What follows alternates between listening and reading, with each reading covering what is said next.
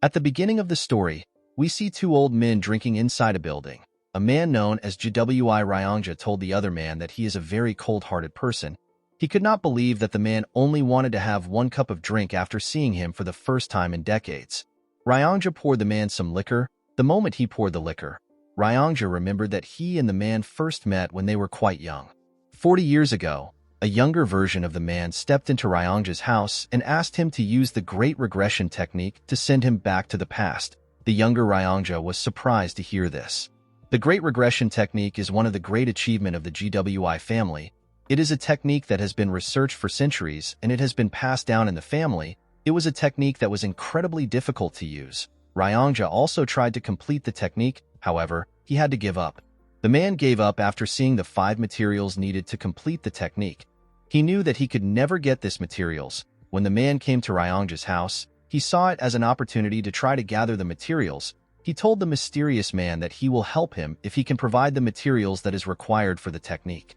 The first material needed is the Thunder Bell. It is a sacred artifact of the Heavenly Wind Cult. The next is the Divine Incense Brazier. This is a sacred artifact of the Divine Dragon family. The next is the core essence of the 10,000 Years Carp. The fourth item is the secret demonic soul of the demonic cult. The fifth material needed is 5 million Niang. Ryongja did not ask for this material because he could easily get it. To Ryongja's surprise, the mysterious man was able to obtain the first 3 items over several decades. However, for him to get the secret demonic soul of the demonic cult, the man had to disappear from the world for a long time. The scene shifts and we are taken back to the present. Ryongja told the man that he believed that he already died in an unknown valley. He asked the man to tell him how he was able to gather all the materials. The man, who appears to have lost his left hand, drank his liquor and told Ryongja that he cursed the Great Regression Technique because it needed such rare materials. He revealed to him that he has actually thought of killing him while he was gathering the materials. Ryongja was not shaken by what the man said. He simply stared at him. He realized that he was really young when he met the man. Now the man has already become old and he had gray hair on his head. Ryongja noticed that the air around the man had changed completely. He wondered if the man had to change in order to gather the materials needed for the technique. Ryongja took a sip of his liquor and asked the man to tell him why he is trying so hard to go back to the past. With a menacing look on the man's face, he revealed to Ryongja that he wants to return to the past for revenge. The man was shocked to hear this. He asked the mysterious man if it is impossible for him to take revenge with his current skills. He asked him if he really needs to go back to the past to achieve his goal. The man explained to Ryongja that his current skills are not enough. Ryongja asked the man to tell him the name of the person that he hates so much. With a deadly look in his eyes, the man told Ryongja that he wants to kill Wamugi. Ryongja was shocked to hear this. Wamugi is the martial artist responsible for the death of the leaders of the 3 strongest groups in the Murim. He killed the leader of the Murim Alliance, the Unorthodox Alliance leader, and the Heavenly Demon.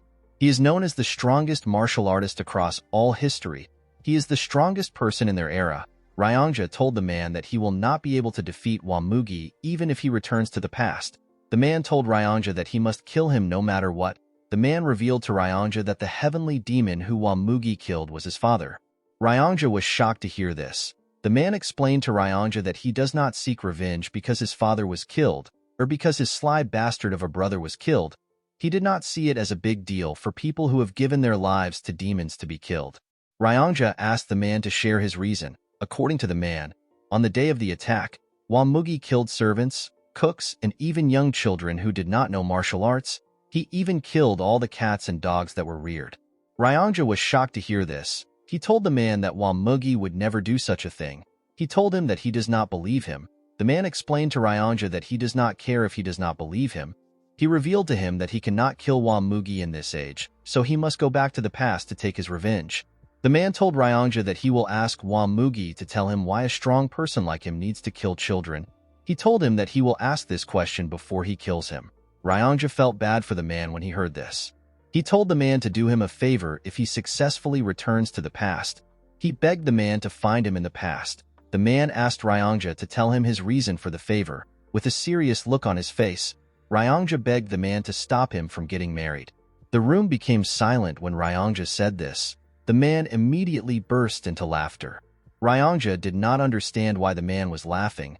He assured him that he is quite serious. He begged the man to tell him to live alone for the rest of his life. With a smile on his face, the man promised Ryongja that he will fulfill his wish. After hearing the man say this, Ryongja asked the man to follow him to the room where he will perform the technique. When the man stood up, he could barely hold himself. Ryongja quickly ran to assist him. He asked the man if he is all right. The man told Ryongja that he is fine.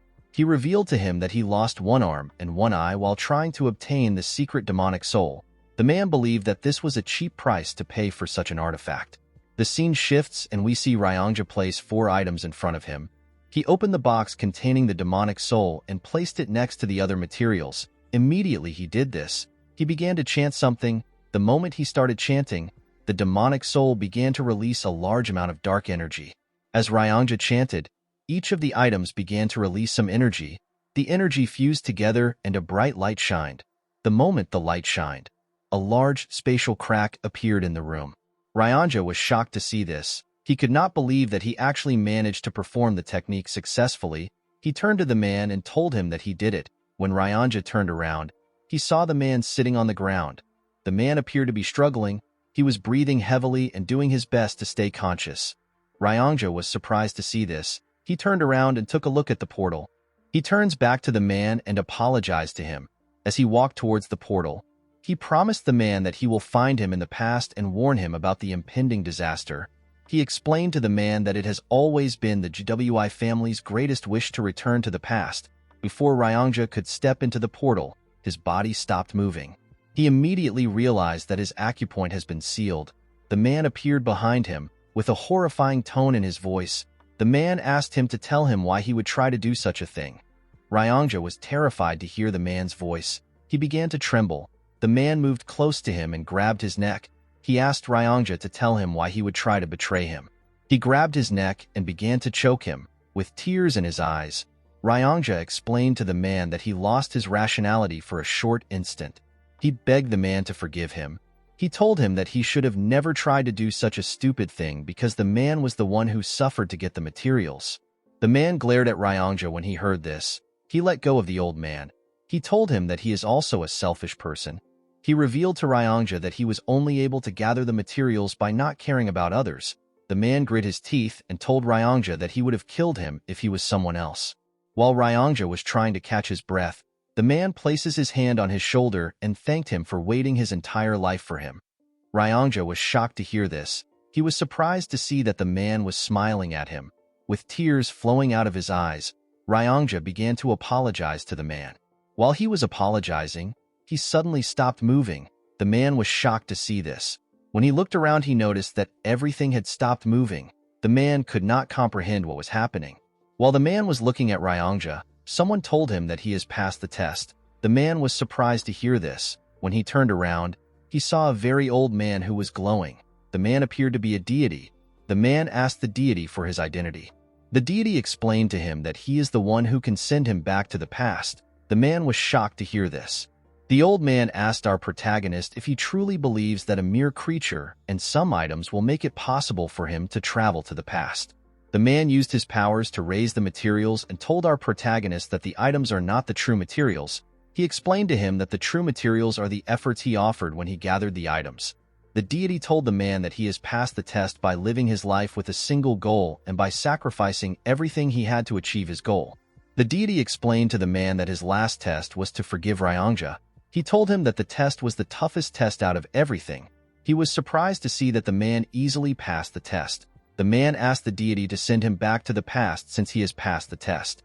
The old man asked our protagonist to tell him what he will do in the past. With a serious look on his face, the man revealed to the deity that he will kill whoever deserves to die and save those who are not supposed to die.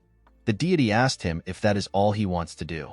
The man told the deity that he will try to live a meaningful life. He told him that the reason he is so desperate to go back to the past is because he regrets the way he lived his life, and he has so much hatred for Wamugi. The deity asked the man to tell him what he regrets. The man screamed that he regretted everything. He explained to him that since his birth, none of his actions has ever been of his own free will. They have always been driven by something. He told him that he was pushed around by so many things, and before he could live for himself, he had already reached the end of his life. The deity smiled when he heard this. He told the man that he is looking forward to see how he will live his new life. The moment he said this, his body began to fade away. After the deity left, time started moving again. Ryongja continued begging the man. The man was surprised to hear Ryongja's voice.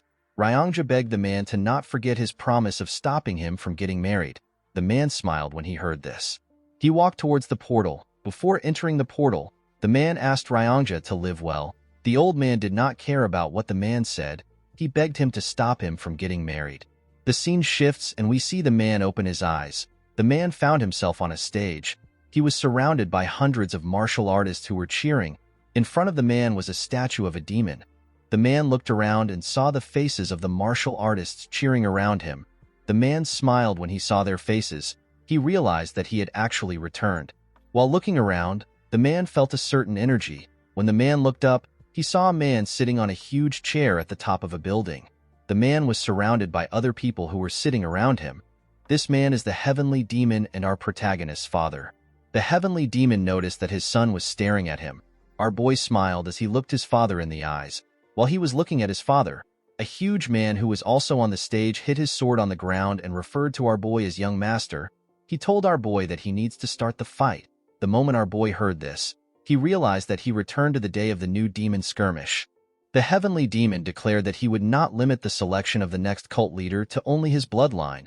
This declaration caused an uproar within the cult, because this meant that anyone can become the heavenly demon as long as they are the strongest. In order to show that he is serious about his announcement, the heavenly demon launched a fighting competition among the next generational leaders of the cult. The competition is known as the New Demon Skirmish. The victor of the New Demon Skirmish will be given the chance to challenge one of the heavenly demon's two sons. Whoever wins the fight will be given one wish for the heavenly demon to grant. The big idiot currently in front of our boy chose to challenge him in order to get the wish. The man asked our boy to simply give up. While staring at the idiot, our boy remembered how angry he was that the man chose him in the past. He was offended because the man thought that he was weaker than his older brother. However, the truth was that the man chose him for a different reason. The man had bribed the cook in our boy's kitchen. He made the cook mix energy-dispersing poison into his rice. He did this to stop our young master from temporarily using his energy. Our boy lost the match because of this dirty trick. He tried to explain everything to his father, but the heavenly demon did not respond to him. Instead, he looked at his son with eyes that seemed to be blaming him for falling for such a petty trick.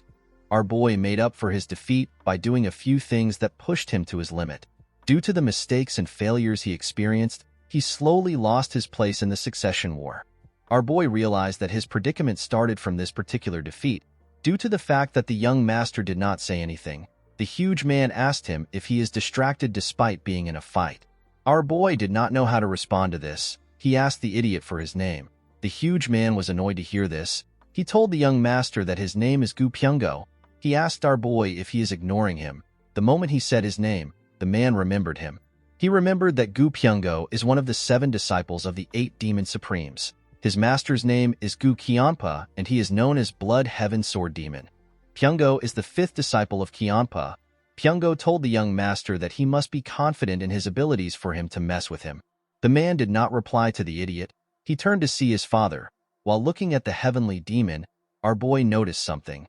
While looking at his father's eyes, he could tell that his father already knew that he was poisoned with the energy-dispersing poison. The heavenly demon was simply observing how our boy would take care of this problematic situation. Due to the fact that the man still had what he learned in his past life, he was certain that he could defeat Pyungo in a single move without any inner energy. However, the man did not want to show his true skills. He believed that he needed to hide his skills for now. Our boy raised his hand up and said that he has an announcement to make. He told the martial artist that he is willing to fight Pyungo without any inner energy. The martial artists and Pyungo were shocked to see this. The martial artists began to scream and cheer for our boy. They referred to him as the Unrivaled Swordsman. Pyungo was shocked to see this. The big idiot panicked and raised his hand up. He told everyone that he will also not make use of any inner energy. The martial artists stopped cheering when they heard this. They did not understand why Pyungo was not fighting with his inner energy. They believed that the duel will be boring if 2 people fight without inner energy. Pyungo was annoyed to see how everyone dismissed his announcement. He picked up his sword and told our boy that even though he is not using any inner energy, his sword has no eyes. He told him that his sword can cut anything it touches. The man was not listening to the idiot. He was more focused on the fact that his younger body felt foreign to him. He wondered if he will be able to move his body the way he wants. Pyongo took a stance and asked our boy to unsheath his sword. The man threw his sword to the ground and told the idiot that he does not need it against him. The martial artists began to laugh when they heard this. They told Pyongo that our boy is looking down on him. The idiot was embarrassed to hear this. He told our boy that he will not kill him because he is the son of the cult leader. He assured him that he will take one of his hands. The moment he said this, he rushed to attack the man. When Pyongo launched his first attack, the man easily dodged it.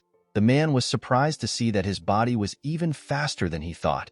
Pyongo moved to the side and tried to cut our boy's head off. Our boy jumped before the sword could touch him. The moment he landed on the ground, he placed his hand on his chest to see how fast his heart was beating. He was happy to see his heart beating with so much strength. Pyongo was annoyed to see that the man was ignoring him. He rushed to attack him. This time our boy closed the gap between himself and the idiot. He used his elbow to hit the man in his chest. Pyongo screamed out in pain. Before he could fall to the ground, the man used his hand to hit him in the head. The attack was quite heavy. It made Pyongo cough out some blood. Before Pyongo could fall to the ground, our boy grabbed his cloth and pulled him. He took a stance and attacked the idiot with several punches. Pyongo could not do anything but take the punches. Pyongo fell on his knees as blood gushed out of his mouth and nose. The moment he fell to his knees, the man grabbed his right hand.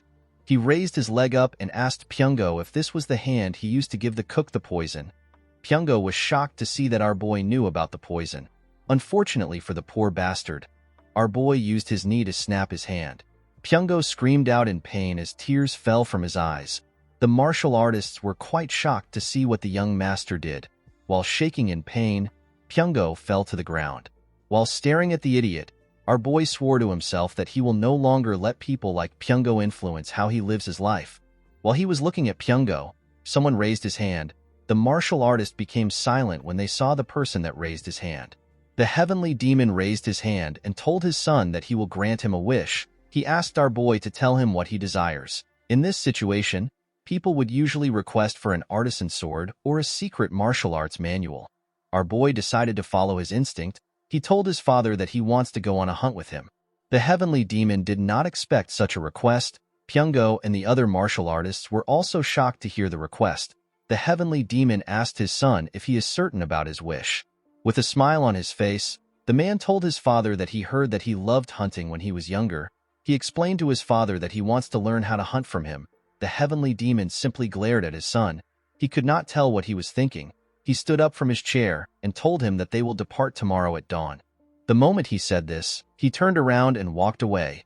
As the heavenly demon walked forward, the 8 Supremes stood up and bowed their heads. After the heavenly demon left, some men stepped on the stage to assist Pyongo. Pyongo told our boy that he made a lousy request. With a smile on his face, our boy asked the idiot to tell him his name again. Pyongo was annoyed to hear this. He begged someone to kill the man. While watching Pyongo leave, the man told himself that he no longer has any interest in the reckless lives that everyone lived. The scene shifts and we see the man at his residence. He looked at the mirror to confirm if he was truly young again.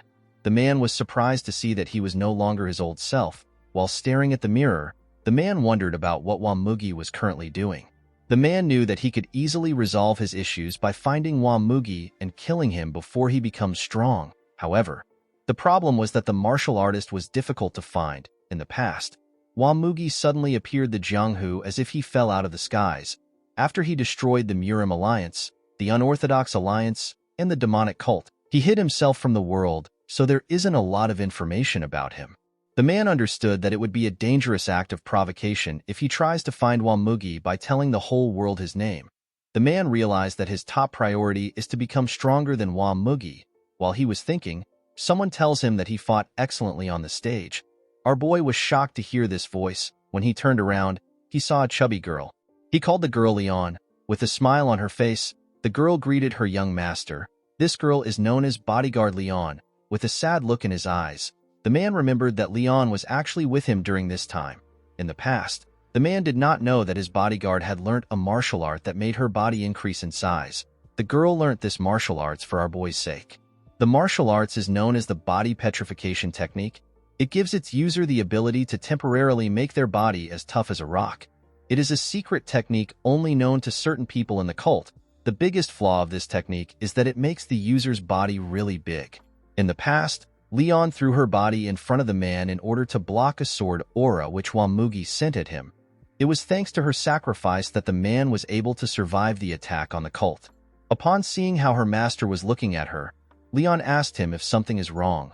When the man heard the girl's voice, he was shocked to see how nice it was. The man never paid attention to her voice in the past. Our boy could not believe that he thought of such a nice girl who was ready to throw her life away for him as a simple guard. He realized that he took her for granted. Our boy walked up to the girl and smiled at her. He noticed that she was bigger than he remembered. Leon did not understand what was happening. She did not know why her master was acting weird. When Leon was younger, people thought that she would become the most beautiful woman in the world once she gets older. The girl who used to be so beautiful suddenly became fat one day. Leon promised her master that she will protect him. In the past, our boy, whose name is Muguk, never noticed that Leon had cried a lot after becoming fat. He never knew that her eyes were swollen because of her tears. Muguk wondered about how the girl felt. She could have become the most beautiful woman in the world, and yet she gave it up in order to protect him. After she became fat, our boy acted cold to the girl. While smiling at Leon, Muguk promised himself that he will find a way to help her get rid of the side effects of the body petrification technique. Leon did not understand why her master was smiling. She asked him if everything is all right. Our boy told the girl that he is feeling great. Leon told her master that he is acting a bit strange. Muguk smiled when he heard this. He realized that Leon was able to notice the difference in his behavior because she always protects him every day. Our boy turned around and asked Leon to follow him. He told her that he wants to show her something that is much stranger. The girl asked her master about where they are going. Our boy revealed to her that they are going to flip the kitchen. Leon did not understand what Muguk was talking about. The scene shifts and we see our boy and Leon in the kitchen. The cooks all came out to greet their young master. With a serious look on his face, Muguk asked the cooks to tell him why they poisoned him. The head chef did not understand what the man was talking about. Our boy turned to one of the chefs and asked him to tell him why he put energy-dispersing poison into his meal. The chef was surprised to hear this. He quickly denied this allegation. Muguk asked the boy if he gambled away the 3,000 niang he received as his salary. In his past life, our boy found out that the chef incurred a great debt because he was addicted to gambling. He spent all his parents' money and he even borrowed money from his friends. After losing the money, the boy was willing to do anything, even if it involved poisoning the son of the heavenly demon. The chef went on his knees and begged for his life. He asked Muguk to spare him. He told him that he was blinded by money. Our boy asked the chef if Pyungo personally gave him the money. The chef told him that he did, the moment the boy answered. Muguk drew his sword and used it to behead him. The chefs and Leon were shocked to see this. With a cold gaze in his eyes, our boy told the chef that he should be ashamed that he poisoned someone. The head chef went on his knees and begged his young master. He told our boy that he will take full responsibility for the situation. Muguk asked the chef to tell him why he wants to take responsibility for the situation. He told him that it is the other chef that is at fault. The head chef explained to Muguk that everything that happens in the kitchen is his responsibility. Our boy asked the chef, who he referred to as Chef Lim, if every unjust thing that happens in the cult is his father's responsibility. The man was shocked to hear this question. He told our boy that the heavenly demon is not responsible for such things. Upon hearing his answer, Muguk asked Chef Lim to tell him why he wants to take responsibility for something that does not involve him. Our boy turned around and put his sword into his sheath. He asked the chef to get up and cook him shredded chicken noodles for dinner. He told the chef that it has been a while since he last had the meal. Chef Lim was surprised to hear this. After they stepped out of the kitchen, Leon reminded her master that he had shredded chicken noodles a few days ago. Our boy smiled when he heard this. He did not know how to tell his bodyguard that it has been a few decades since he last had the meal. The next day, we see the heavenly demon standing in front of the heavenly demon pavilion. The heavenly demon changed his clothes from his usual robe to a hunting attire. When the man saw his son, he asked him to tell him why he is carrying so many useless things. Muguk explained to his father that he is carrying things that are needed for a few days' hunt. The heavenly demon was surprised to hear this. He told his son that he only planned to hunt for a day. Muguk told his father that he might change his mind and spend a few more days hunting. The heavenly demon walked past his son and told him that he has an ambitious dream. The scene shifts and we are taken to the mountains. We see Muguk walking next to his father. While walking, the heavenly demon told our boy that he is more skilled than he thought. Our boy was surprised to hear this. He realized that his father was able to find out that he was hiding his skills when he fought Pyongo. Muguk decided to tell his father the truth. He revealed to the heavenly demon that he was hiding his skills. The man told his son that he knew. Muguk explained to his father that he is not a cat that hisses. Instead, he is a beast that is hiding his claws. The heavenly demon turned around and asked his son to tell him why a beast would hide its claws. Muguk was surprised to hear this question. He told his father that he has never thought about such a thing.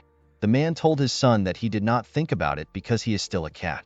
The heavenly demon asked Muguk to tell him how far he has gotten in mastering the soaring sword art. The soaring sword art is a sword arts passed down only to the heavenly demon's bloodline. It is seen as an extremely advanced martial arts that is similar to the martial arts learnt by the demon supremes. With a confident smile on his face, Muguk told his father that he has completely mastered the martial arts. The moment he said this, the heavenly demon attacked him with a small amount of energy. Our boy barely dodged the attack by moving his head. The attack created a hole in his bag. Muguk was relieved that he was able to dodge the attack. He knew that his face would already be gone if the attack had touched him. The heavenly demon was surprised to see that his son actually managed to completely master the soaring sword arts. Muguk was surprised to see that his father was not certain if he had mastered the martial arts. He asked the heavenly demon to tell him what he would have done if he did not dodge the attack. The heavenly demon explained to his son that he was certain that he will be able to dodge it if he truly mastered the martial arts. He told Muguk that he would have paid the price for lying to him if he could not dodge the attack. Our boy told his father that it would be bad if he damages his face. He explained to the heavenly demon that he has a face that resembles his. He told his father that it would not be nice for him to have a scar on his face. The heavenly demon glared at his son when he heard this. Upon seeing his father's expression, Muguk wondered if he went overboard. The heavenly demon turned around and told his son that it is impressive that he managed to master the soaring sword arts at his age. Muguk was shocked to hear this. He thanked his father for his praise. As the two walked deeper into the forest, the heavenly demon placed his hand on the ground to check for traces of animals. While the man was looking around, Muguk asked him about the person that taught him how to hunt. The heavenly demon revealed to his son that he learned from his older brother. Muguk was shocked to hear this. He could not believe that he had an uncle. The heavenly demon revealed to Muguk that he killed his brother when he was the same age as him. Our boy told his father that he did great. The heavenly demon was shocked to hear this. Muguk told his father that he would have not been born if he did not do what he did. The man simply glared at his son. He turned around and walked forward. While watching his father walk, our boy realized that even his father would have hated having to fight his own family. Muguk had seen so many situations like this in the past.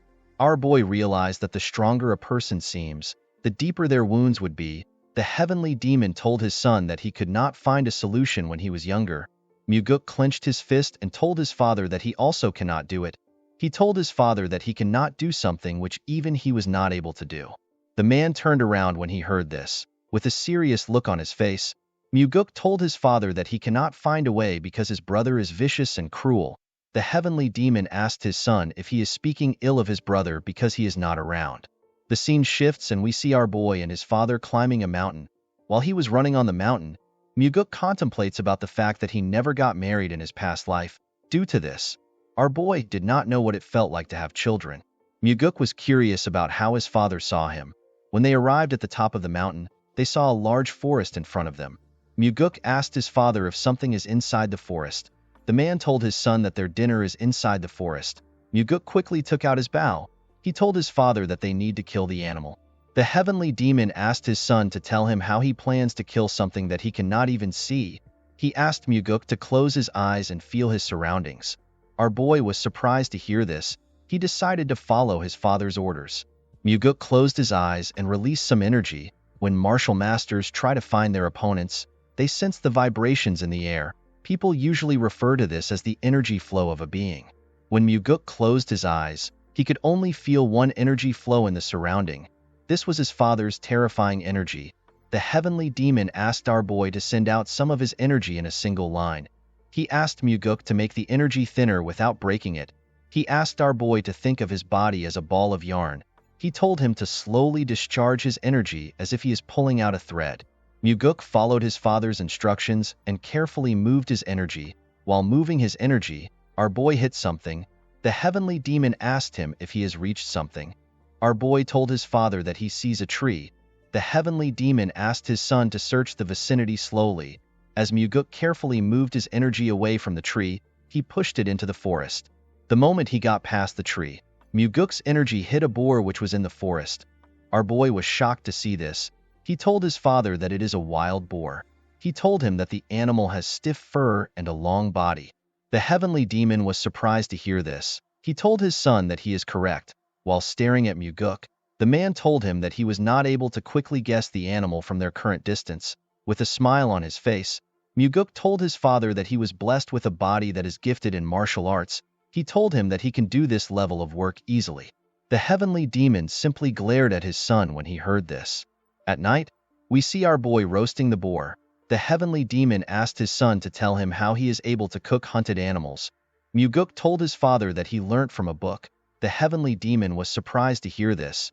He told Muguk that he is too skilled for someone who learnt from a book. Our boy told his father that he is glad that he looks skilled. In Muguk's past life, he hunted countless boar for food, so this was not a difficult thing for him. Our boy told his father that he prepared the tiger skin he is sitting on in order to win his favor. The heavenly demon asked his son if he wanted to hunt with him in order to impress him and become the successor. Muguk told his father that such a stupid thing would not work on him. He assured his father that he can become the successor without his help. The man was surprised to hear this. He told his son that he is quite confident. He asked Muguk to tell him why he wanted to hunt with him. Our boy revealed to his father that he has two reasons for hunting with him. The first is to learn whatever he could from the heavenly demon. Muguk told his father that he has already achieved his first goal. The man asked his son to tell him what comes next after strength. Muguk explained to his father that he is not trying to become strong because he wants to become the heavenly demon. He told his father that he does not want to waste his youth trying to become the heavenly demon, especially when his father is still strong and healthy. Muguk took a look at the stars and told his father that he is satisfied with learning the heavenly demon martial arts by becoming the successor. While looking at the stars, our boy reminded himself that he has to learn and master the 9 calamities demonic arts. Muguk quickly removed this idea from his head. He told himself that he has to go beyond the martial arts because even his father who mastered the 9 calamities demonic arts still lost to Wamugi. While he was lost in the stars, the heavenly demon asked his son to tell him his second reason. Muguk revealed to his father that he wanted to spend some time alone with him. The heavenly demon smiled when he heard this. He told his son that he has a useless emotion that will get him killed. Muguk asked his father to tell him why it is useless. He explained to his father that he gets to spend time with the strongest person in the whole world. He told the heavenly demon that if he sings a song, it will become the best song in the world, and if he drinks liquor, it will become the greatest liquor in the world. The heavenly demon turned to his son when he heard this. He was surprised to hear what Muguk said. The man looked away and gently smiled. Whenever Muguk tried to remember his father in his past life, he could not find a good memory in his head. The only memory he had were of him trembling in front of his father.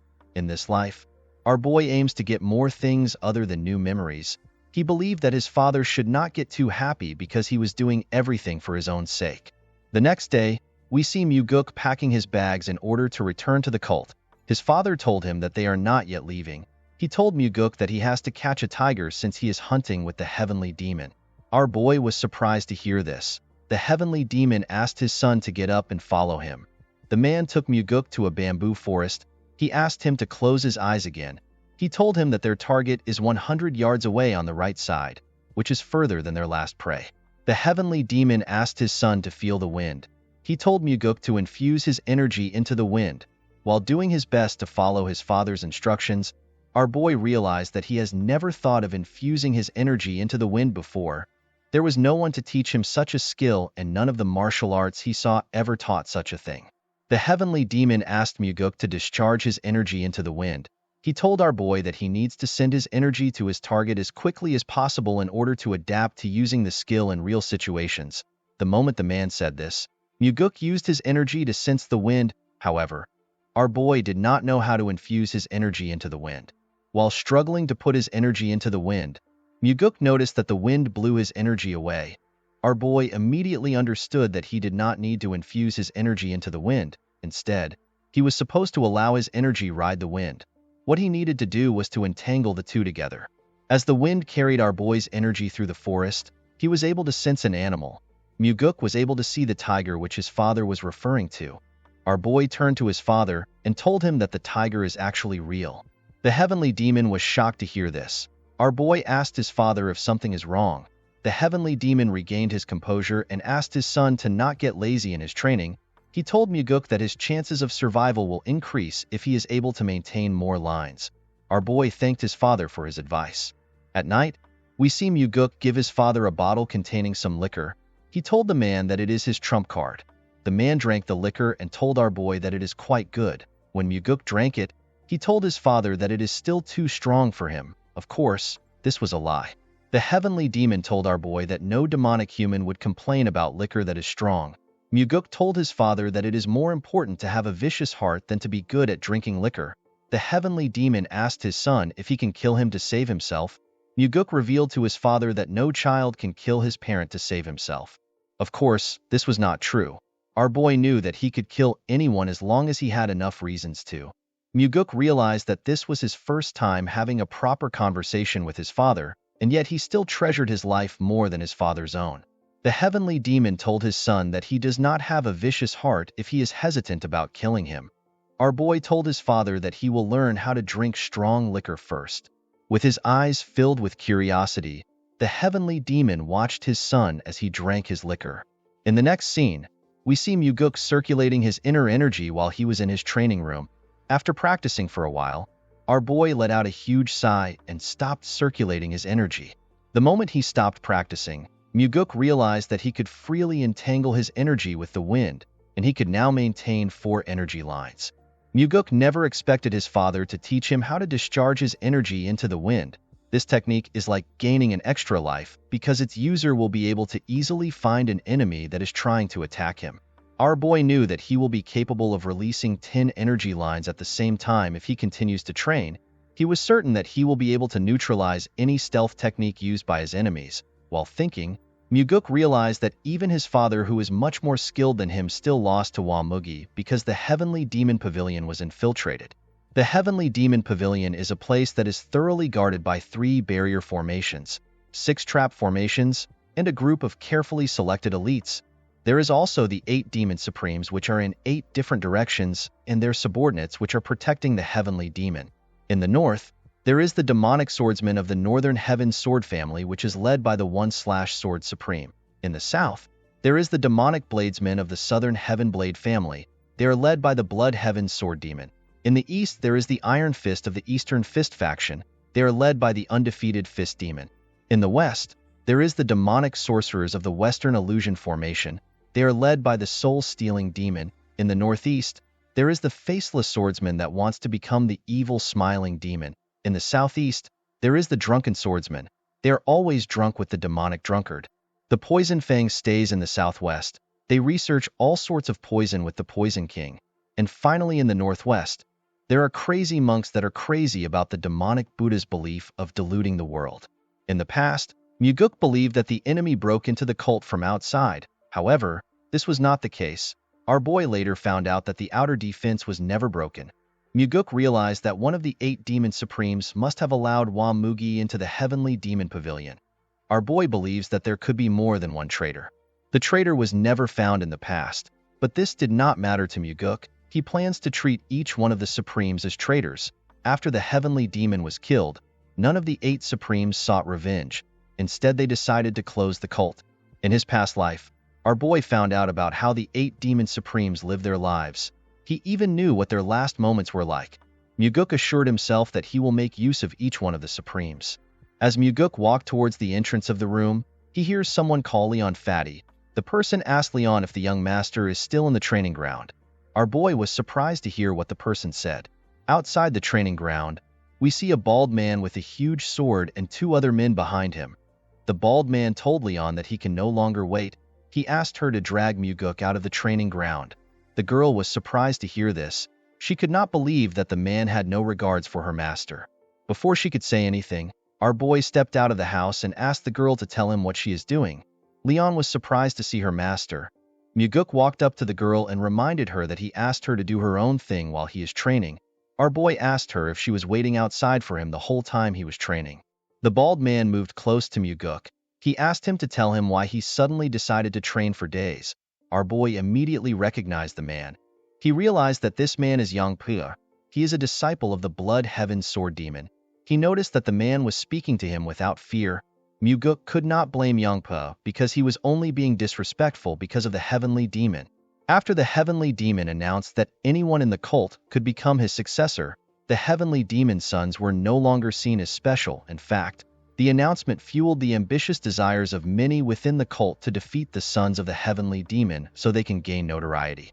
Muguk asked the man to tell him what he wants. Yangpa revealed to our boy that Pyungo can no longer practice martial arts because of him. Our boy asked the man if he wants him to look after Pyungo. Yangpa told Muguk that he is not joking. Our boy smiled when he heard this. He told Yangpu that their relationship is not the type where they can have serious conversations. The man told our boy that he needs to take responsibility for crippling Pyungo. He asked Muguk to apologize to the idiot officially. Our boy immediately understood why Yangpu wanted the apology, due to the fact that the Blood Heaven Sword Demon's best disciple was not selected.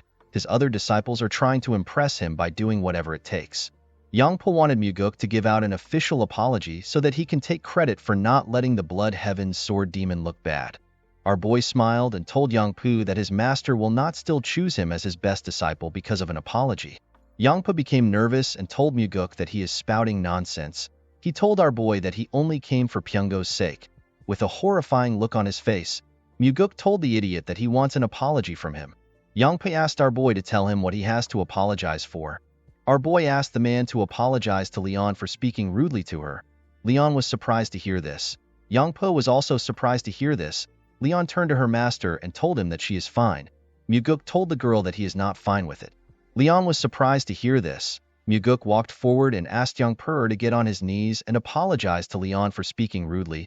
Yangpu laughed and pointed at Leon. He asked Muguk if he wants him to kneel to the fatty. Our boy could not believe that the idiot continued to spout nonsense. Yangpu laughed and told Muguk that he would rather die than kneel to Leon. Our boy smiled when he heard this. He had been waiting to hear these words. He drew his sword and told Yangpu that he will grant his wish. Yangpu and his boys were shocked to see this. Leon was also surprised to see this.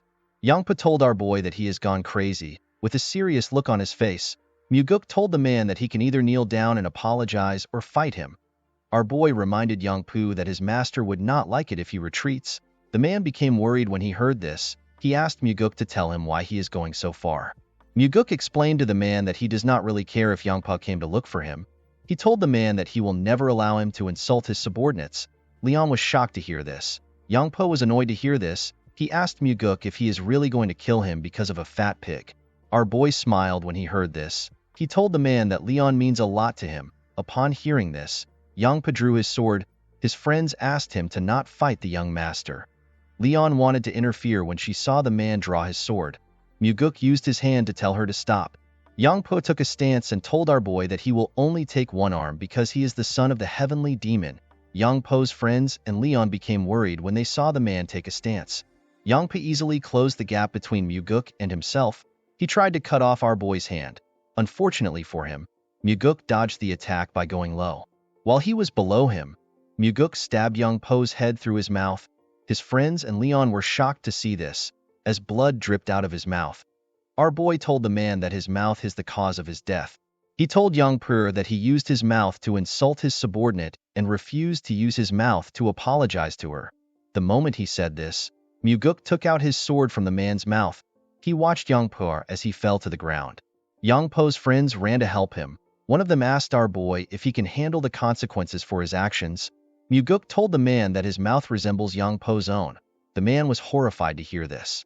With a terrifying look on his face, Muguk asked the two men to pass on his message exactly the way he says it. He told them that he will find them at dusk if they do not do as he says. After telling them his message, our boy allowed the two men to carry Yangpu's dead body away. As the men walked forward, Leon walked up to her master. She asked him to tell her why he killed the man. She asked him to tell her why he would do such a thing for someone like her. Muguk smiled when he heard this. He could not believe that Leon was actually worried about him even though she was already hurt emotionally. Our boy assured the girl that he did not do it for her. He told her that he simply killed someone that deserved to die. Leon reminded her master that the Blood Heaven Sword Demon will not let his actions slide. Muguk understood why Leon was scared. The 8 Demon Supremes are people who have great influence in the cult. They also possess superior martial arts prowess and subordinates that not even the Heavenly Demon can ignore. Our boy had already crippled one disciple and killed another disciple of the Blood Heaven Sword Demon. Muguk assured his guard that the Blood Heaven Sword Demon will not take action. He told her that the man has nothing to gain from getting involved. He told her that the Blood Heaven Sword Demon will simply get criticized for teaching his disciples the wrong way. Leon told her master that the man's pride might be hurt. Muguk assured the girl that the Blood Heaven Sword Demon does not have any pride. Our boy placed his hand on Leon's shoulder and asked her not to worry about him. The girl was surprised to hear this. Muguk did not have a problem killing Yangpa because he was going to gain something from it. Due to the fact that he crushed Pyungo in a fight and killed Yangpa, our boy was certain that he will be able to attract everyone's attention in the cult. He did this in order to get closer to becoming the successor. As Muguk walked forward, Leon thanked him for what he did. With a bright smile on her face, the bodyguard thanked her young master for being on her side. Muguk turned around and smiled when he saw the look on the girl's face. He asked Leon to always be thankful. He told her to never forget what he did for the rest of her life. Our boy smiled as he walked forward. He hoped that Leon would not stop smiling in this life. He wanted the girl to live a life of happiness. Later in the night, we see Muguk outside his room in his nightwear. Our boy was sitting on a huge rock. As Muguk looked at the stars, he remembered that he was drowned in a sense of defeat when he ran away after the cult was disbanded. The sense of defeat was so great that Muguk would not be able to continue living if he had not been chasing after a goal in life. Our boy wondered about how his life would have been if he had not found out about the Great Regression Technique. While he was thinking, our boy felt something terrifying. When he turned to his side, he saw a huge sword next to his neck. The sword was showing him his reflection. When Muguk looked behind him, he saw an old man releasing a terrifying energy next to him. Our boy quickly recognized the old man as the Blood Heaven Sword Demon. He never expected the old man to get to his house so quickly. While looking at the sword next to his neck, Muguk wondered if he could dodge the sword with his current strength. Our boy immediately knew that he could not dodge it. This is because his inner energy is severely lacking. While Muguk was sweating in anticipation of the man's choice, the old man took his sword away from his neck and sat next to him. With a smile on his face, the Blood Heaven Sword Demon asked Muguk to tell him why he behaved the way he did. Our boy told the man that his subordinate acted like a fool. Our boy asked the Sword Demon if he came to pick a fight with him because he is the youngest son of the Heavenly Demon. The old man raised his sword up and put it next to our boy's throat. He asked Muguk if he should cut off his head and show it to the Heavenly Demon. He told our boy that he wants to see if his father will care. With a smile on his face, Muguk told the man that he will not cut his head once he remembers how terrifying his father's eyes are. The Sword Demon smiled when he heard this. He took away his sword and dragged it on the ground. Our boy was surprised to see what the man did. The Blood Heaven Sword Demon created a long line and put a small demarcation at the end of the line. The man explained to Muguk that the small ratio represents how much his father cares for him. He told our boy that the majority belongs to him. Muguk was surprised to hear this. He went down and used his hand to create another demarcation. With a smile on his face, he reminded the Blood Heaven Sword Demon that he is the son of the Heavenly Demon. He told the man that he will probably take majority of his father's love. The old man smiled when he heard this. He told Muguk that they can test out his theory. He told him that he wants to see if the Heavenly Demon will allow him to live if he carries his head to him. Our boy laughed when he heard this. He asked the Sword Demon to not underestimate the love a father has for his son. The Blood Heaven Sword Demon raised his sword and began to release a large amount of energy. He told Muguk that they can test it out. Our boy was shocked to feel the man's energy. With a nervous smile on his face, Muguk told the old man that they do not need to test the theory. He explained to the man that the Heavenly Demon has 2 sons and there is only one of him. In other words, the Blood Heaven Sword Demon was more valuable than him. The old man removed his energy when he heard this. With a smile on his face, he told Muguk that he is not as foolish as his disciple. Our boy assured the man that his disciple would be alive if he was a little bit like him. With a serious look on his face, the Blood Heaven Sword Demon revealed to Muguk that he has lived his whole life with misfortune. He told our boy that he hopes they do not meet often. Muguk assured the man that he will remember his words. The moment he heard this, the Blood Heaven Sword Demon jumped out of the residence. Our boy was relieved when he saw the old man leaving.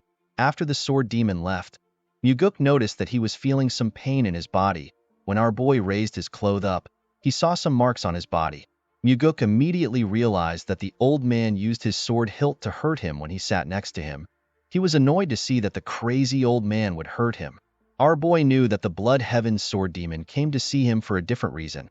Although the old man looks like someone who acts as he pleases, he is actually very calculative and he plans things meticulously. The fact that the old man told our boy that he will carry his head to his father twice means that he was really thinking of doing it. Muguk knew that the Sword Demon came to see him because he left a deep impression when he fought with his disciple. He knew that the old man must have thought of his wish to hunt with his father to be unique. Muguk realized that the Sword Demon felt the need to test him, especially since he killed his disciples. He understood that the man came to see if he was worthy of being the successor. Our boy wondered if his first opponent is going to be the Blood Heaven Sword Demon. In the next scene, we see Muguk circulating his energy in his training room. While trying to improve his energy lines, our boy sensed something above him. He quickly went up to the roof. To his surprise, his father was waiting for him on top of the roof. The heavenly demon asked his son if he really killed a disciple of the Blood Heaven Sword Demon. Muguk told his father that the disciple deserved death. The heavenly demon told his son that he does not care if the disciple deserved to die. He explained to our boy that the Blood Heaven Sword Demon came to him with the issue. He told Muguk that the old man wants him to receive punishment. Our boy was surprised to hear this. He could not believe that the Blood Heaven Sword Demon would meet his father because of his disciple. He was more surprised to hear that the old man wanted him to be punished. The heavenly demon understood why his son was surprised. He told him that the Blood Heaven Sword Demon is not the kind of person who would make such a request over a single disciple's death. Muguk immediately understood that the Blood Heaven Sword Demon is trying to test the relationship his father has with him.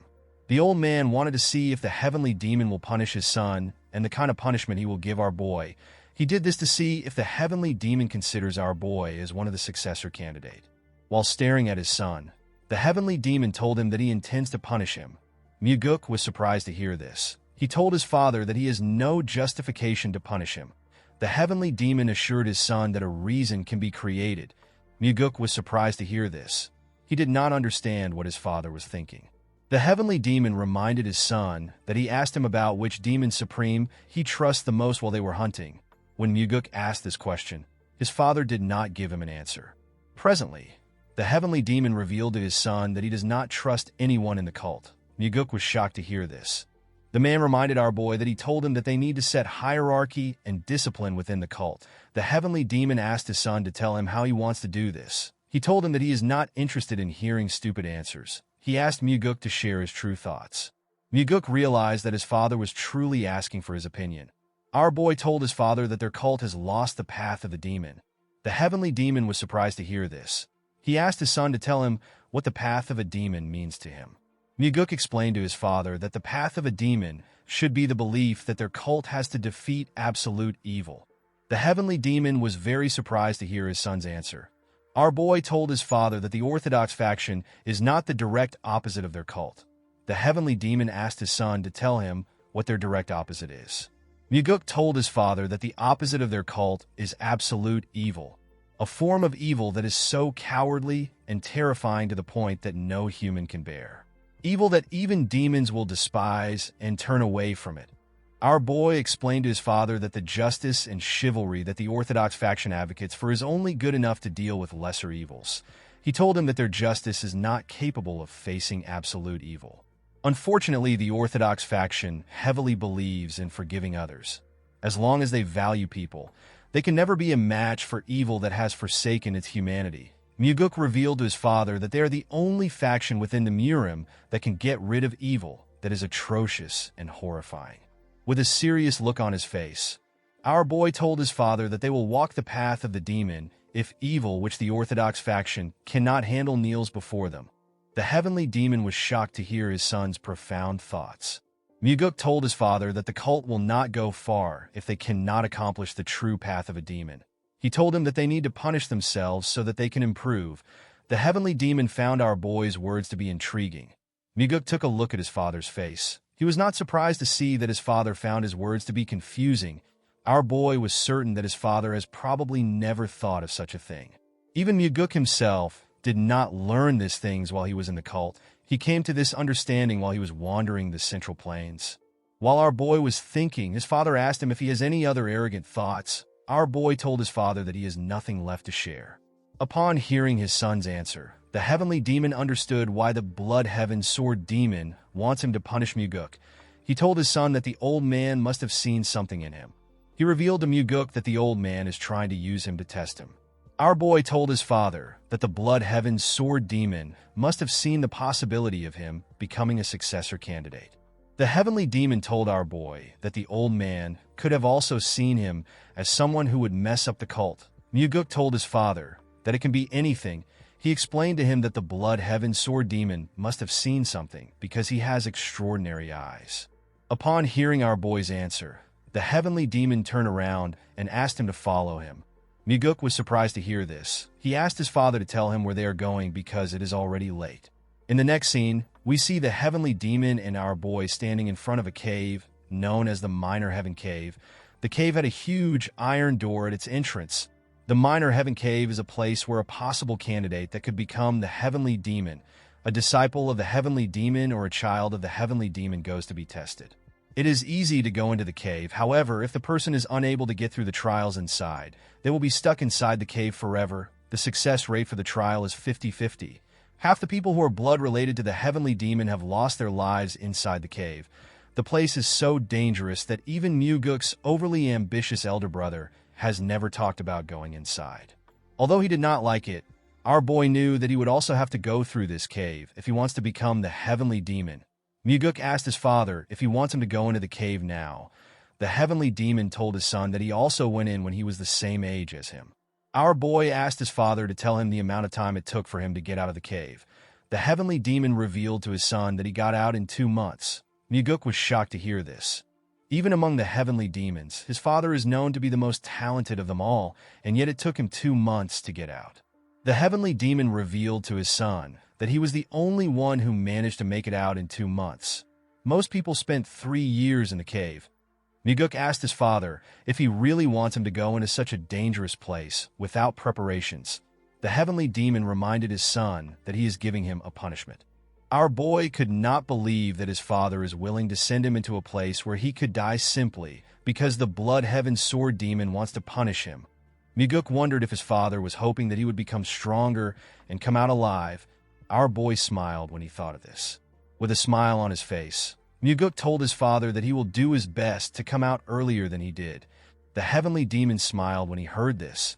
He asked his son to do his best to keep himself alive. The scene shifts, and we see Muguk inside the cave. The cave was lit up by green, glowing stones. While walking, our boy took a look around. He wondered about how terrible the cave must be for people to get stuck inside. Muguk passed through the first entrance he saw and arrived inside a large room. Next to the entrance was a tablet containing instructions. Our boy was asked to cut down his enemies without using sword aura or enhanced sword aura. He was told that he will be given another chance in 10 days if he does not succeed within the time limit given. He was asked to stand within a crimson circle once he is ready. Muguk was surprised to see that the test would restart in 10 days if he fails. When our boy looked around, he saw a large amount of rice balls in huge pots. Our boy realized that he was expected to eat the rice balls while he waits for 10 days. After looking around, Muguk decided to start the test. He stood in the crimson circle. The moment he stood in the circle, several wooden dolls rose out of the ground. Each wooden doll had a red mark on its body. Our boy realized that he is supposed to slash the dolls where the red marks are.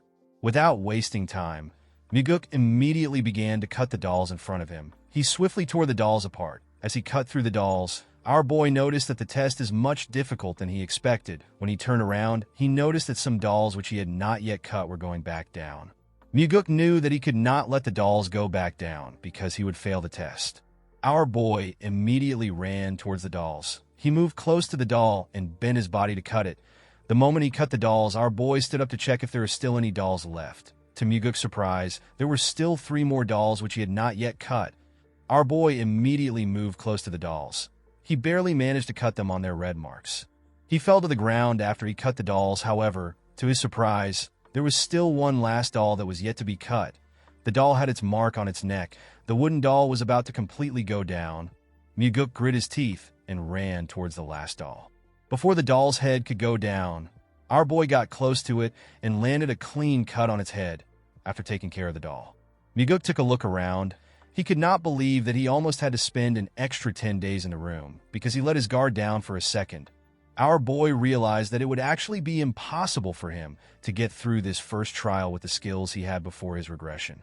The moment Muguk put his sword back into its sheath, the door leading to the next room opened up. Before our boy left the room, he saw another tablet at the exit. The former test takers wrote on the tablet. One of them said that he succeeded after 9 tries. Another test taker said that he succeeded after 16 tries. Another person asked if he was going to die in the room because he could not complete the test.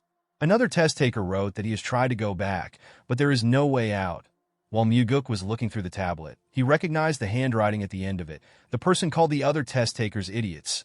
Our boy smiled when he realized that this was his father's handwriting. Muguk laughed as he walked to the next test room. He could not believe that his father would berate their ancestors.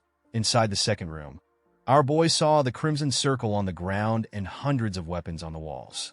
Due to the amount of weapons in the room, Muguk realized that he would need to make use of some of the weapons for the trial. According to the instructions on the tablet, Muguk was asked to use the weapons that are hung on the wall to split the ball in half within 2 hours. Our boy is allowed to use Sword Aura or Enhanced Sword Aura. He was told that he will be given another chance in 20 days if he does not succeed within the time limit. Muguk was asked to stand in the Crimson Circle once he is ready. Without wasting time, our boy stood in the circle. The moment he stood in the circle, a huge rock rose out of the ground. The rock had a small metal ball on it. Muguk was surprised to see the ball. He could not believe that he was given 2 hours to cut a single ball into half. He was certain he could cut the ball into 100 pieces if he uses Enhanced Sword Aura. Our boy was certain that there must be a reason why he was given 2 hours to cut a single ball. He took one of the swords on the wall and tried to use it to slash the ball. Unfortunately for him, his sword broke in half immediately. He hit the ball. Our boy was surprised to see this. He took another sword and decided to use Enhanced Sword Aura to cut the ball in half. He wanted to quickly move on to the next trial. Muguk took a stance and gathered his aura into his sword. He was about to cut the ball when he realized something. Our boy realized that it would be too easy for the test to end with him using Enhanced Aura. He became curious about how other test takers performed. One of them said he tried to cut the ball 89 times without aura, but he failed, so he ended up using Enhanced Aura. One test taker said that he cut the ball without Enhanced Aura. The other test takers after this person said that the person is lying. They said that it is impossible to cut the ball without Enhanced Aura. While looking through the tablet, Muguk searched for his father's comment. When our boy found his father's comment, he was surprised to see what he wrote. The heavenly demon wrote that if there is heat, the person will lose. Our boy could not comprehend his father's words. He was quite surprised to see that his father did not just insult their ancestors like his usual self and go to the next trial. After reading his father's comments, Muguk went to check the instructions again. Our boy noticed that the instructions said that he may use Sword Aura or Enhanced Sword Aura. Muguk realized that he was not told to use Aura. He was simply given the option to use it. He immediately understood that he could not use Sword Aura if he truly wants to pass the trial. He realized that his father was warning future test takers to not use Enhanced Sword Aura because heat is generated when Enhanced Sword Aura is used. Our boy grabbed another sword and tried to break the ball again. Unfortunately, the sword broke again. He grabbed a huge hammer and hit it on the metal ball. This attempt also failed. While breathing heavily, Muguk grit his teeth out of anger. He could not believe that he was not able to leave a scratch on the ball. Our boy could not comprehend how he was supposed to split the ball in half if he did not use Enhanced Sword Aura. He was more annoyed to see that his time is almost up. While staring at the ball like a mad person, Muguk wondered if he should just use Enhanced Sword Aura to pass the test. Our boy let out a sigh and calmed himself. He remembered that his father actually managed to split the ball in half without Enhanced Aura. The moment he remembered this, Muguk realized something. He closed his eyes and he let out his energy. He formed an energy line and used it to touch the ball. Immediately he did this. Our boy noticed something. He could detect a faint line that he could not see with his eyes. Muguk moved closer to the ball and took a stance. He closed his eyes to sense the line. Our boy noticed that the faint line forms a perfect circle around the ball.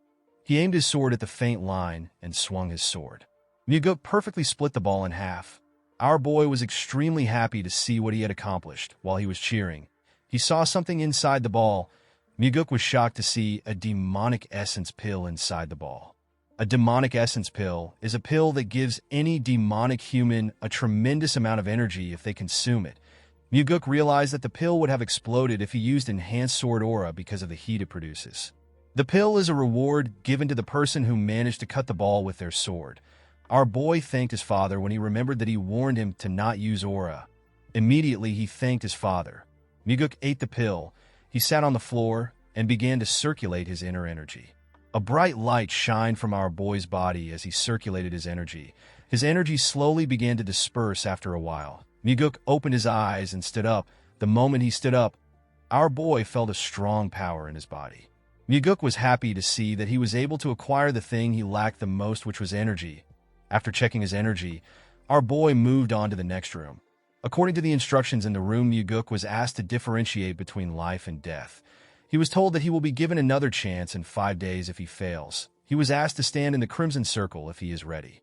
Our boy did not understand what it means for him to differentiate between life and death. He wondered about what the trial will be like.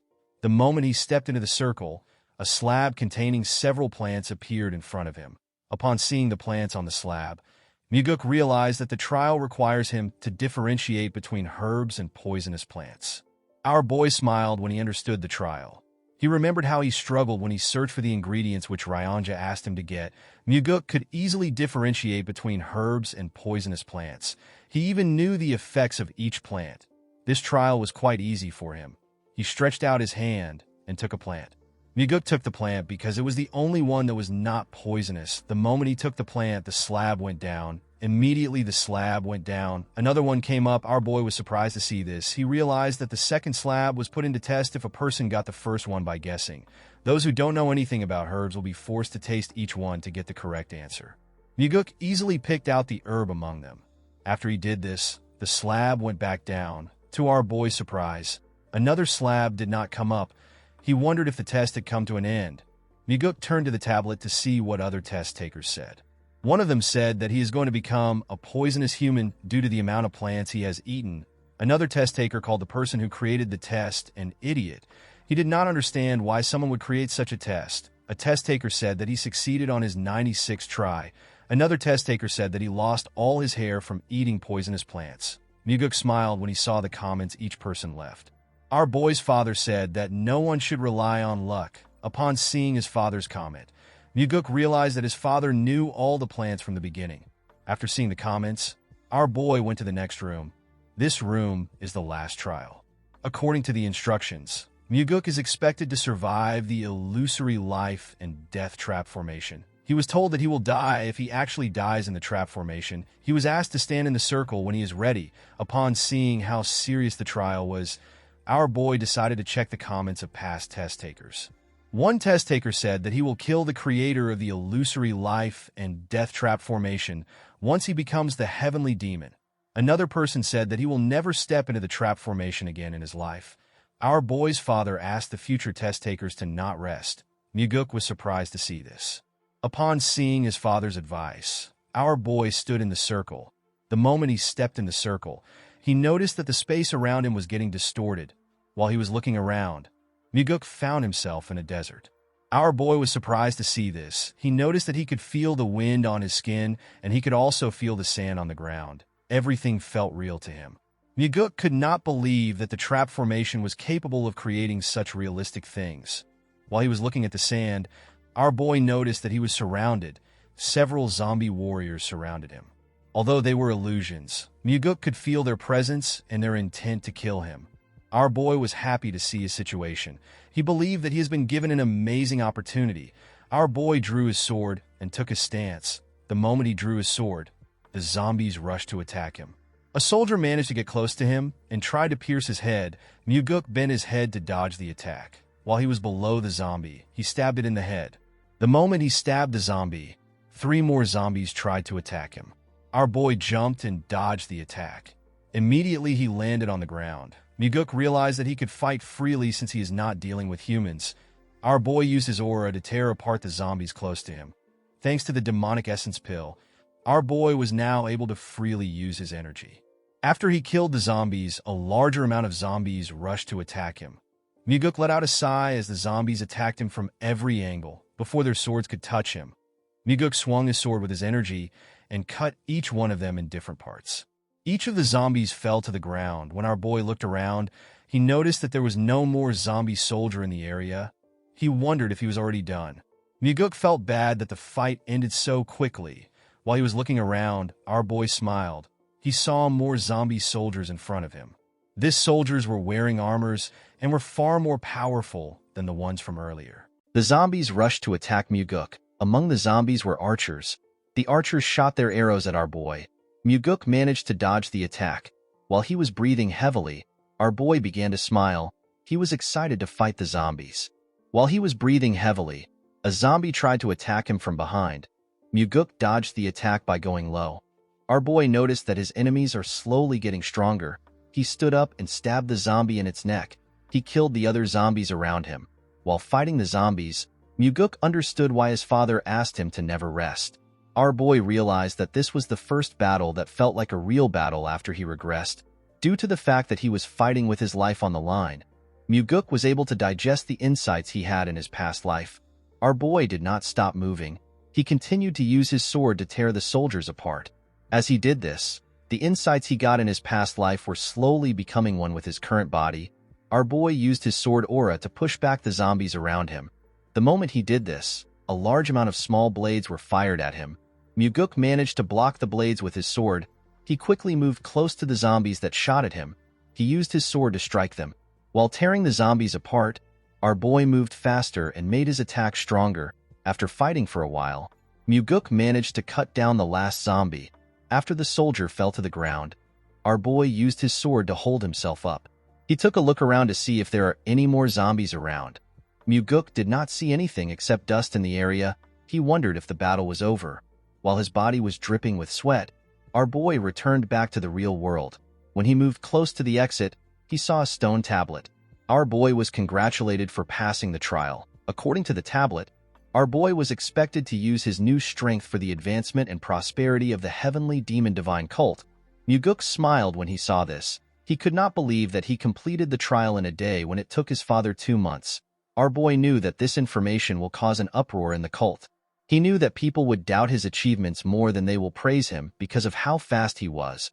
While looking around, Muguk decided to stay in the cave and continue training.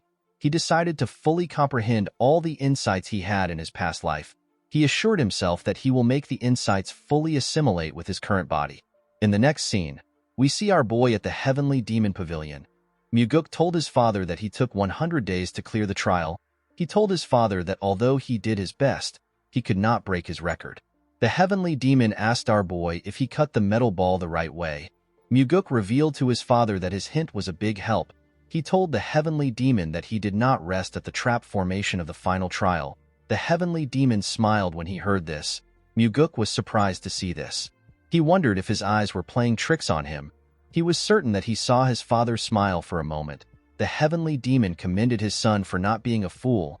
Muguk told his father that he cannot be a fool because he is the son of the Heavenly Demon. While looking at his father, our boy remembered how he always thought that his father was a wicked person. Before his regression, Muguk assumed that his father enjoyed pitting his children against each other in a fight of life and death in order to become the successor. After spending some time with his father, our boy understood the Heavenly Demon's behavior. He realized that his father is someone who is willing to endure through his children's death if it is for the sake of the cult. He was certain that his father was not a person who simply enjoyed watching his children fight. While he was thinking, someone told him that he is incredible for making it out of the minor heaven cave in just 100 days. Muguk was surprised to see that the person talking was the chief advisor whose name is Sima Myung. He is the second in command in the cult, and he is the person whom the Heavenly Demon trusts the most. Muguk put his hand together and greeted the advisor. The man told our boy that he is glad to see him. He told him that he actually has a cult-related issue to discuss with him. Our boy was surprised to hear this. He could not believe that the advisor wanted to discuss something relating to the cult. He immediately realized that his father must have asked Myung to discuss the issue with him. Myung revealed to Muguk that they have received an anonymous letter recently. According to the letter, there are corrupt practices taking place in the demonic army. Our boy was surprised to hear this. The demonic army is one of the combat groups of the cult, and the leader of the army is the blood-related sibling of the Blood Heaven Sword Demon. The advisor revealed to our boy that they also received the same letter last year. He told him that they conducted a separate investigation. However, the investigation ended in failure. This is because the special investigation officer that was dispatched was killed. Muguk was surprised to hear this. He asked the man if the person was killed by the demonic army. Myung told him that he is correct. He explained to our boy that the person who killed the officer also committed suicide. Muguk was shocked to hear this. Myung told our boy that he wants him to become the special investigation officer in order to take care of the issue personally.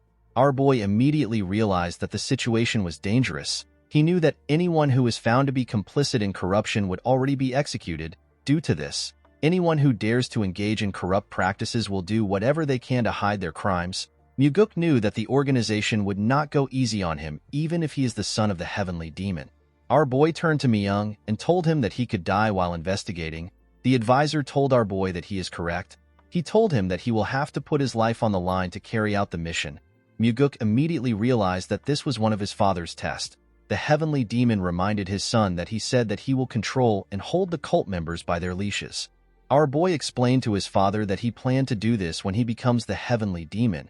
His father asked him if he is too scared to take on the mission. Upon hearing what his father said, Muguk accepted the mission. Although he did not know what his father was planning, Muguk assured himself that he will give him a good performance.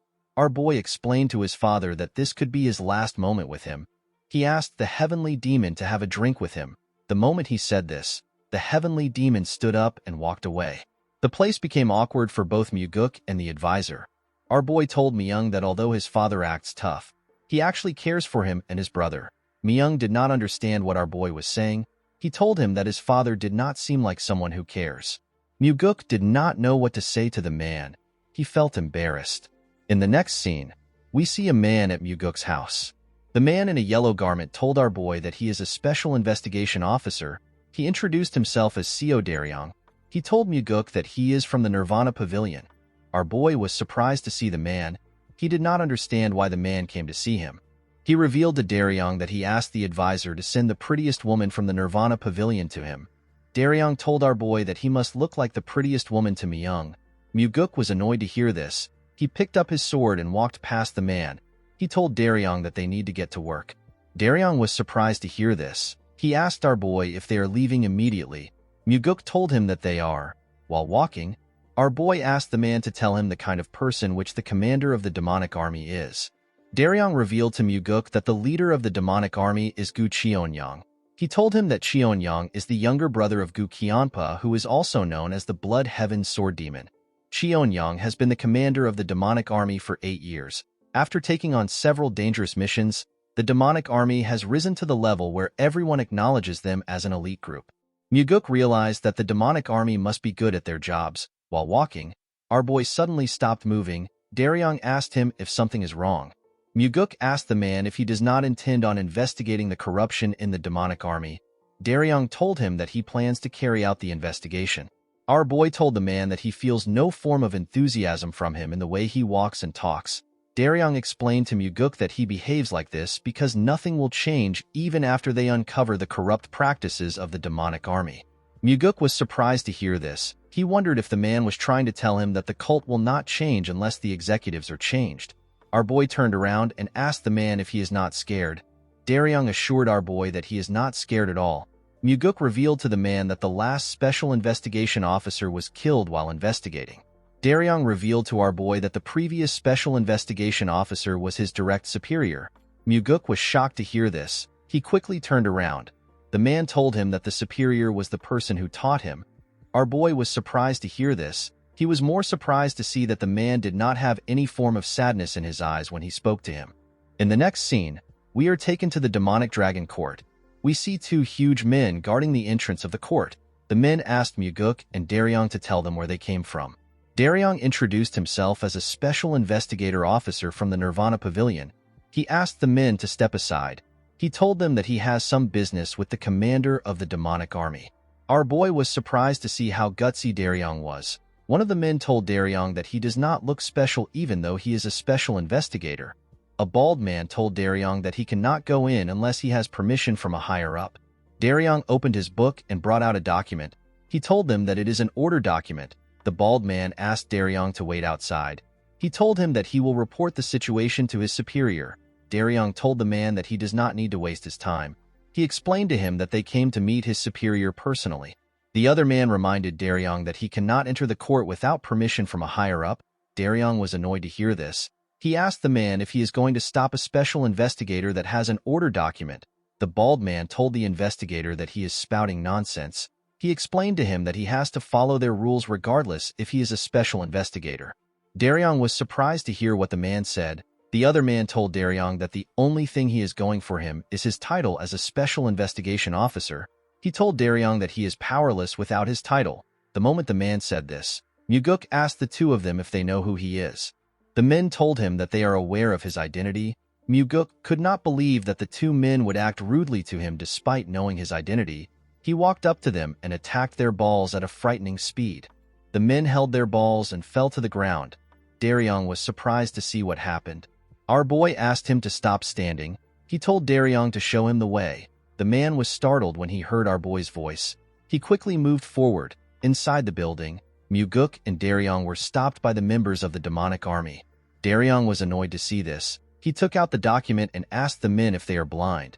He told them that they are standing in the way of an official investigation. He asked them to step aside if they do not want to rot in prison. None of the men were shaken by Daryong's threat. While the men were standing, a man asked his subordinate to tell him where the idiots who are causing a ruckus came from. Daryong introduced himself to the man and asked him to identify himself. The huge bald man introduced himself as Go Dang. He told Daryong that he is the demonic army's first corps captain. He called Daryong a douche and asked him if the introduction is good enough for him. Daryong used frequency transmission to tell our boy that Dang is the second in command in the demonic army. He revealed to Muguk that Dang is notorious for committing atrocious deeds even among the demonic army. Dang walked up to Daryong and asked him to say something. Daryong was annoyed to hear this. He told the huge man that he is a special investigator from the Nirvana Pavilion that is on official orders. He asked Dang to watch how he speaks to him. Dang asked Daryong to tell him what he will do if he speaks rudely to him. The man explained to Dang that he and his teammates will be arrested on the charges of disrupting the investigation of the Nirvana Pavilion and insulting an investigator. Dang and his teammates began to laugh when they heard Daryong say he will arrest them. With a serious look on his face, the man told the investigator that he will like to see him try to arrest them. The moment he said this, Muguk greeted him and told him that it has been a long time. He asked the man if they last met at the last banquet. Dang did not understand what our boy was talking about. Before the man could say anything, Muguk grabbed his hand and pressed it hard. The captain was shocked to see this. With a serious tone in his voice, our boy told the captain that they came to see the commander. He asked him to stop hazing them and let them through. While using frequency transmission, Muguk assured the man that he will lose his hand forever if he tries to act up. While also using frequency transmission, Dang told our boy that certain people believe that swords don't work on them because they are of noble birth. Muguk asked the man if he believes that he will be able to wield his sword with his hand. Dang told our boy that they can test it. He told him that he wants to see if his hand will fail or our boy's intestine will fall out. Unfortunately for the captain, he had to allow Muguk and Daryong pass through. As he walked past the men, Muguk told Dang that he will buy him a drink next time. The captain was annoyed to hear this. As they climbed the stairs, Daryong asked our boy if he knew the captain before. Our boy told him that it is his first time seeing the man. Daryong asked Muguk to tell him why Dang would step aside for him. Our boy revealed to the investigator that he deliberately broke Dang's hand when he shook him. He told him that the captain will have to eat with only one hand for a while. Daryong was shocked to hear this. Our boy asked the man to stop overreacting. He asked him to lead the way. The man quickly walked forward. He told Muguk that the office of the commander is on the 7th floor. When they arrived on the 7th floor, they met 3 men guarding the entrance. A man told them that they cannot enter the office of the commander unless they have an appointment with him. Our boy and Daryong were surprised to hear this. Muguk asked the men if they are not already tired of their nonsense. He moved close to them and asked them to step aside. The man who appears to be the leader told him that they cannot move. Our boy took out the order document and showed it to the man. He told him that they are stopping the heavenly demon by stopping them. The man and his subordinates became nervous when they heard this. Muguk told the man that he is allowed to look down on them, but he is not allowed to look down on the document. He asked them if they are okay with looking down on the cult leader. The men did not know what to say. They could only tremble in fear. While they were shaking, their commander asked them to let our boy in. In the next scene, we see an old man sitting on a chair. The man welcomed Muguk. With a smile on his face, Cheon-young asked our boy to not be angry that his men were behaving rudely. He told him that his men are quite ignorant. Muguk was surprised to see the leader of the demonic army. He could sense an unfathomable level of strength from the man. The energy the man was releasing made Daryong tremble in front of him. Muguk asked Cheon-young to tell his men to read a book if they have the time to pick a fight with him. The man told our boy that the ignorant are brave. Muguk explained to the man that this is an old adage. He told him that in recent times, those with knowledge are braver. This is because they are not only good at coming up with strategies, but they also become aware of what needs to be done. Cheon-young smiled when he heard this. He told our boy that he has fallen behind the times after growing old.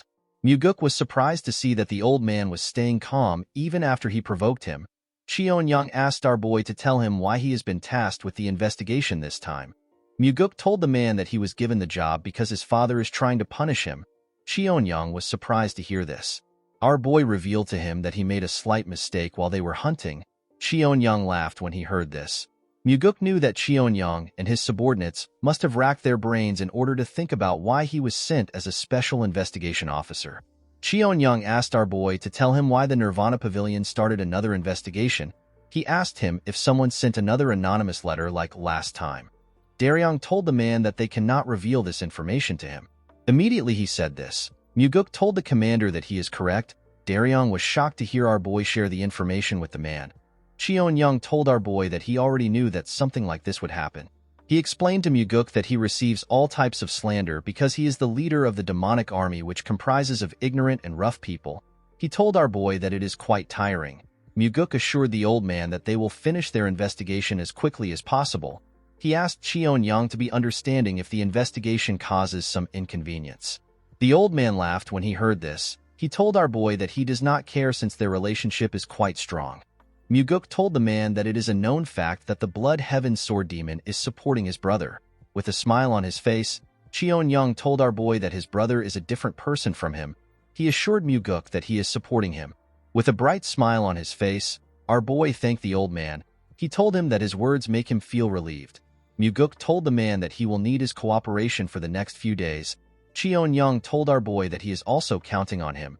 He assured Muguk that he will prepare a place for him to stay after he leaves his office. The moment he said this, our boy and Daryong turned around and decided to leave. Before he could step out of the office, Cheon-young told him that he is worried about him. With a cold gaze in his eyes, Muguk asked the commander if he is referring to the incident where the previous special investigation officer was killed. With a smile on his face, Cheon-young told our boy that he is not talking about the incident. He told him that the heavenly demon would never send his son to the demonic dragon court to die. He explained to Muguk that he is simply concerned. Our boy thanked the commander for his concern and walked forward. As he watched him walk out of his office, Cheon-young stared at Muguk with a cold gaze in his eyes. Daryong noticed something weird about our boy. He saw that Muguk was smiling. Our boy understood why his father sent him here. He realized that either he or Cheon-young must die. The scene shifts and we see Myung standing next to the heavenly demon as he checked his sword. The advisor told the heavenly demon that the issue is not a small one. He told him that he should have been the one to handle the case instead of Muguk. The heavenly demon revealed to his advisor that Muguk told him that the cult has lost the path of a demon. Myung was surprised to hear this. It did not make sense to him that the heavenly demon would send Muguk on such a dangerous mission simply for this reason. He asked his master to tell him why he gave the mission to our boy. While looking at his sword, the heavenly demon told his advisor that his son should be able to prove his words with his actions. Myung was shocked to hear this. The man seemed to have understood his master's intentions. The scene shifts and we see a dead bird hanging in the hallway of the demonic dragon court. The members of the demonic army were shocked to see the bird. They did not understand why the investigators would hang a dead crow in their hallway. Some of them called Muguk and Daryong obnoxious douchebags. While they were shouting, Muguk noticed that the ones who stopped them at the entrance were the ones complaining the most. While the men were shouting, a huge man with a scar on his face told our boy that the dead crow is too much. Muguk asked the man for his identity. The huge man introduced himself as the third corp captain of the demonic army. With a look of anger on his face, the man told our boy that his name is Jang Ho. While using frequency transmission, Daryong revealed to Muguk that Jang Ho is known to have the strongest martial arts prowess among the corp captains. He is also known to have a bad temper. Our boy asked the captain if he has any complaints. Jang Ho was annoyed to hear this. He pointed at the crow and asked Muguk to tell him why he would put something that is so auspicious where people pass through. With a smile on his face, Muguk revealed to the man that someone threw the crow on his bed while he was sleeping. He told Jang Ho that he hung the crow because he thought it was a cultural thing. The captain told our boy that he could have simply punished the person who put the crow in his bed instead of doing something so weird. Muguk glared at the man when he heard this. With a smile on his face, our boy told the captain that he will start with him. Jang Ho did not understand what our boy was talking about. He asked Muguk to tell him what he means. Our boy told Jang Ho that he will start the investigation with him. The man was surprised to hear this. He asked our boy to tell him why he chose him. Muguk ordered Daryong to submit all Jang Ho's records. He told him to get anything relating to his finances and all his movements. The man was annoyed to hear this. He walked up to Muguk and told him that he does not have the power to do something like that. Our boy glared at the man and told him that he has the power to do it. The moment he said this, Jang Ho used his leg to smash the ground out of anger.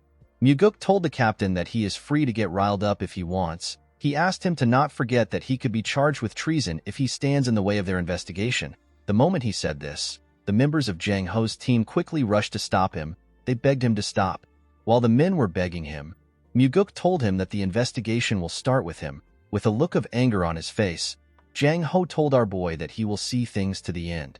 The scene shifts and we see the investigators and Jang Ho inside a room.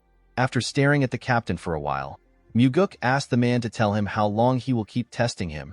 Jang Ho asked our boy to tell him what he means. Muguk exposed the man as the person who sent the anonymous letter. Daryong was shocked to hear this. He could not believe that the letter was sent by the captain. He did not understand how our boy came to this conclusion. Jang Ho asked Muguk to tell him what he is talking about. The moment he said this, our boy glared at him.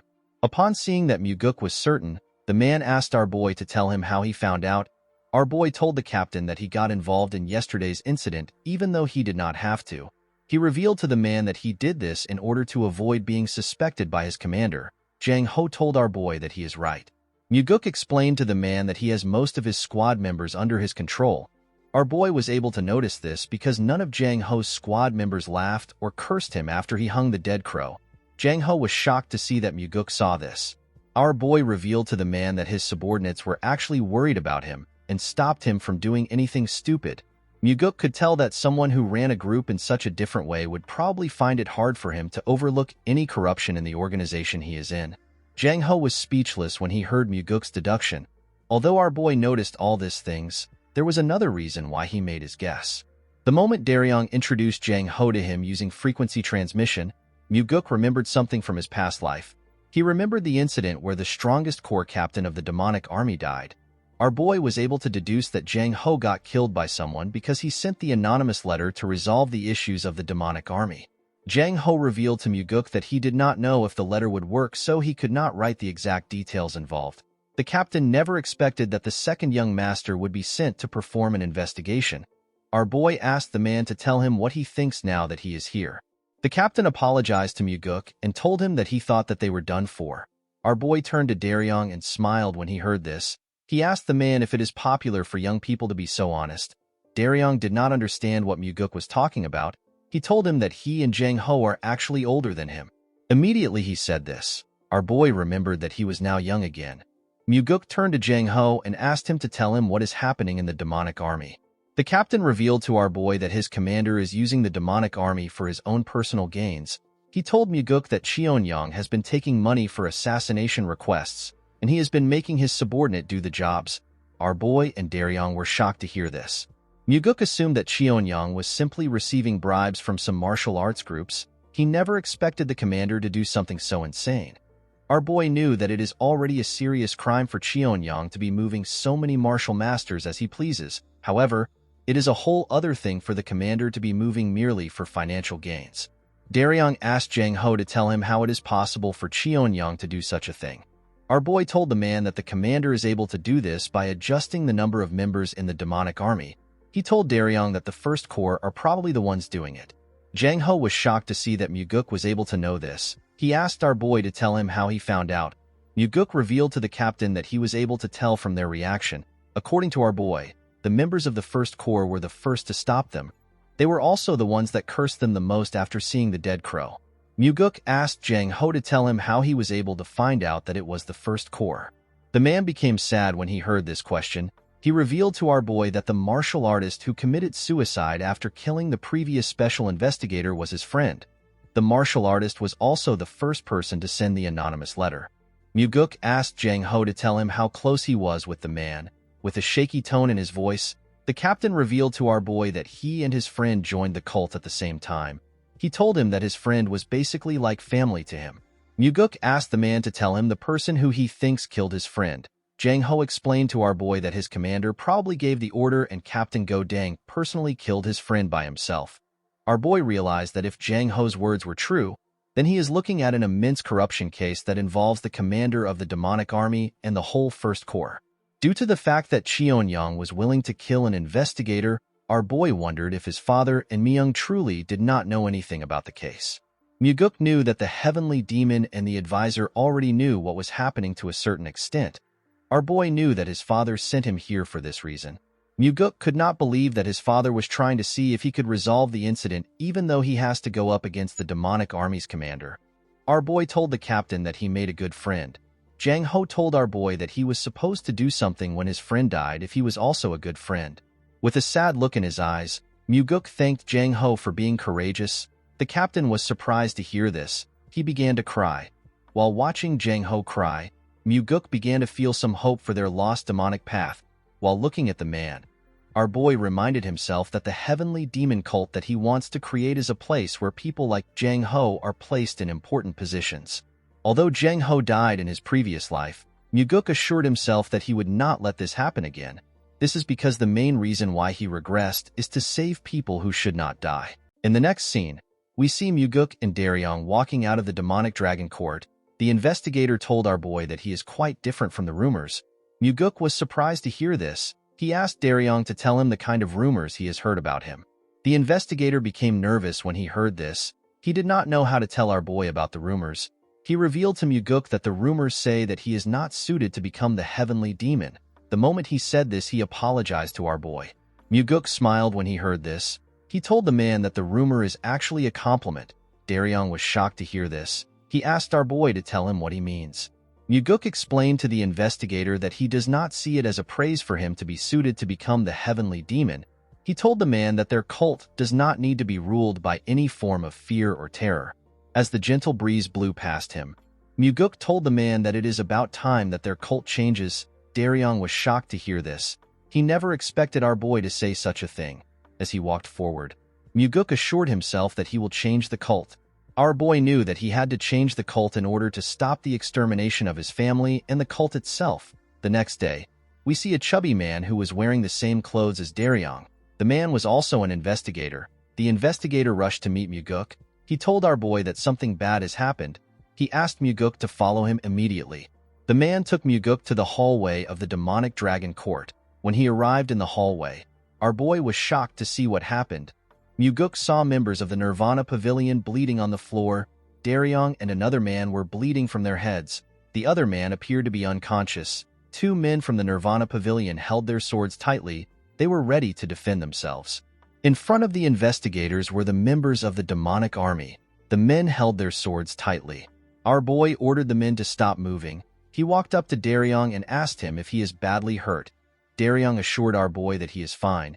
He told him that his colleague has been severely hurt. When Muguk touched the man, he noticed that his ribs have been broken. Our boy ordered the other men to take the unconscious man to the infirmary.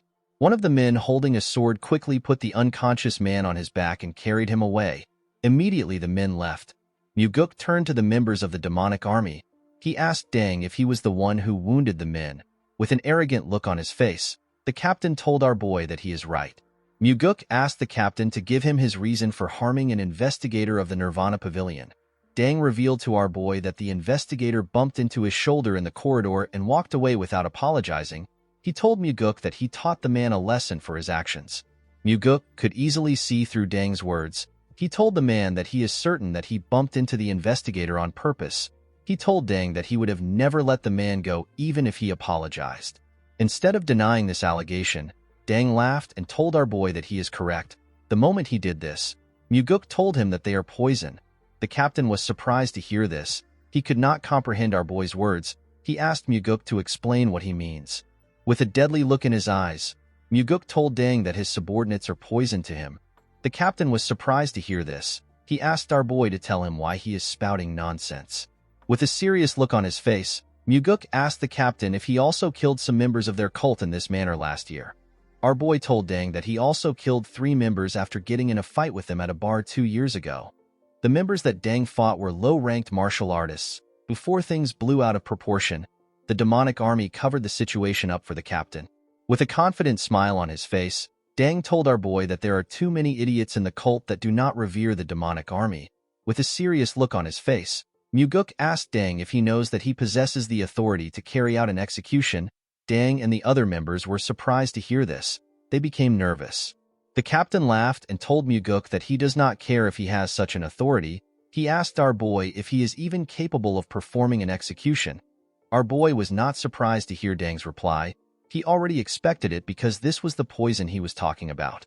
Muguk knew that only fools would act this way when they are conscious of how others around them see them. Normally, this ought to be a situation where Dang would be nervous, but instead he is acting tough in front of his subordinates. Muguk realized that the captain's head is too far up his own ass. Dang did not have any idea about the kind of stage he is standing on. When our boy walked forward, Dang's subordinates placed their hands on their swords and took a stance. The men were ready to attack. With a confident smile on his face, Dang told our boy that if he messes with him, then he will be messing with the entire demonic army. He asked Muguk if he has the courage to do this. Our boy decided to taunt the man.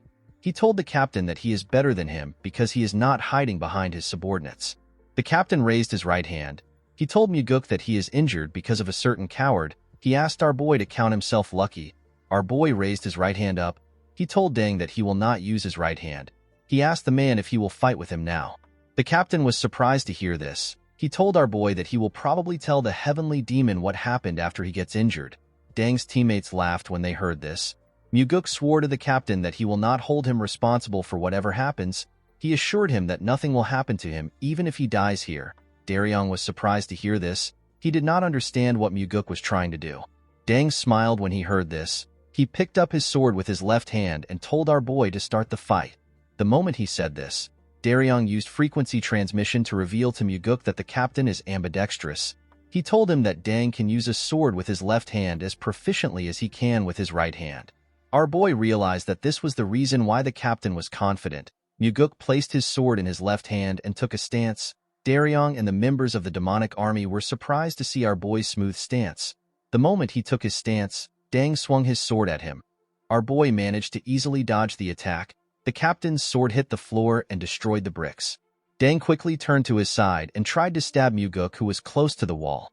Our boy easily dodged the man's attacks and landed on the floor. The moment he landed on the floor, Muguk changed his stance and used his sword to cut off Dang's left hand. The arrogant man screamed out in pain. While he was screaming, Muguk hit his sword hilt on his face. The attack destroyed the man's face. As blood gushed out of his nose, the captain fell to the ground. The members of Dang's group were annoyed to see this. They unsheathed their swords and rushed to protect their captain. Daryong was shocked to see this. He called out to our boy. Muguk turned around and simply swung his sword once. His attack killed the 3 men in front of him. He stabbed them in different parts. The men could not even react. They all fell to the ground. Daryong and the other members of the demonic army were shocked to see this. Muguk told the rest of the members that the crime of the men who just died was treason. The other men became nervous when they heard this. While our boy was staring at the men, he hears someone begging him to spare him.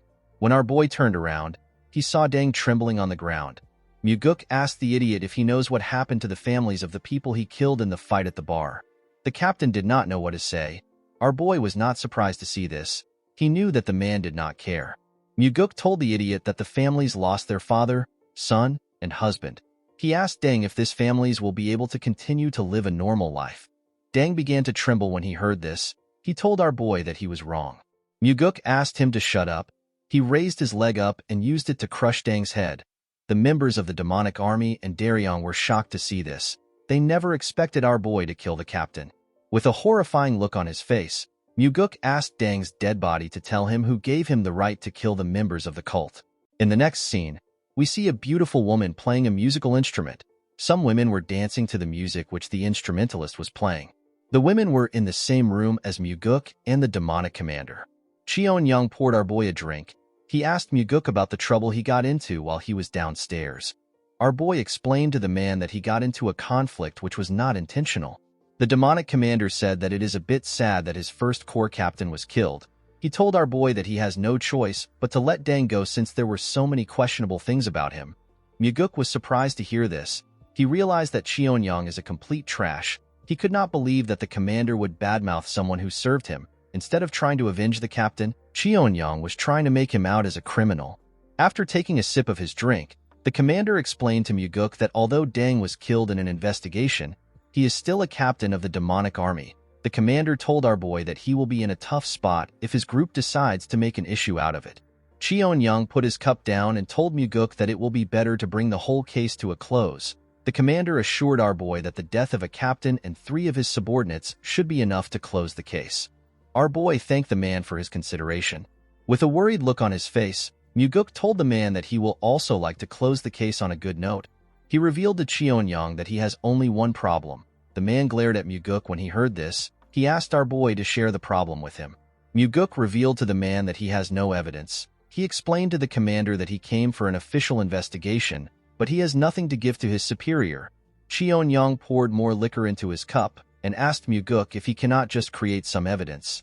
Our boy explained to the man that this will not be possible. He told Cheon-young that in the letters they receive, they were told that external requests were carried out for money.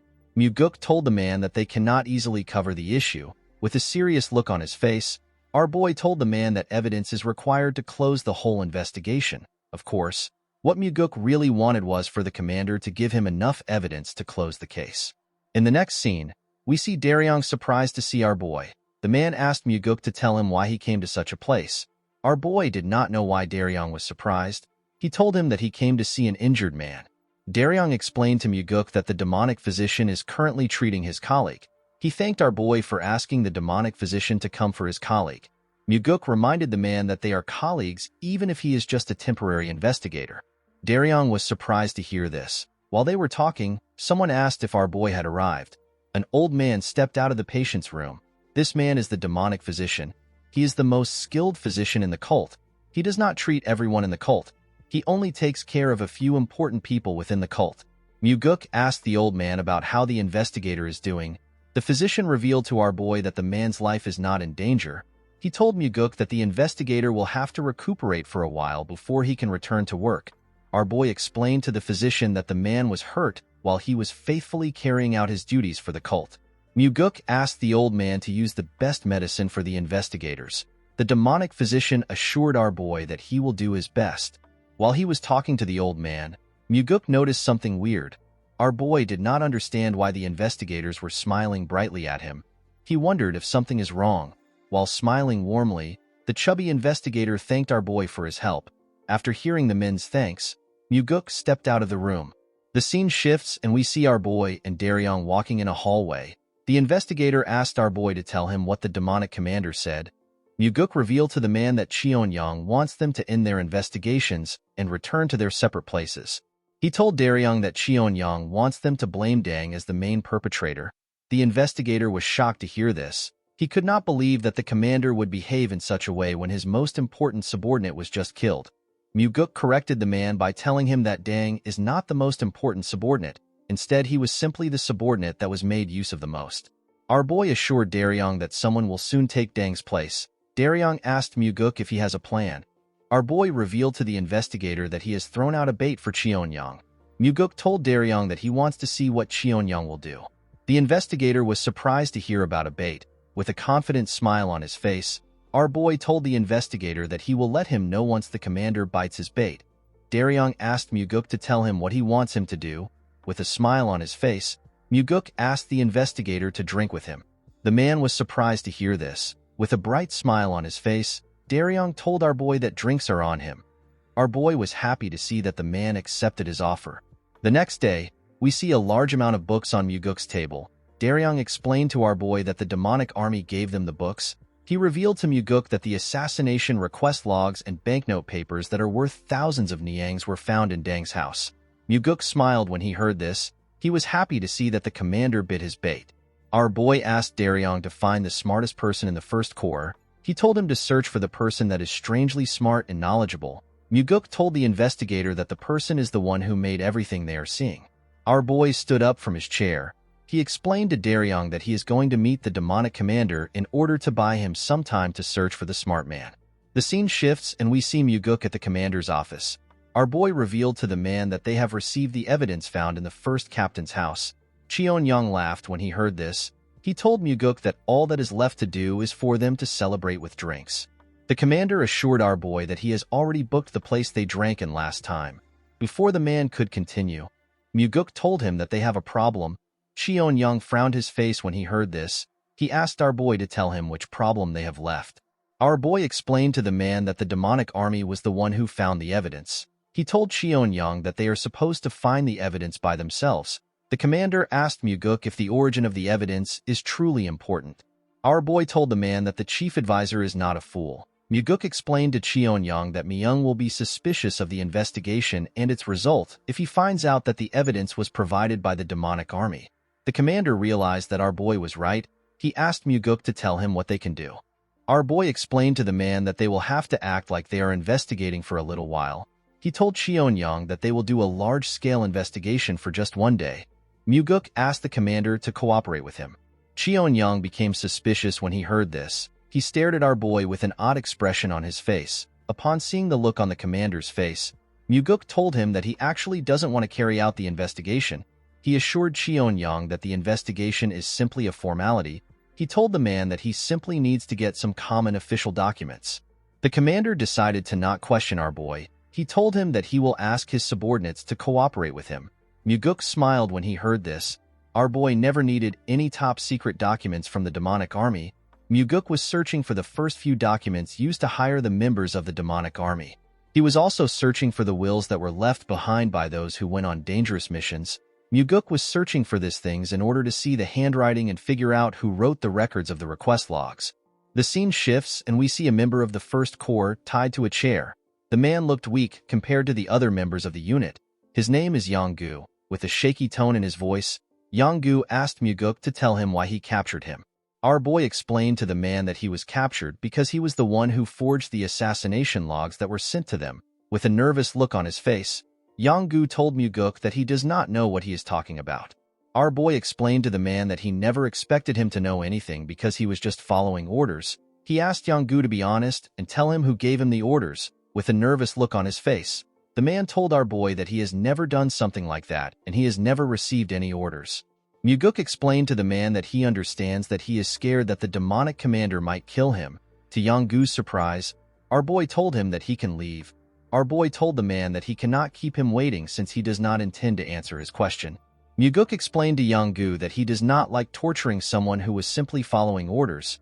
Yong-gu was surprised to hear this. Our boy revealed to the man that he and the investigators will leave the demonic dragon court safely. He told him that Cheon-young will eventually kill him. Yong-gu was shocked to hear this. He asked our boy to tell him what he is talking about.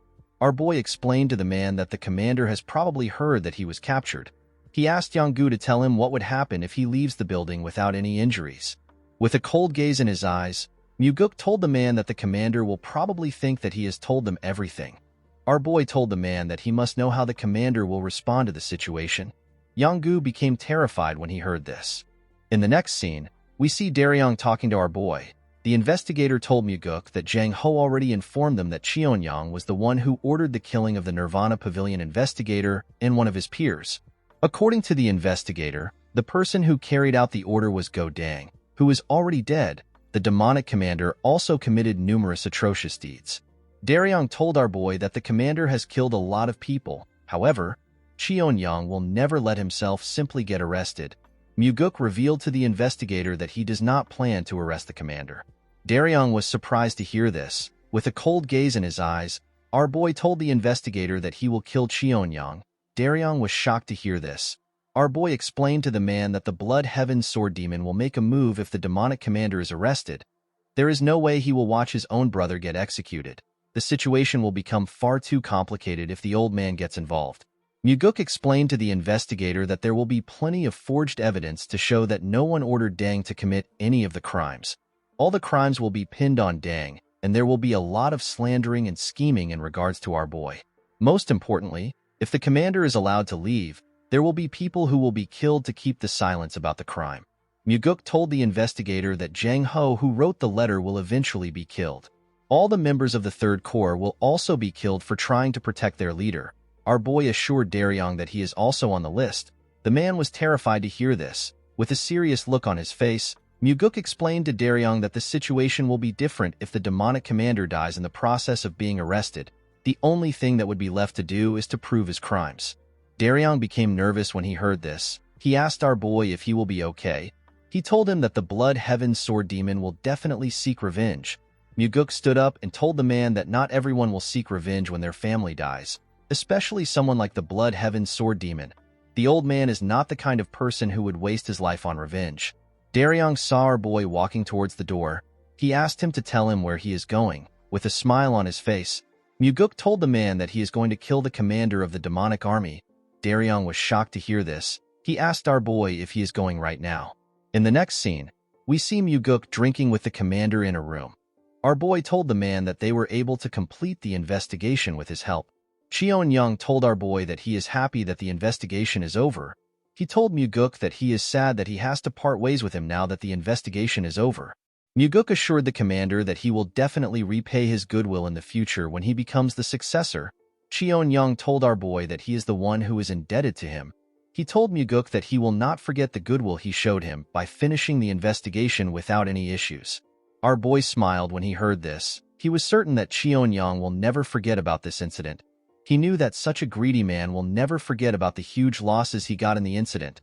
Muguk raised a bottle and told the man that they should drink to the end of the investigation. Cheonyang smiled and raised his cup. While pouring some liquor for the man, Muguk asked the man to tell him why he did it. The commander asked our boy to tell him what he means. With a cold gaze in his eyes, Muguk reminded the commander that he should already have more than enough money to use until he dies of old age. Our boy asked the man to tell him why he is so greedy to the point that he would use the demonic army to take in requests for money. Cheonyang was shocked to hear this. He placed his cup down and told our boy that he does not know anything about that. He told Muguk that he will have to ask the dead First Corps captain his question. Our boy smiled when he heard this. He told the commander that a puppet cannot know anything. With a serious look on his face, Cheonyang asked our boy to tell him what he is talking about. With a smile on his face, Muguk told the man that he is curious about what he thinks. Our boy explained to the man that he does not expect much from him since there is nothing but pitch darkness within him. He told Cheonyang that his body must be filled with greed that will never cease to want more.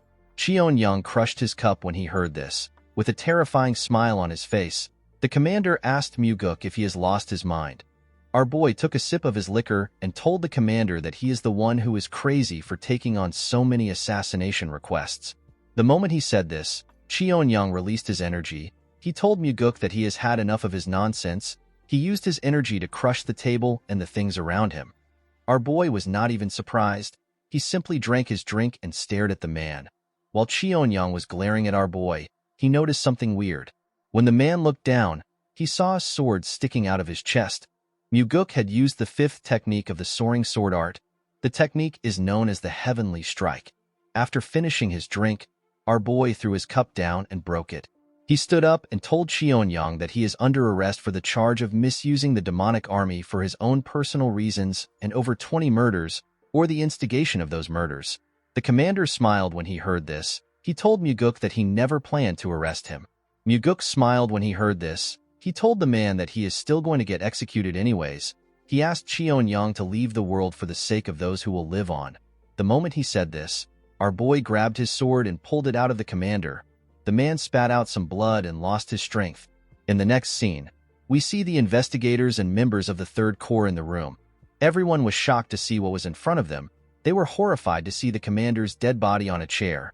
Muguk told the people in front of him that the commander of the demonic army died in the process of resisting arrest for the grievous crimes he committed. The men did not know how to react to this statement. Our boy asked Daryong to arrest all the members of the First Corps and imprison them. He told the man that the case will be investigated officially. The investigator accepted Muguk's order. Our boy called out to Jang Ho. He told him that all those under him, excluding any First Corps members, are to help the Nirvana Pavilion investigators to arrest the First Corps. Muguk explained to the men that he has received the authority to take full charge of the matter. He told them that his orders are equal to the heavenly demon's orders. Muguk told the men that they are to execute his orders immediately. Jang Ho put his hand together and accepted our boy's orders. Daryong and Jang Ho were both nervous after they received our boy's orders. Muguk smiled when he saw the look on the men's faces.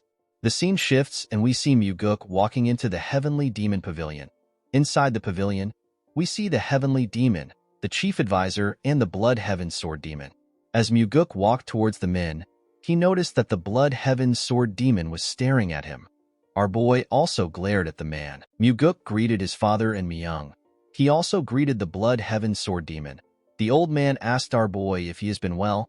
He told Muguk that he wants to know about what happened. Our boy informed the old man that everything is written in his reports. He told him that he can simply read it himself. The old man told Muguk that he wants to hear it directly from him. Our boy was surprised to hear this. He turned to his father and the advisor. Due to the fact that they were simply observing, Muguk realized that they wanted to hear his reply. Our boy explained to the Blood Heaven Sword Demon that they found out that his brother had committed grievous crimes. He told the man that the commander tried to kill him in the process of arrest. He apologized to the Blood Heaven Sword Demon for his brother's death. The old man assured our boy that it is fine. He told him that his brother deserves to be punished if he committed a crime. The man told Muguk that he doesn't understand something.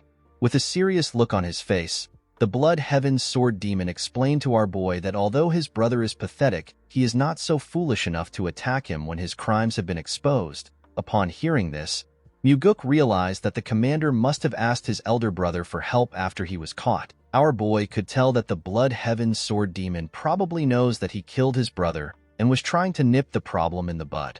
Our boy told the old man that he also did not understand what happened.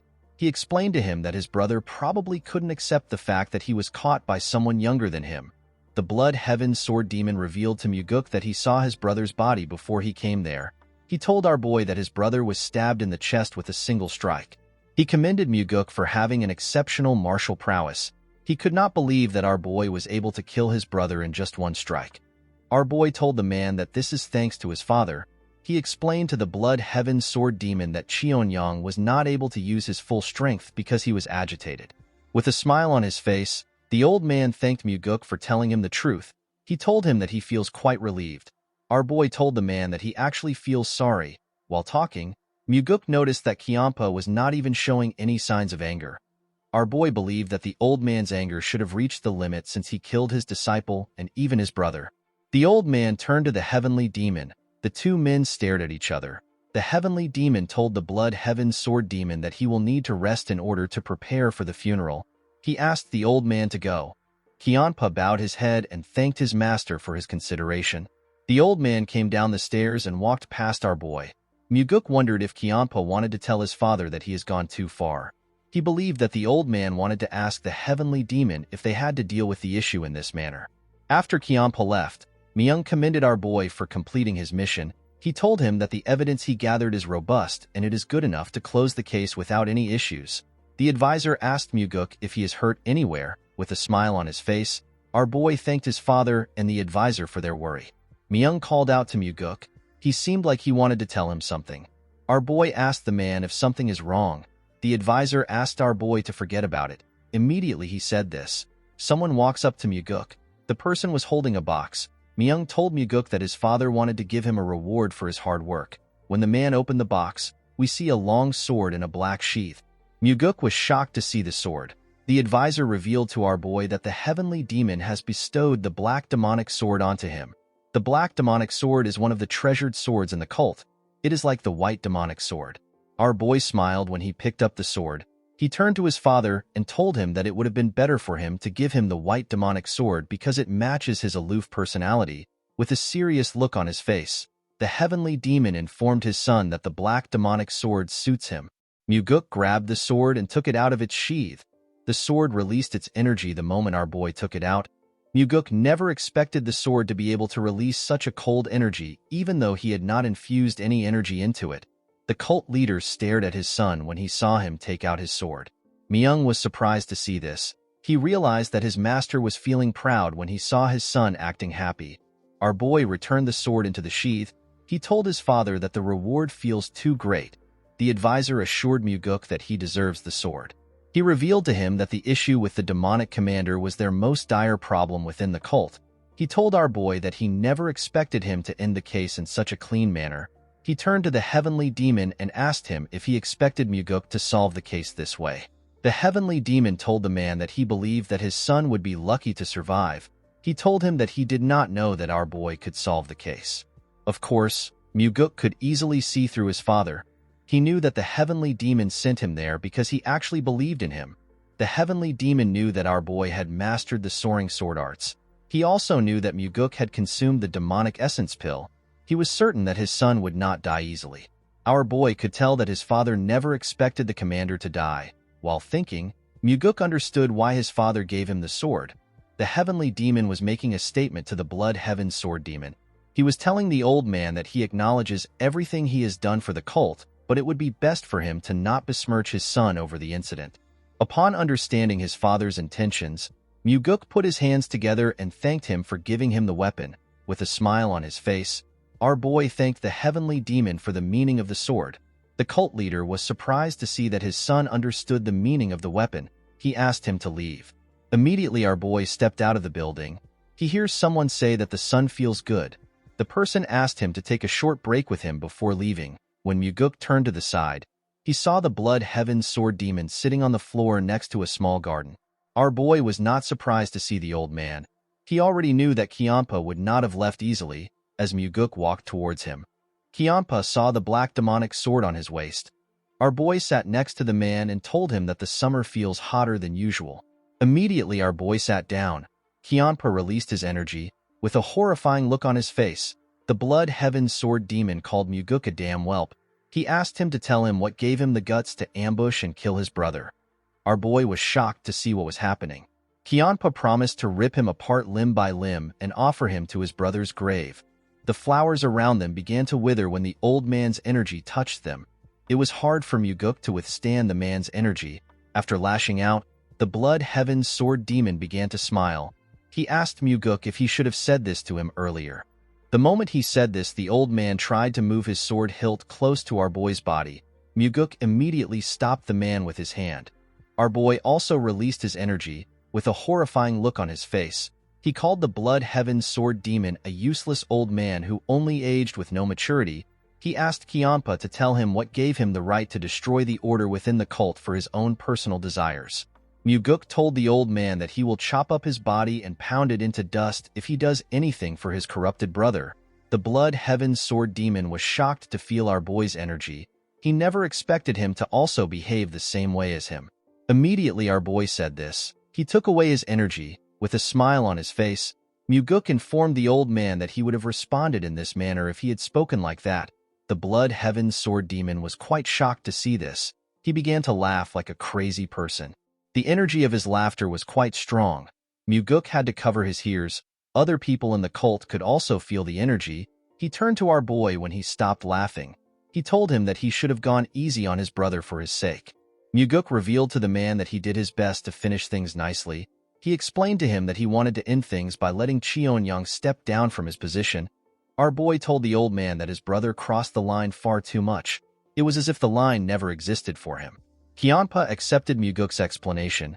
Muguk could tell that the blood heaven sword demon knew about his brother's corruption within the demonic army. He asked the old man to tell him why he did not do anything about it. The man explained to our boy that Cheon-young would not listen to him. He told Muguk that he is also not clean. With a sad look in his eyes, Kiampa revealed to our boy that he was actually relieved when he heard that his brother was dead. He was happy that Cheon-young would no longer get in his way. Muguk was shocked to hear this. He never expected the Blood Heaven Sword Demon to be honest about his relationship with his brother.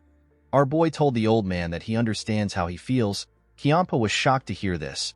Our boy explained to him that he will probably feel the same way if he heard that his older brother died.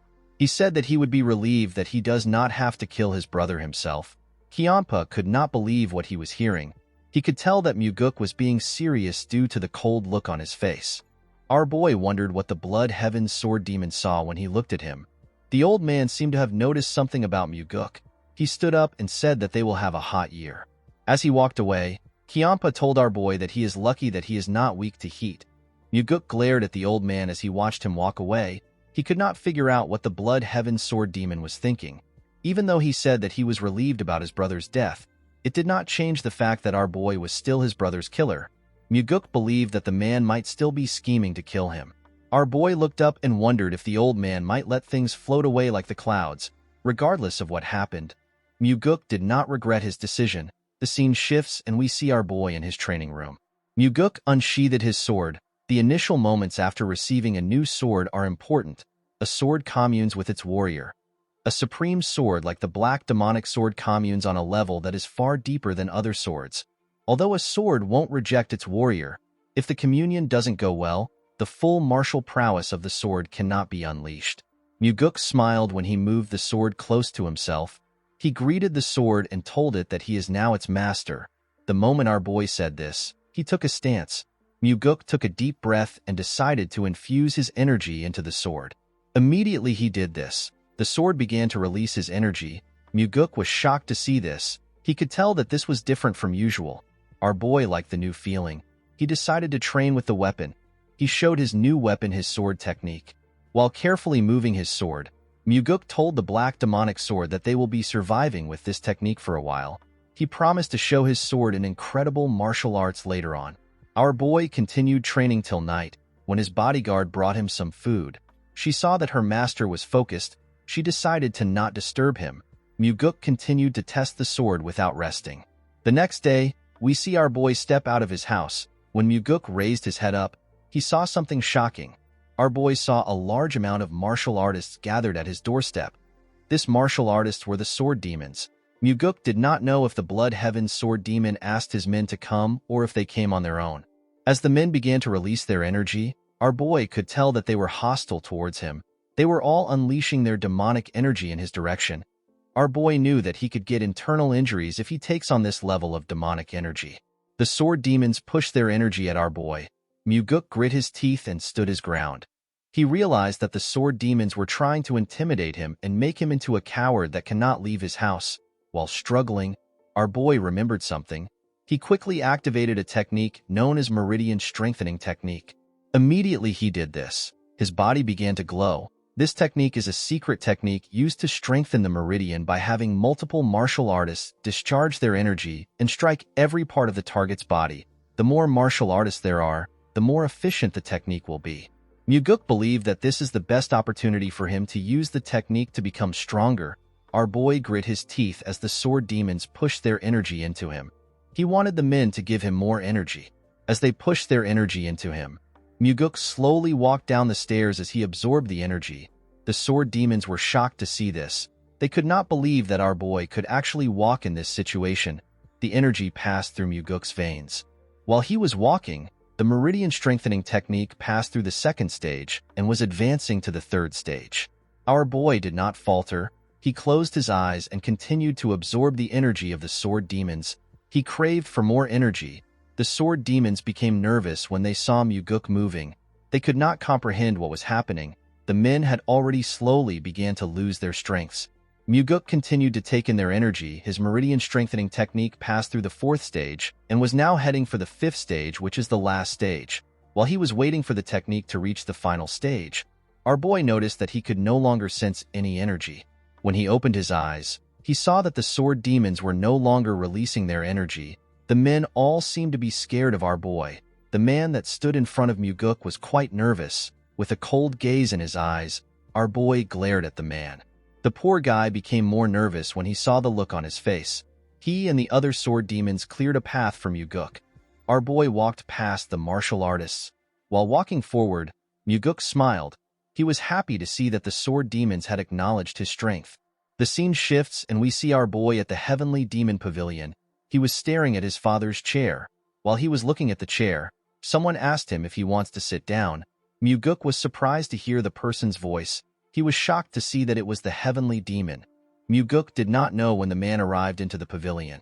He told his father that he does not want to be trapped by the chair. The Heavenly Demon asked his son to stop trying to sound sophisticated again. He climbed the stairs and asked his son to come up. When Muguk climbed the stairs, his father asked him to sit down. The moment our boy sat down, the Heavenly Demon asked him to tell him how it feels. Muguk looked around the building from the top. He turned to the side and looked at a statue of a demon which was next to him. Our boy told his father that he thought he would feel excited. Instead, he actually doesn't feel anything. The Heavenly Demon revealed to his son that he also felt the same way. Muguk remembered that his father had to kill numerous people and even his own brother to climb up to the seat. He wondered about what his father felt if it was not excitement. While our boy was thinking, his father revealed to him that the sword demons went to look for him on their own. He told him that Kyampa never asked them to do anything. Muguk was surprised to hear this. He did not expect his father to know about what happened.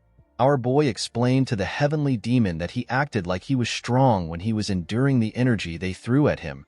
He refused to be suppressed by them.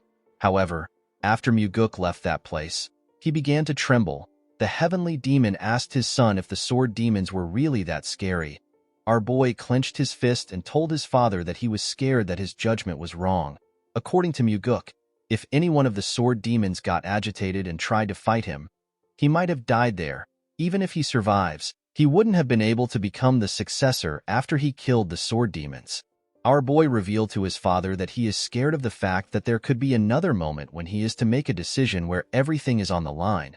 Muguk told his father that he actually missed him when he had these thoughts. Our boy did not understand why he would miss his father. It did not make sense to him. The Heavenly Demon informed his son that demonic humans do not look back. Instead, they look forward and advance. Our boy was surprised to hear this. He could not believe that his father was trying to comfort him with words.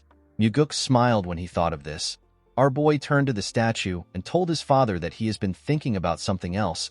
He advised his father to change the demon statue into a statue of a beautiful woman. He told him that they can create a statue of the famous Central Plain Four Flowers. With a smile on his face, Muguk wanted to give his father more suggestions. He quickly closed his mouth when he saw the look on his father's face. The Heavenly Demon looked at his son as if he was spouting nonsense. Muguk immediately stood up. He told his father that it is better for him to leave before he continues to spout nonsense. Our boy walked down the stairs. Before he left the pavilion, Muguk turned around. With a cold gaze in his eyes, our boy asked his father if he can kill the Blood Heaven Sword Demon. The Heavenly Demon's expression changed when he heard this. The Heavenly Demon laughed when he heard what his son said. With a smile on his face, he revealed to his son that he stands no chance against the Blood Heaven Sword Demon. Muguk smiled when he heard this. He asked his father to tell him the reason why he created conflict between him and the old man if he did not want them to fight. Our boy told his father that he needs to take responsibility for his actions. The Heavenly Demon revealed to Muguk that he will appoint him as the Nirvana Pavilion leader. Our boy was shocked to hear this. He could not believe that his father wanted him to become the leader of the Inspection Bureau. With a smile on his face, the Heavenly Demon asked Muguk if something is wrong. He reminded him that he was the one who said that he wants discipline and order in the cult. Our boy did not understand what was happening. He wondered if his father wanted to use him to resolve the matters that he had postponed. He could not believe that his father was sending him to a place where he could die. Muguk took a careful look at his father's face. He decided to stop thinking about his father's intentions. He realized that it is better for him to make a decision based on what he hears and sees. The Heavenly Demon is someone who will leave information on the wall for his children, but he could also make use of his children for something dangerous if they are able to handle it. Muguk clenched his fist and told his father that he wants him to go out and kill a cow. He told him that he needs to go out with a sword. The Heavenly Demon asked our boy if there is something he wants. Muguk asked his father to allow him enter the Heavenly Demon's archives. The Heavenly Demon was shocked to hear this. The Heavenly Demon Archives is a place where all sorts of rare Murim secret manuals are kept. Aside from the Heavenly Demon, only a small number of people can go inside. The Heavenly Demon explained to his son that he will not be able to learn any supreme martial arts just by going into the archives. He told him that the manuals there are too much for him. Our boy knew that his father was correct. Even if Muguk gets lucky and finds one of the top martial arts manual, it will be on a similar level as the soaring sword arts that he already knows. With a confident look on his face, Muguk told his father that he wants to test his own luck. The heavenly demon could not understand his son's request. He told Muguk that he cannot see through his impure intentions. Our boy smiled when he heard this. The heavenly demon granted Muguk the right to enter the heavenly demon archive for 7 days. Our boy bowed his head and thanked his father. The scene shifts and we are taken to the heavenly demon archives. We see Muguk looking through the shelves. In his past life, our boy went back to the cult to get the secret demonic soul. People in the cult already believed that our boy died. It had been decades since he left. His face was disfigured so no one recognized him. It took Muguk a long time to go from being a normal warrior to a rank where he could meet the new heavenly demon privately. During his meeting with the cult leader, our boy heard about a certain martial arts. The name of the martial arts is the 4 strides of the wind god. This martial arts is the greatest mobility art that consists of just 4 moves. It was said to be a supporting technique for the heavenly demon's martial arts at one point in time. Unfortunately, knowledge of it went missing and it was no longer passed down. In Muguk's past life, the person who obtained the manual is Ju Baekdo. This person was the cult leader. While pouring himself a drink, Baekdo revealed to Muguk that he was able to become the heavenly demon because he found the lost 4 strides of the wind god. He told our boy that he found it in the heavenly demon archives. Muguk was surprised to hear this. He asked the cult leader to tell him why people thought the manual was lost when it was in the archives. The man told our boy that the manual was not kept on the shelves. While looking around the archives, Muguk looked down. He went down to look at a book. He remembered asking Baekdo to tell him where he found the manual. The man told him that the precious book was used to prop up the 19th shelf. While on his knees, Muguk took out the manual from the leg of the shelf. The book has a huge hole on its surface. Our boy opened the book to see it. He smiled when he realized that 4 steps were enough to walk all over the world. The 4 strides of the wind god has 4 main techniques. The first is the shadow step. The second is the flicker step. The third is the death step, and the last is the swift step. The shadow step is used when trying to infiltrate a place. At the start, it would only be used to avoid being detected by one person. However, as a person becomes more skilled with it, they can increase the number they want to avoid. It is said that once a person masters the shadow step, the person will be able to disappear even if tens of people are looking straight at him. The flicker step is used for defense. It is a technique that will definitely help you find a way to escape, even when an unavoidable attack is coming towards you. The death step allows a person to charge into the enemies. The person can then pierce through or neutralize any defense. The swift step is said to be a technique that is so fast that the word fast is an understatement. Muguk sat in a lotus position and began to practice this techniques. 7 days later, we are taken to the heavenly demon pavilion. Muguk bowed his head and told his father that he has returned. The heavenly demon asked his son to tell him what he learned in the heavenly demon archives. With a smile on his face, our boy revealed to his father that he learned a mobility art. The heavenly demon asked his son to tell him which mobility art he learned. Our boy told his father that he learnt the 4 strides of the wind god. The heavenly demon was shocked to hear this. He asked his son to not play with him. He asked him if he learned the shadow step, which is said to be lost. Muguk explained to his father that he does not have the guts to lie to him over something like this. The heavenly demon asked our boy to show him what he learned. Muguk asked his father to tell him what he will give him if he shows him his technique. The heavenly demon told his son that he will spare his life. Our boy smiled when he heard this. He closed his eyes and released some of his energy. The moment he opened his eyes, he activated the shadow step technique and disappeared in front of his father. The heavenly demon was shocked to see this. He quickly got up from his throne. He could not believe that he was seeing different afterimages of his son in his pavilion. The heavenly demon asked Muguk to tell him where he learned the 4 strides of the wind god. Our boy told his father that he learned it in the heavenly demon archives. The moment he said this, his father appeared in front of him. With a scary look on his face, the heavenly demon asked Muguk to not lie to him.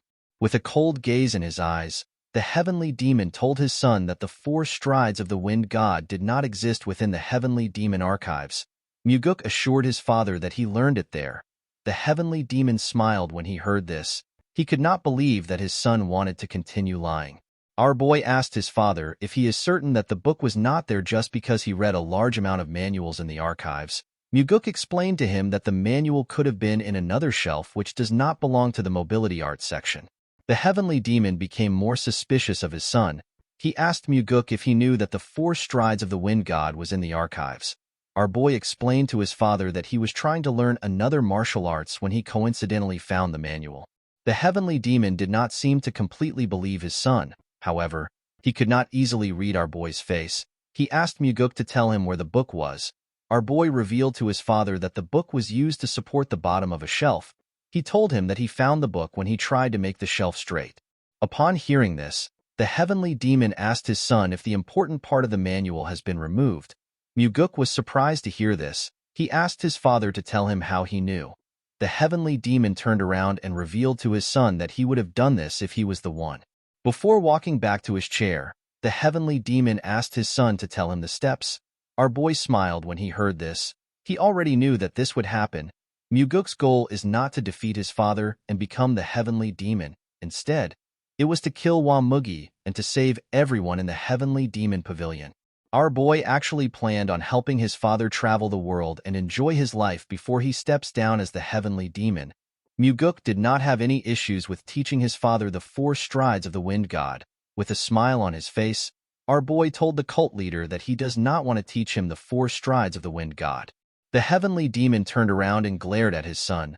Muguk told his father that nothing is free in the world. The heavenly demon reminded his son that he taught him a technique at the hunting grounds for free. Muguk told his father that the technique was the payment for the liquor he drank at the hunting grounds. The heavenly demon smiled when he heard this. He asked his son to tell him how he was able to hold himself back for a long time. He told him that he is really brazen. With a smile on his face, Muguk explained to his father that he held himself back until he grew to this extent. The cult leader asked his son to tell him what he wants. With a confident look on his face, Muguk told his father that he wants the heavenly demon defense art. The heavenly demon defense art protects one's body, and it is an exclusive martial arts that only the heavenly demon can learn. This defense art is as good as getting an extra life. The heavenly demon told his son that it is impossible for him to learn the defense art. He reminded Muguk that the heavenly demon defense art can only be learned by the heavenly demon or the successor. Our boy told his father that he just needs to teach it to him secretly. The heavenly demon was surprised to hear this. Muguk reminded his father that the heavenly demon defense art is not something that can be seen on the outside. He assured him that no one will know if he teaches him secretly. Muguk bowed his head to his father and told him that he will take his leave. He asked the cult leader to get back to him after thinking about it. Immediately he turned around. The heavenly demon told him that he needs to first teach him the 4 strides of the wind god. Muguk quickly turned around. He was shocked to hear what his father said. He could not believe that his father was actually going to teach him the heavenly demon defense art. Our boy asked the heavenly demon if he can teach him now. The cult leader smiled when he heard this. He asked his son if he is not suspicious. He asked Muguk if he is not afraid that he will not teach him the heavenly demon defense art after learning the 4 strides of the wind god. With a smile on his face, our boy told his father that he is not worried. He explained to him that he is not a parent who would do something so embarrassing in front of his own son. The heavenly demon was surprised to hear this. He asked his son to tell him the steps. The moment he heard this, our boy began to recite the manual. The heavenly demon closed his eyes and released a small portion of his energy. He circulated his energy while following his son's instructions. When he was done, he opened his eyes. Muguk asked his father if he should say it one more time. The heavenly demon told his son that there is no need. Immediately he said this. He disappeared in front of Muguk and began to move around the pavilion. Our boy only saw his afterimages. Muguk could not comprehend what was happening. The technique his father was using was different from his. He realized that this was his father's interpretation of the manual. While he was thinking, the heavenly demon returned to his original position. With a smile on his face, he said that the martial arts is quite good. Muguk turned around. He realized that this is the biggest change he has made since he regressed. Our boy wondered if Wamugi will be able to defeat his father now that he has learned the 4 strides of the wind god. While raising his voice, the cult leader told his son that he will teach him the heavenly demon defense art now. He asked Muguk to memorize it because he is only going to say it once. With a smile on his face, our boy told his father that he will do his best. The scene shifts and we see a red bump on Muguk's head. Leon was annoyed to see this. She asked her master to tell her the arrogant bastard that hit him. Before she could say more, Muguk revealed to her that he was hit by his father. The bodyguard became silent when she heard this. Our boy remembered how the training was. He circulated a golden energy around his body. After meditating for a while, Muguk let out a huge sigh. He was relieved to have finally learned the heavenly demon defense art. With a smile on his face, Muguk told his father that he is more happy with the fact that they now have a secret that they share than the fact that he learned the heavenly demon defense art. The moment he heard this, the heavenly demon turned around and used his fingers to flick his son's head. He asked Muguk to not get cheeky with him. The scene shifts and we are taken back to the present.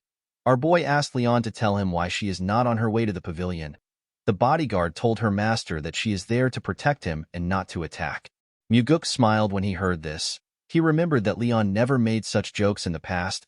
He used his hair to cover the bump and walked forward before going inside. Our boy told his bodyguard that he can't do something right now. The girl did not understand what her master was talking about. Muguk turned around and assured Leon that he will definitely find a way to fix the side effects of her body petrification technique for her. Our boy asked her to wait a little longer for him. Leon was shocked to hear this. Muguk explained to Leon that he told the heavenly demon that their cult needs to change into a place where people no longer have to damage their bodies to protect others. Our boy did not want the cult to become a place where people like Leon do what they don't want to do. Muguk smiled at his bodyguard when he said this. Leon could not believe what she was hearing. Muguk moved close to her and ordered her to listen carefully. The girl bowed her head when she heard this. Our boy fired her as his guard warrior. Leon was shocked to hear this. She asked her master if he is serious. She could not believe that he was actually firing her. Muguk revealed to her that she has been chosen to become the captain of the Phantom Shadow Corps. The girl was surprised to hear this. She told her master that there is no group in the cult that has this name.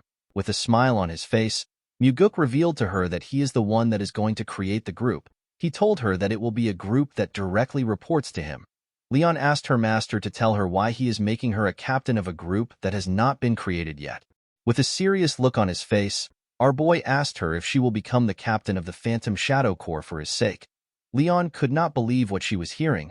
She put her hand together and bowed her head to Muguk. She told him that she will accept the position. In the next scene, we are taken to a town. We see Muguk in average clothes. Our boy was thinking about the fact that he told Leon that he will be creating a group that directly serves under him.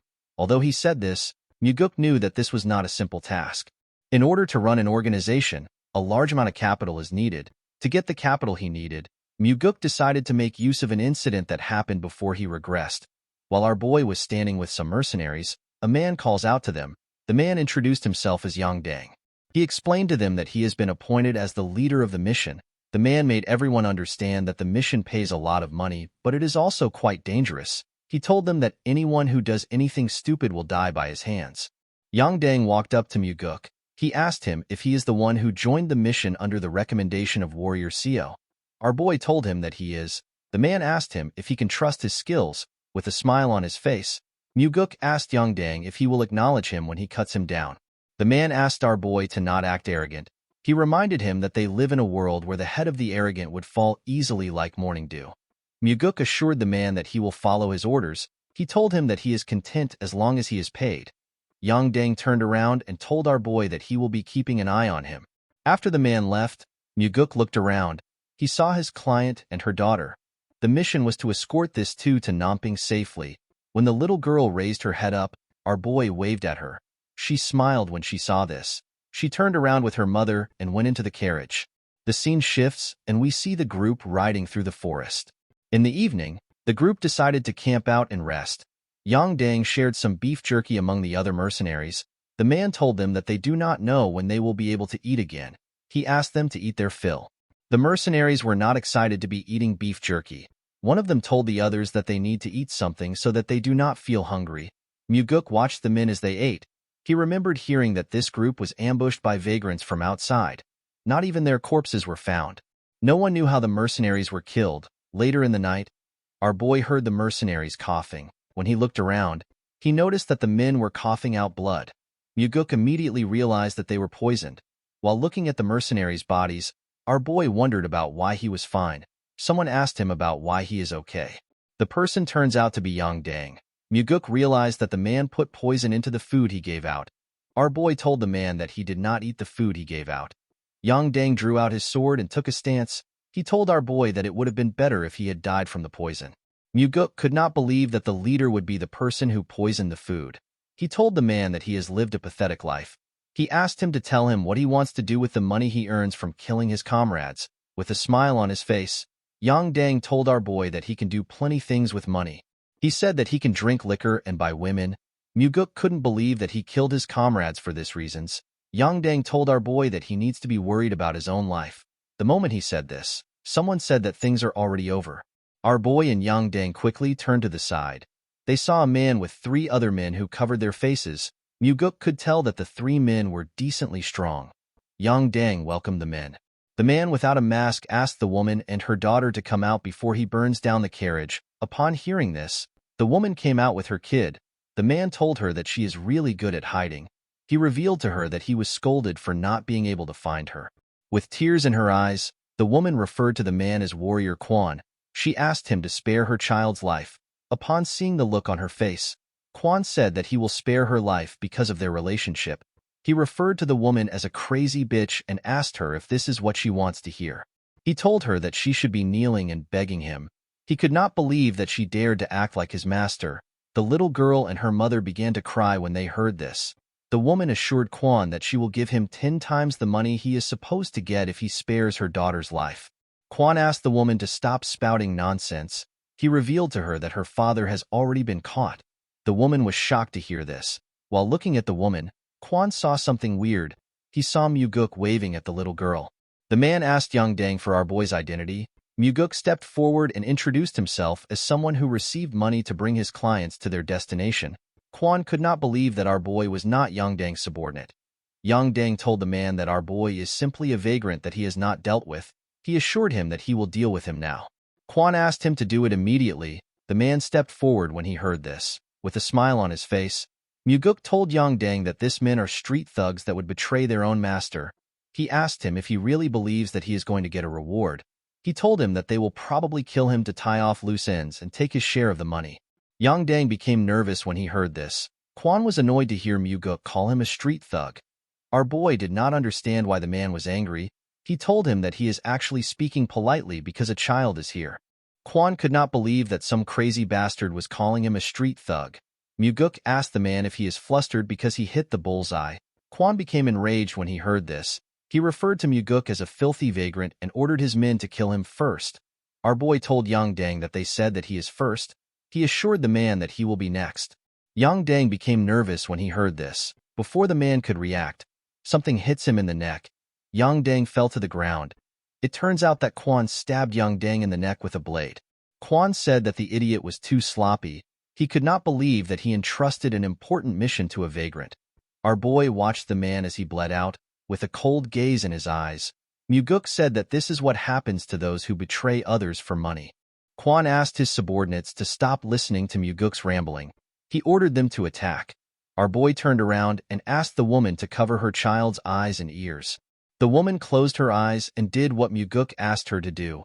Immediately she did this. The 3 men swung their swords at him. Our boy was not even bothered. He activated the death step, which is one of the techniques of the 4 strides of the wind god. The moment he did this, he appeared in front of Quan. The man was shocked to see him. He did not know how he got so close to him. When the man looked behind our boy, he saw his subordinates' heads in the air. The heads fell in front of the woman. She quickly opened her eyes when she heard the sound. Quan became scared. He asked Muguk to tell him who he is. Our boy told the man that he has the same question for him. The woman revealed to him that Quan Won is one of the vassals that protects her household. She introduced herself as Jiam Seon. She revealed to Muguk that she is the daughter of the Golden Manor Master. Our boy smiled when he heard this. He already knew about the woman. This is why he hid his identity and joined the group as a vagrant warrior. Seon's father is known as Jiam Ah-su.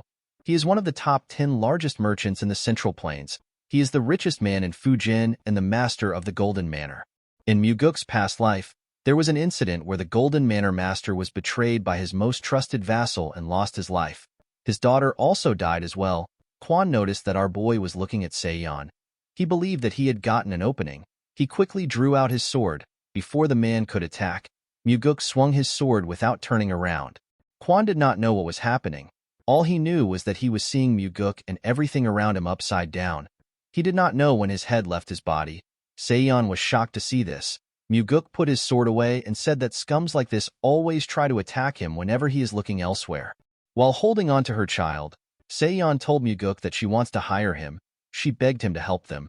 Muguk explained to her that it will cost her more now that the situation is different.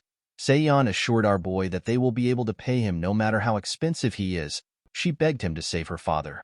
With a smile on his face, Muguk asked the woman to follow him. The scene shifts and we see a man laughing when he saw the carriage arrive into the compound. He was happy to see that they had finally caught Seon and her daughter. He said that the plan they have prepared for 10 years has finally succeeded. While the man was talking, he noticed that it was only Muguk and the family that came down from the carriage. He asked our boy to tell him where Kwon is. Muguk revealed to him that everyone is dead except for him. The man was surprised to hear this. He asked our boy to tell him who killed Kwon. Muguk told the man that Kwon was killed by a mysterious martial master who is young and handsome. The man was surprised to hear this. He asked Muguk to tell him why he is praising the enemy. Our boy did not respond to the man. After carefully looking at him, the man realized that Muguk was the one who killed Kwon. With a smile on his face, our boy told the man that he has a good eye for people. The man's subordinates quickly surrounded Muguk. They pointed their weapons at them. The man told our boy that he should have ran far away if he saved Seon and her child. He could not believe that Muguk came back into the tiger's den. Our boy asked the man to tell him where the tiger is. He told him that he only sees stupid dogs that bit the master that raised them. The man became nervous when he heard this. He found it weird that Muguk would come into the enemy's base after killing Kwon. A normal person would have ran away. More importantly, Muguk looked confident and relaxed even though he was surrounded. The man was certain that our boy was not an ordinary person. The man put his hand together and asked Muguk to follow him in to have a drink. He assured him that he will give him some good liquor even though they are meeting under these circumstances. Muguk asked the man to stop behaving polite. He told him that he will not go easy on him even if he acts kind. He asked him to curse and swear as he wishes. The man realized that he could not get through to our boy. He ordered his men to kill him. The men charged at Muguk when they heard this. Our boy drew out his sword and disappeared in front of the men. He tore a man apart when he reappeared. One of them said that Muguk is too fast. Immediately he said this. Muguk cut off his head. Our boy used his sword to tear through the men. It did not even look like a challenge for him. The man became terrified.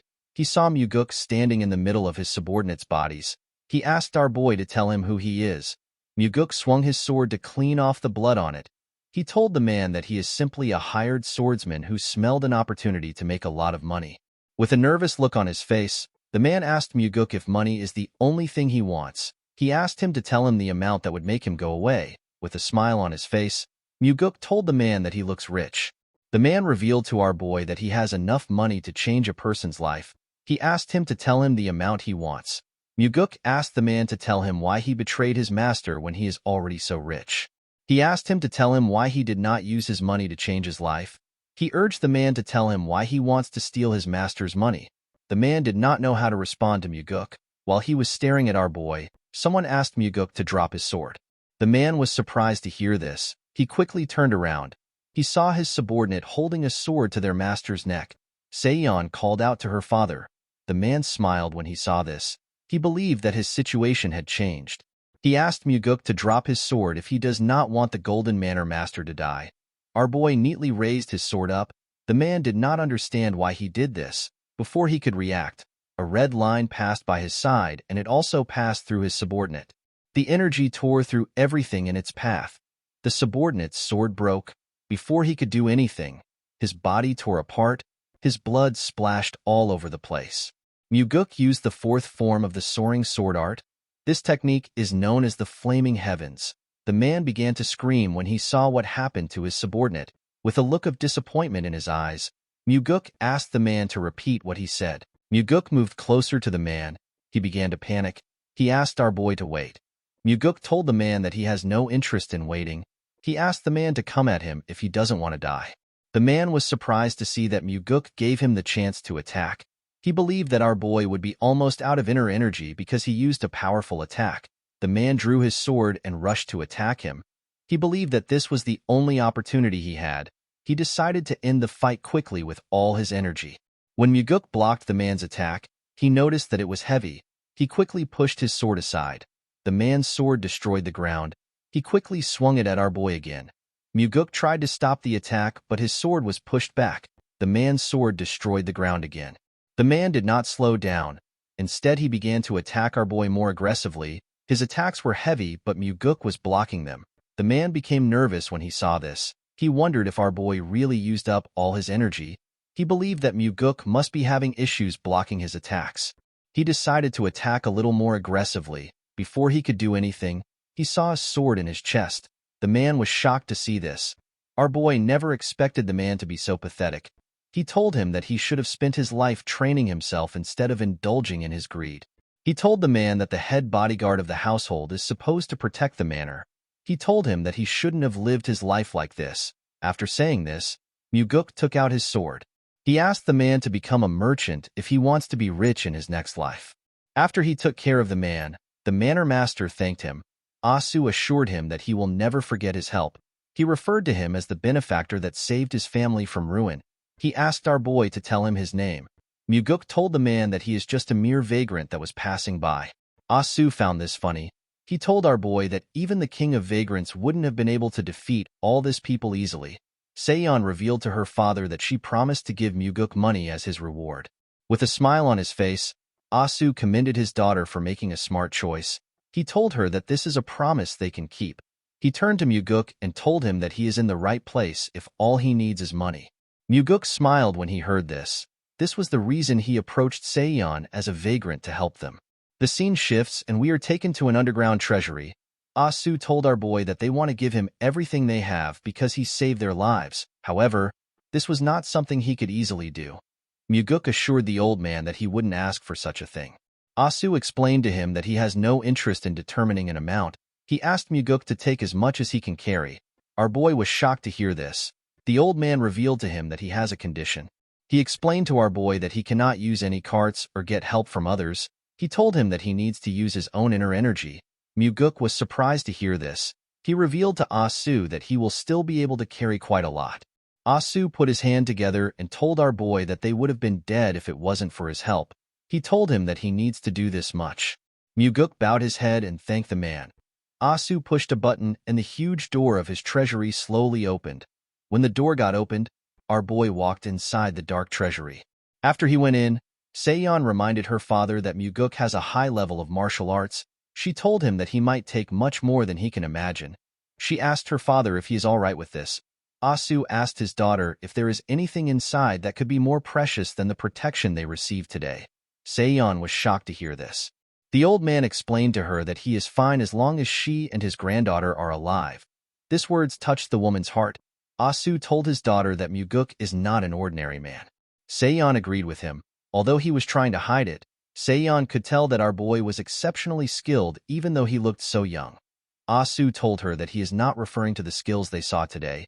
He explained to her that there is something about Muguk that he cannot express with words. The manor master has met countless people in his life. Even he had never met someone so young and confident who has such a unique air around him. Asu reminded his daughter that they can always earn more money, but they will never be able to build a connection to someone like Muguk ever again. He assured her that it is fine if our boy takes a lot. This is because the more Muguk takes, the deeper their connection will be. Seon was surprised to hear this. She never expected him to hold our boy in such high regards. The scene shifts and we are taken to the cult. We see Muguk in front of the heavenly demon pavilion. Our boy had already sold the gold and the treasures that he took from the golden manor in different places. Asu and his daughter were completely shocked to see the amount of things Muguk came out with. Muguk sold the treasures in different places because the treasures were too much for a single shop to buy. He went to different places every time he arrived in a city to sell the jewels. Our boy earned 38 million niangs. This money will become the cornerstone of the squad that will be directly under his command. When Muguk stepped into the building, he saw his father on his throne and Myung standing next to him. The heavenly demon receives reports from Myung in this place several times a day and makes important decisions. Depending on those decisions, some people live and some die. Muguk wondered if his father is really satisfied with this life. He wondered if his father also wants to give away the position of the heavenly demon. The heavenly demon told his son that he heard he went outside. With a smile on his face, our boy told his father that he went to earn money. The heavenly demon asked him to tell him what he needs money for. Muguk explained to his father that he cannot continue spending his money. He told him that he will need a lot of funding going forward. His father asked him about how he plans to spend his money. Muguk revealed to him that he wants to create his own private group. The heavenly demon and the chief advisor were shocked to hear this. The heavenly demon asked our boy to explain himself. Muguk reminded him that each of the demon supremes take in their own subordinates. He told him that he also needs his own group in order to deal with them. The heavenly demon told him that he cannot create a group. He explained to him that his brother will also want a group if he creates one. This will cause their family and the cultists to become divided. He told his son that he forbids him from creating a group. Muguk already expected resistance on the issue. He knew that his father won't approve it at once. He placed his hand into his clothes and took out a scroll. He told his father that it is for him. The heavenly demon raised his hand and used his energy to pick up the scroll. After reading the scroll, the heavenly demon realized that it was talking about money. He asked his son to tell him what the money is for. Muguk revealed to him that the money is his allowance. The heavenly demon was shocked to hear this. He could not believe that his son was giving him some money. Myung was also surprised to see this. The heavenly demon seemed to be angry. He told his son that he has immense wealth. Muguk assured his father that he already knows he is the richest person in the world. He explained to him that he simply gave him his first allowance as his son to thank him for raising him. The heavenly demon and Myung could not see through Muguk's intentions. Our boy told his father that he wanted to do this at least once. He bowed his head and asked his father to have a good rest. After saying this, he turned around and left the building. The heavenly demon stared at the scroll after his son left. Myung became nervous when he looked into his master's eyes. The scene shifts and we are taken to the Nirvana Pavilion. At the top of the building, we see Leon standing next to her master. While he was looking outside the building, someone enters the room and refers to him as Pavilion Master. The person told him that it is time. When Muguk turned around, he saw Daryong. The man told him that everyone is waiting. Our boy smiled when he heard this. He was happy to see the man. Daryong revealed to him that he volunteered to take the job. Muguk asked him if he ever expected them to meet again like this. The man told him that he is actually quite shocked. The two of them smiled at each other. Muguk walked forward and asked his bodyguard to follow him. Leon smiled when she heard this. The three of them stepped out of the building together. In front of the building, all the investigators of the pavilion gathered. They were quite much. Muguk stood in front of the investigators. While screaming at the top of their voices, the investigators bowed their heads and welcomed their pavilion master. Muguk was surprised to see that the men were more friendly than he thought. He never expected them to smile at him. He asked Daryong if he told them that their salaries would be reduced if they didn't welcome him. The man was surprised to hear this. He told him that he never said anything like that. Muguk asked him to tell him why the atmosphere is so good. Daryong explained to him that they are smiling because of what he has shown them. Our boy realized that the man was referring to the investigation incident against the demonic army commander. Go Dang killed the investigator that held the first investigation, and he injured an investigator during the second investigation. In this situation, Muguk took care of the second investigator by getting the demonic physician to look at him. Crushing Dang's skull was a good revenge for the investigators. To them, Muguk was different from the average person. Daryong asked our boy to say something to the investigators. Our boy looked around to see the people gathered in front of him. He explained to them that he does not know if he will become happier or miserable now that he is the pavilion master.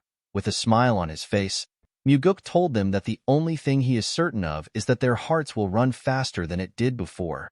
Daryong was surprised to hear this. The other investigators began to laugh when they heard this. They cheered for Muguk. The scene shifts and we see our boy reading a paper.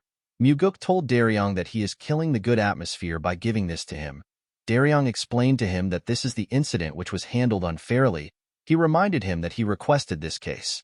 Our boy did not like the fact that this was related to the Blood Heaven Sword Demon again. Daryong explained to him that he also doesn't want to interfere. He told him that the incident happened recently and it matches his request. Leon told her master that he needs to hold himself back this time. She reminded him that the old man was already about to explode last time. Muguk stretched out the paper to her. He explained to her that the stories written there are way too unfair. It would be impossible for them to cover it up just because of the Blood Heaven Sword Demon. He asked her to read them. He asked her to see if she can cover it up. After reading the paper, Leon told her master that he needs to do something about it. The scene shifts and we are taken to the entertainment pavilion. We see a man drinking. The man seemed to be quite drunk. The owner of the place asked the man to stop drinking. He told the man that he understands his situation. He told him that he is too drunk. The man told the owner that he cannot stop drinking. He revealed to him that the scumbags who put his child in a comatose state for 10 days were acquitted as innocent. The owner was surprised to hear this. He reminded the man that the Nirvana Pavilion is investigating the case. The man took another sip of his drink and revealed to the owner that the Nirvana Pavilion investigator said that his child was sparring with his friend and got injured. He placed his cup down and told the owner that the father of the child who led the attack on his child is the 100 Sword Demon. The owner was shocked to hear this. The 100 Sword Demon is a subordinate of the Blood Heaven Sword Demon, and he is the leader of 100 Sword Demons. With a look of anger on his face, the man said that the Nirvana Pavilion is even worse than the 100 Sword Demon. The owner asked him to keep his voice down. He asked him to not let anyone hear him. The man did not care about this. He said that the Nirvana Pavilion and the 100 Sword Demon can come there to kill him. The owner told him that he needs to pull himself together in times like this. With tears in his eyes, the man said that his wife won't be able to live if his son doesn't wake up. He said that he will kill the bastard by himself if his son doesn't wake up. Someone asked him if he thinks he can kill the boy. The man was shocked to hear this. When he turned around, he saw 3 guys. He asked the guy with a mohawk for his identity. The Mohawk boy asked him to tell him who he is for him to go around saying that he will kill someone else's precious son. The man was annoyed to hear this. He recognized the boy in front of him. He stood up and referred to the Mohawk boy as a bastard. He asked him to bring back his son. He told him that they haven't received a single apology from him. The boy bowed his head and apologized to the man for what he did. He told him that he committed a heinous crime. He assured him that it will never happen again. The man was surprised to hear this. Immediately he said this. The boy told the man that he has done enough. He asked him to not say that he never apologized. The man was shocked to hear this. The boy's friends laughed when they saw the look on the man's face. The man grit his teeth out of anger. He picked up his sword. Before he could draw it, the boy appeared in front of him with his fist next to his face. He gave the man a heavy punch in his face. The punch sent the man flying. The boy told everyone that the man was the first to pull out his sword. His 2 friends told him that they saw it. They told him that they are his witnesses. The boy climbed on top of the man. He began to attack him aggressively. He was annoyed to see that a mere storage keeper dared to report him to the Nirvana Pavilion. While beating up the man, he told him that it is all his son's fault. He said that they asked his son to steal money from his home. The boy told them that he won't do it because his father earned it with his blood and sweat. The bastard told the man that his son acted kind and made him out to be some trash. He asked the man if he wouldn't also be angry and hit his son if this happened. Immediately he said this. The man told him that he just confessed with his own mouth. The boy asked him to tell him what he means. The man revealed to him that everyone just heard the reason why he beat up his son. He told the bastard that he just confessed that he attacked his son. The boy did not seem to be surprised. He raised his head and asked everyone if they heard anything. The people there quickly turned their heads away. Even the owner could not say anything. With an arrogant look on his face, the boy told the man that no one heard anything. The man began to cry when he heard the bastard laughing. With a cocky smile on his face, the bastard told the man that he is crying like a retard. He said that his son cried just like him. The bastard's friends laughed when they heard this. While they were laughing, someone said that he heard what he said. The idiots turned around when they heard this. The person turns out to be Muguk. Our boy was with Leon and Daryong. The bastard raised his head and yelled at Muguk. He asked him to tell him who he is. He did not seem to recognize our boy. Muguk could not believe that the bastard spoke rudely even though he did not know who was talking. He could tell that this loser grew up pampered and entitled. The boy was surprised to hear what Muguk said. He bowed his head and apologized to him for being too emotional. He begged Muguk to not be angry. Immediately he said this. He called our boy a retard. He asked him if he believes that he will apologize to someone like him. He said that he does not know who Muguk is. He said that our boy must have a death wish for him to be interfering. Our boy smiled when he heard this. He could not believe that the bastard was acting tyrannical in broad daylight just because he is the son of the 100 Sword Demon. He asked the boy if his father's reputation is very powerful here. The bastard was surprised to see that Muguk referred to him as the brat of the 100 Sword Demon. He did not expect him to speak to him rudely. Before he could say anything, the man on the floor referred to Muguk as second young master. The bullies were shocked to hear this. The people at the pavilion were shocked to see the second young master. They never expected to see him in this place. With a nervous look on his face, the bastard asked our boy if he is really the second young master. Muguk asked him to relax. He told him that he came as the Nirvana Pavilion master. Leon told her master that the bastard is actually supposed to be more nervous. The bastard bowed his head and apologized to Muguk for failing to recognize him. He said that he committed great disrespect to him because he is young. He begged our boy to forgive him. Muguk told him that he does not behave like a young person. The bastard told him that he is still quite ignorant. Our boy realized that this bully is quite shrewd. He knows the right time to bow down to people. The bastard told Muguk that he will be leaving. Our boy asked him to wait. He explained to him that he came there because he has some business with him. The bastard was surprised to hear this. With a scary look on his face, Muguk revealed to him that he is there to investigate the assault incidents that he has committed. The bastard explained to our boy that the Nirvana Pavilion has already judged that he is innocent. Muguk revealed to him that they will be reinvestigating the whole case. Everyone was surprised to hear this. Muguk revealed to the bastard that he will be charged for habitual extortion because he extorted money every day. He told him that he will also be charged for instigation of stealing because he asked his victim to steal. The bastard will also be charged for murder because he beat the victim to the brink of death. The worst part is that he looked for the victim's father and assaulted him. Muguk told the boy that he has committed too many heinous crimes. He told him that he needs to be imprisoned for at least 20 years. The bastard was shocked to hear this. He told our boy that he did not assault the man. He said that they were sparring. Muguk asked him if he has forgotten. He reminded him that he confessed in front of the Nirvana Pavilion master some moments ago. He told him that he heard his confession. The bastard realized that he messed up.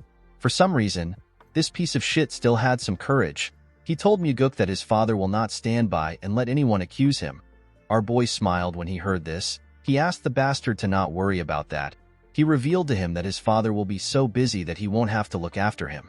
With a scary smile on his face, Muguk revealed to him that he plans to arrest the 100-sword demon for conspiring with the Nirvana Pavilion investigator. The bastard was annoyed to hear this. He asked Muguk if he believes that his father will let him do as he pleases. He told him that his father will seek revenge against him after he comes out of jail. He said that he might even kill our boy while he is in jail. The moment he heard this, Muguk gave him a heavy punch that pushed him up in the air. The pain which the boy felt was quite much. He began to cough when he hit his body on the floor. Our boy revealed to him that his sentence has increased to 30 years because he threatened the Nirvana Pavilion master. While he was coughing, tears poured out of his eyes. He begged Muguk to forgive him. Our boy glared at him. He asked him to give him one reason why he should forgive him. The boy did not know what to say. Muguk asked him if he has ever spared or helped anyone. He asked him to tell him something kind he has done before. He assured him that he will hear him out even if it is far-fetched and made up. The bastard could not say anything. Muguk explained to him that he cannot make up something because he has never done anything kind before. He asked the bastard to tell him why he should forgive trash like him. While crying like a little girl, the boy promised Muguk that he will be nice from now on. Our boy gave him a heavy slap on his face. The boy spat out some blood. The slap knocked him out. Everyone was shocked to see this. Muguk asked the bastard to live like a nice person after he comes out of jail. Immediately he said this, he turned to the bastard's goons. The boys were horrified to see him looking at them. The fat one told him that they only did what they were told. The slim one begged Muguk to let them go. Our boy explained to them that they will become scapegoats if they don't tell them everything they know. The boys told him that they will share everything with him. Muguk ordered Daryong to take the boys to the pavilion. The man bowed his head and accepted the order. He got 2 investigators to escort the bullies to the pavilion. The man and the owner could not believe what they were seeing. Muguk looked around and asked everyone to report to the Nirvana Pavilion if anything unfair happens again. He assured them that no amount of external influence will work on the pavilion as long as he is the Nirvana Pavilion master. The people were surprised to hear this. With a smile on his face, Muguk told them that he will call his father if anyone dares to call their father to intimidate them. The owner and the people in the restaurant began to laugh when they heard this. Leon moved close to the injured man. She revealed to him that the demonic physician has already taken a look at his son before they came to the restaurant.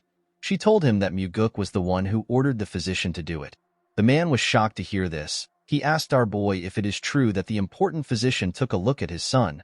With a gentle smile on his face, Muguk told the man that his son is more important. He revealed to him that he saw his son wake up before he came there. He advised him to go to his son right now. The man began to cry when he heard this. He tried to bow his head, but our boy stopped him. The man thanked him for what he did. He assured him that he will never forget the kindness he showed him. With a smile on his face, Muguk reminded the man that he has already devoted his entire life to their cult. He told him that it is natural for them to protect someone like him. The man was shocked to hear this. He could not believe that someone was acknowledging his hard work. He held our boy's hand and thanked him for what he has done. Daryong and Leon smiled when they saw how the man was thanking their master. Everyone was feeling emotional. Muguk told the man that it is the cult that is thankful to him. The scene shifts and we are taken to the Nirvana Pavilion. We see the investigators of the pavilion standing in front of our boy. Muguk believed that the first people to show opposition would be the Blood Heaven Sword Demon and the Sword Demons. He never expected it to have come from within the Nirvana Pavilion. At the front of the investigators was Gok Myung. Myung is the highest special investigator. He put his hand together and apologized to Muguk for not seeing him alone in the office. He told him that there were too many people. Our boy asked them about why they came to see him.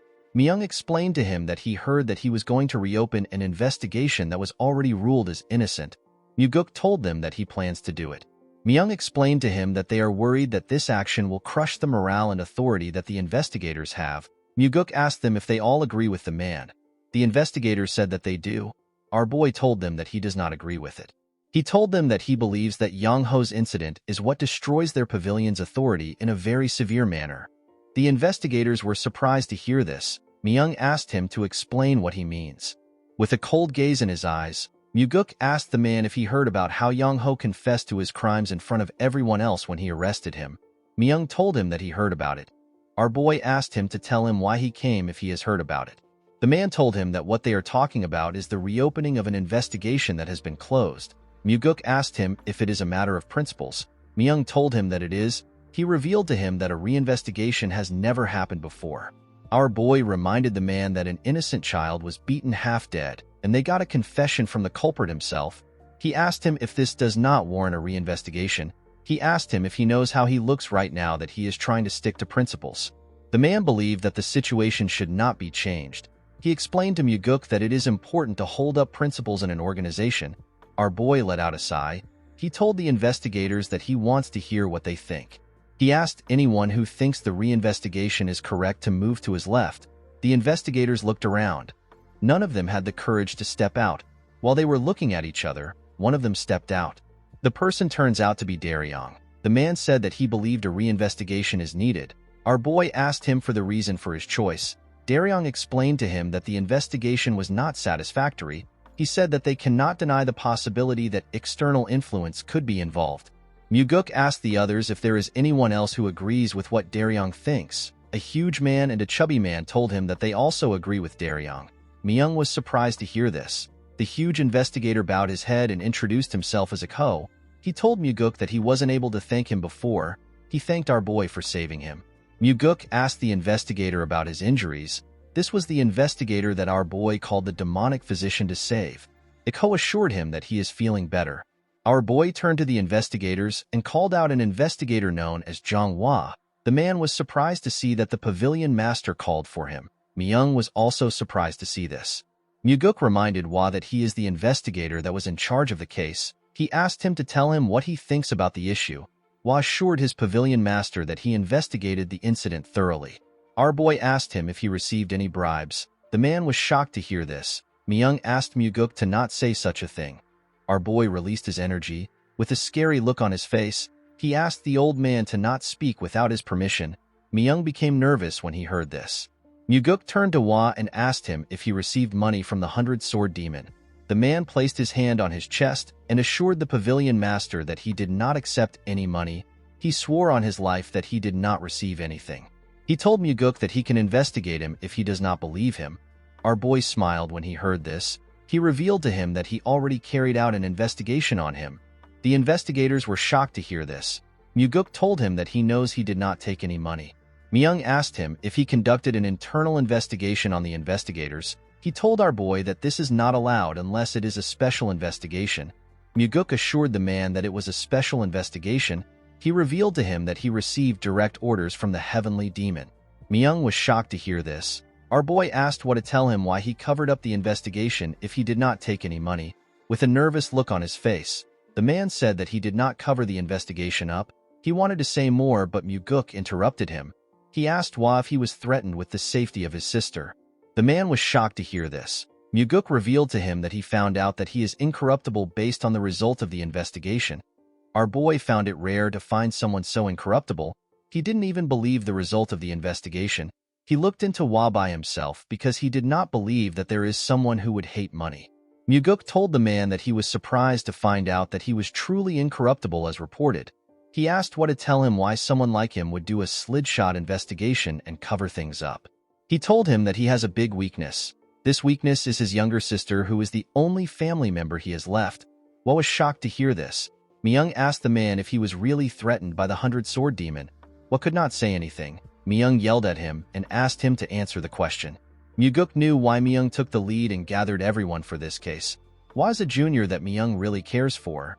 The old man came out so that he could help make sure that his junior, who was the lead investigator, does not have any blemishes on his record. Our boy asked the man to not worry about his sister. The man was surprised to hear this. Muguk revealed to him that he has already sent warriors to his house to protect her. He assured him that his sister will be protected until the incident is over. Hwa was shocked to hear this. He asked our boy if he is serious. Muguk told him that he is. Hwa burst into tears when he heard this. He fell on his knees and told the pavilion master that he has committed a grave offense. Myung was shocked to see this. He asked his junior if he was really threatened.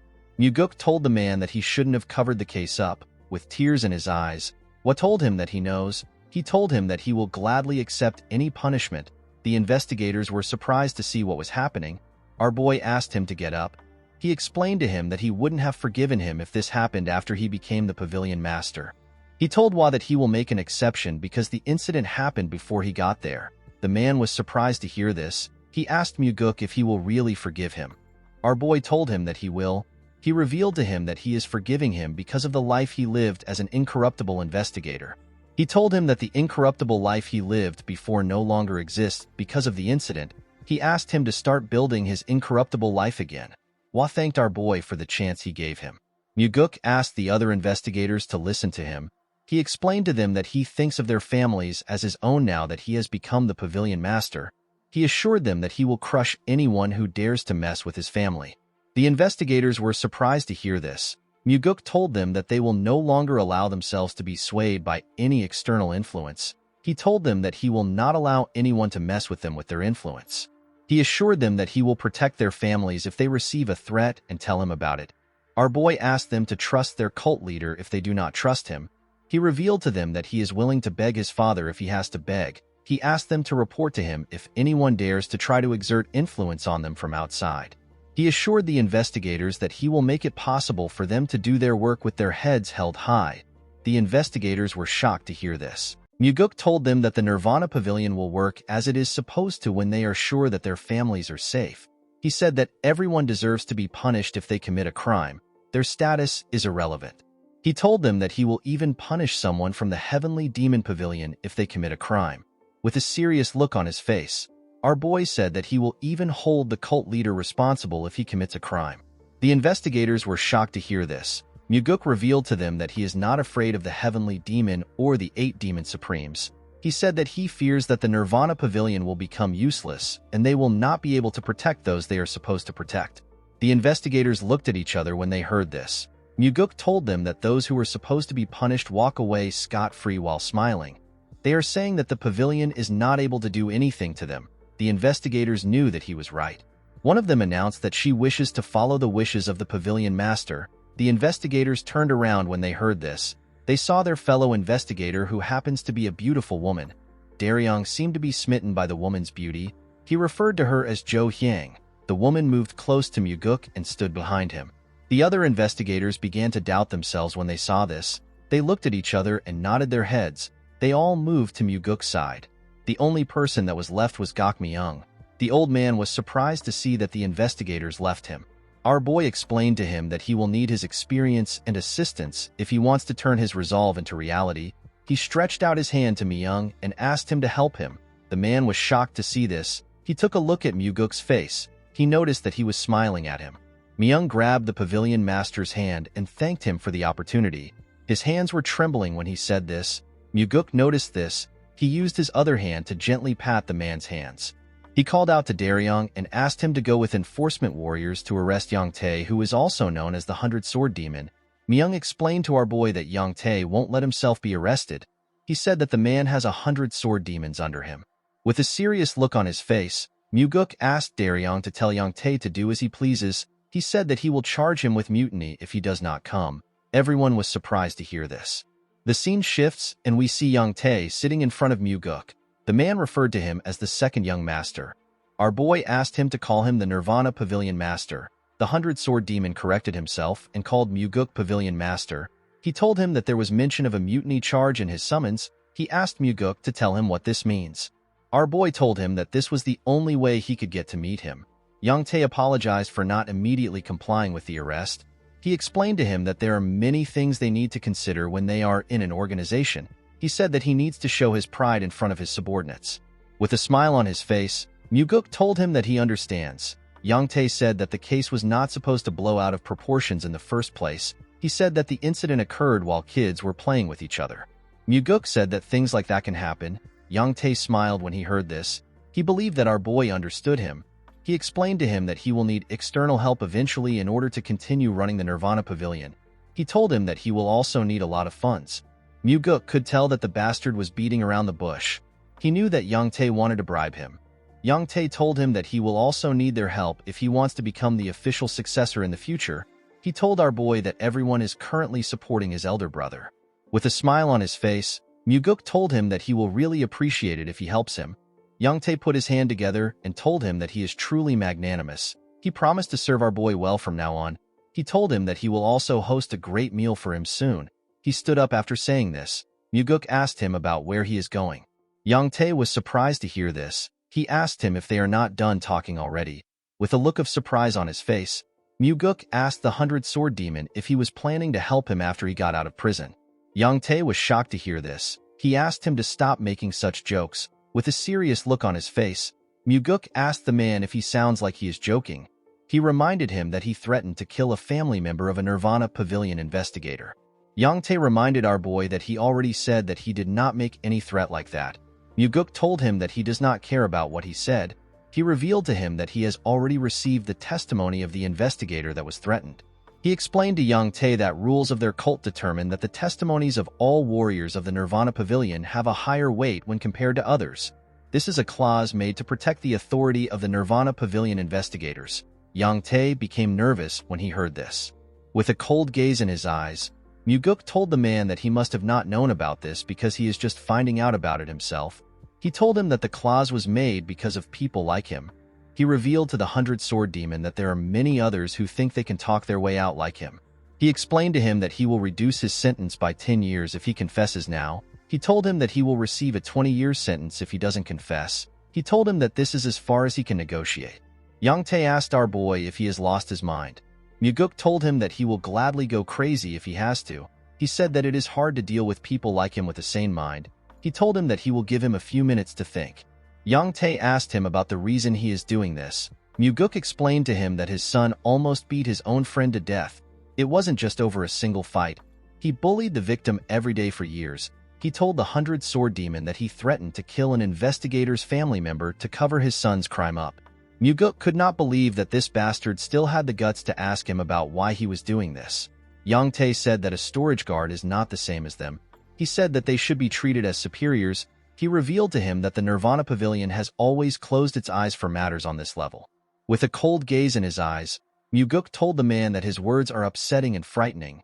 Yang Tae was surprised to hear this. Our boy told him that the Nirvana Pavilion will no longer act this way. Yang Tae told him that the Blood Heaven Sword Demon will not let him mess with him. Our boy assured the man that his boss will not do anything.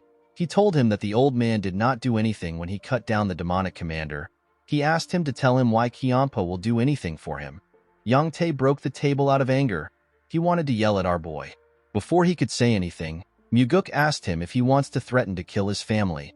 The 100-Sword Demon became quiet when he heard this. Our boy stood up and walked to the door. He told the man that he has a few minutes to confess his crimes. After saying this, he walked out of the room. Young Tae screamed out when our boy left.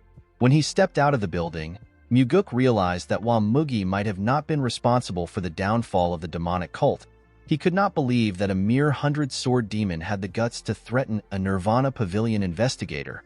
The order within the cult has fallen to the point where Young Tae would dare to threaten the second young master. Muguk began to wonder if while Mugi was the only reason the cult fell. When our boy stepped into his courtyard, he saw someone waiting for him. The Blood Heaven's sword demon was having a drink in front of his house. The old man rested on his huge sword. The man took a sip of his drink and welcomed the pavilion master back home. Kyampa asked our boy to have a drink with him. Muguk walked up to him and sat down in front of him. The old man reminded him that he warned him last time. He told him that nothing good comes out of meeting him often. Muguk told the Blood Heaven's sword demon that he is the one who keeps looking for him. Kyampa glared at him when he heard this. Our boy did not back down. He looked the old man in the eye. Kyampa took a sip of his drink and placed the cup down. He revealed to Muguk that there was a moment when he felt something new towards him recently. He told him that he shouted in his mind when he heard the wish he made to the heavenly demon, with a crazy look on his face. The man said that he thought that Muguk's wish was perfect. He believed that our boy needed to make this kind of wish if he is someone smart. With a smile on his face, Muguk told him that he agrees with him. He said that he made a very good wish. The Blood Heaven's sword demon poured himself a drink. He explained to our boy that everything started the day he made the wish. He said that Muguk began to make his blade cry. Our boy asked Kyampa to tell him why the blade would be crying because of him. He told him that his blade is probably lamenting. The old man was surprised to hear this. Muguk explained to him that his disciple used the energy-dissipating poison on him before their fight. Later, his other disciple came to find him and shamed his guard. Kyampa's brother made use of the demonic army for his own personal gains, and his subordinate threatened to kill a Nirvana Pavilion investigator's family. Muguk told the man that it is expected for his blade to cry. This is because it is lamenting that those around him do not reach his standards. Kyampa smiled when he heard this. He told our boy that he has a way with words. He revealed to him that he is actually wrong. Muguk asked him to tell him what he got wrong. Kyampa reminded him that he said that the people around him don't match his standards. He told our boy that these people are perfect for him because that is all he amounts to. Muguk was surprised to hear this. He realized that it will be hard for him to deal with this old man. It is usually easier to deal with people when they are prideful and like to chase after fame. Kyampa asked our boy to release the imprisoned 100-sword demon. He explained to him that the morale of his people have dropped to an all-time low because of him. Muguk told him that he will release Young Tae if he is found innocent after the investigation. The Blood Heaven's sword demon released his energy when he heard this. Muguk was shocked to see this. The man's energy was ridiculously powerful. Our boy could barely stand the pressure. He could tell that Kyampa's demonic energy was on an entirely different level. He now understood why his father said that the time is not yet right. With a terrifying tone in his voice, Kyampa told him that he wants to give him some advice. Muguk put himself together and asked Kyampa to stop. The old man was surprised to hear this. Our boy told him that he should just ask for a favor if he came here to do that. He asked him to not ask for a favor and give advice at the same time. The Blood Heaven's sword demon smiled when he heard this. He took away his energy. He glared at Muguk. With a smile on his face, he told our boy that he is right. He said that it is rare for someone to speak so straightforwardly to him. He poured himself another drink. Muguk advised him to be on guard. He told him that stagnant water is bound to rot. He said that no one stays stagnant because they want to. After staying in the water for a while, they start to like it and lose opportunities to get out of the stagnant water. This is why people don't put themselves in rotten water. Muguk advised the old man to use this chance to let out the rotten water. He told him that Young Tae is not someone worthy of his protection. Kyampa drank his wine. He stretched out his cup and asked our boy if he will accept a drink from him. Muguk did not expect this. He took the cup. The Blood Heaven's sword demon poured him a drink. He told him that he will let out the rotten water. With a smile on his face, Muguk told Kyampa that he made a wise decision. Kyampa revealed to him that he wants him to become his water in return. Our boy was shocked to hear this. He found the statement to be odd. He wondered about what the old man was trying to say. The Blood Heaven's sword demon asked Muguk to drink the liquor if he intends on becoming the heavenly demon. He told him that he will become his backer. Our boy was shocked to hear this. He never expected Kiampa to say something like this. Everyone knows that he is openly supporting his older brother. He didn't expect the old man to abandon his brother and choose him. He asked Kiampa if he isn't already supporting his brother. With a smile on his face, the Blood Heaven Sword Demon told our boy that he never knew he was this crazy back then. Muguk knew that this old man was out of his mind. He is someone who will sell anyone out for the sake of his own ambitions. Muguk killed his brother, crippled his disciple, and imprisoned his subordinate. Yet he still proposes to become our boy's backer. Muguk reminded Kiampa that he killed his brother. The old man let out a sigh when he heard this. He explained to him that everyone becomes a stranger once they are out of their parents' embrace. He asked Muguk if he really expects him to suffer just because his bloodkin has died. He asked him to not be ridiculous. He explained to him that thorns under a human's fingernails are the ones that hurt the most. He revealed to him that he has not officially decided to work with his brother.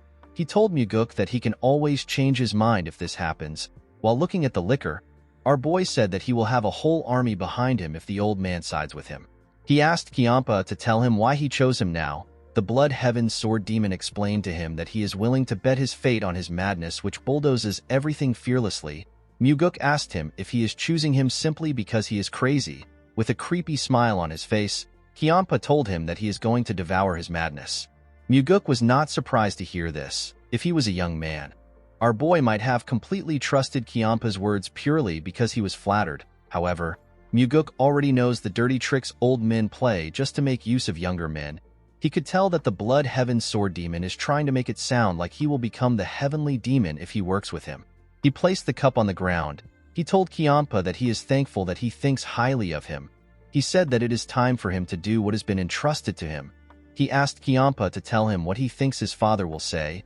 The Blood Heaven Sword Demon glared at our boy when he saw him place the cup down. Muguk told him that his father would say that he is shirking work and playing politics when he has given him an important role. The Blood Heaven Sword Demon asked him about what he thinks will happen if he performs well as the Nirvana Pavilion Master. He asked him if he intends to rot in the Nirvana Pavilion if the Heavenly Demon asks him to stay there. He told our boy that there is only one path that he can choose. He can either decide to become the heir or not. With a smile on his face, Kiampa told Muguk that his father will actually pay more attention to him if he works for him. He explained to him that being chosen by him will make him more visible and would allow him to catch the attention of everyone else. Muguk knew that the old man was not wrong. However, there was one thing he overlooked. Kiampa did not think about the will to set the hierarchy straight in the cult. Muguk was not the only one who had this will. His father also desired a proper hierarchy. He asked the Blood Heaven Sword Demon to give him some time to think. He told him that he will drink the liquor once he has decided. Kiampa stood up when he heard this. He accepted Muguk's request. He grabbed his sword and told our boy that it would have been stupid of him to drink the liquor immediately like a fool. He took his sword out of the ground and swung it at Muguk's head. Fortunately, Muguk managed to block the attack with his sword. The Blood Heaven Sword Demon told our boy that he will hear his answer tomorrow. Muguk told him that he will give him an answer in 5 days. Kiampa gave him 3 days to decide. After doing this, he jumped out of the courtyard. Muguk put his sword back in its sheath. He gently moved his wrist. He was annoyed to see how painful Kiampa's attack was. In the next scene, we are taken to the Nirvana Pavilion. We see the enforcement warriors working out. They put huge logs of wood on their backs and did push-ups together. Their fists were covered with their blood. They all screamed out in pain. Jang Ho yelled at them. He asked them if this is all they can do. He said that this is a normal training for the demonic army. He asked the enforcement warriors if they are incapable of completing this training. He asked them if they think that they will be able to complete their missions when they cannot complete their training. The enforcement warriors did not give up. They continued to push themselves up. Jang Ho told them that their wives, friends, and children can betray them, but their sweat will never betray them. Muguk and Daryong watched Jang Ho as he yelled at the enforcement warriors. Daryong found it weird that Jang Ho was mentioning wives and children. He told our boy that the man is not even married. Muguk smiled when he heard this. He told the man that he is right. Daryong asked his boss to tell him how he did it. Our boy asked him to be specific about what he is talking about. Daryong asked him to tell him how he got the Southern Blade House to publish their apology statement publicly. Daryong never expected the Southern Blade House to acknowledge the wrongdoings of the 100 Sword Demon. They even apologized. He told his master that this has never happened before. With a smile on his face, Muguk asked the man to ask the Southern Blade House by himself if he is curious. Daryong asked our boy to not say things like that as a joke.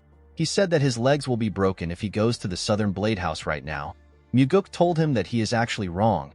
He assured him that he will be fine if he dances in front of their training ground right now. He said that it is only for the time being. Daryong did not understand what Muguk was talking about. Our boy remembered that the Blood Heaven Sword Demon told him that he is waiting for his reply. With a serious look on his face, he asked Daryong to send Yang Tae and his son to a prison where it is hard for them to be contacted. He said that the father and son must take full responsibility for what they have done. The man bowed his head and said that he understands. Muguk walked out of the building. He thinks about the fact that Yang Tae and his son would have done as they pleased for the rest of their lives if he had not interfered. Guak Su and his family who were the victims would have lived a miserable life. Muguk was certain that there are other victims like Guak Su who he doesn't know about. He knew that more victims will continue to appear in the cult. Our boy did not want people like Yang Tae to continue wreaking havoc in the cult. The scene shifts and we are taken to the demonic village. We see the restaurant owner and other people gathered somewhere. They seem to be surprised. They saw some people hanging the sign of the Nirvana Pavilion on a building. The man wondered if this was the branch of the pavilion. Muguk appeared next to him and told him that he is correct. He asked the man and the others to report there if any of the cult's warriors abuse their authority. The people were surprised to hear this. Muguk asked them about what they do when the warriors abuse their authority. The restaurant owner seemed to be confused by the question. Our boy realized that this people simply took the abuse and stayed quiet. Even those who knew that it had to be reported to the Nirvana Pavilion did not do anything. Before they even get to the pavilion, they have to declare their reason for visiting at the main gate. They will also go through an identification test and a body search.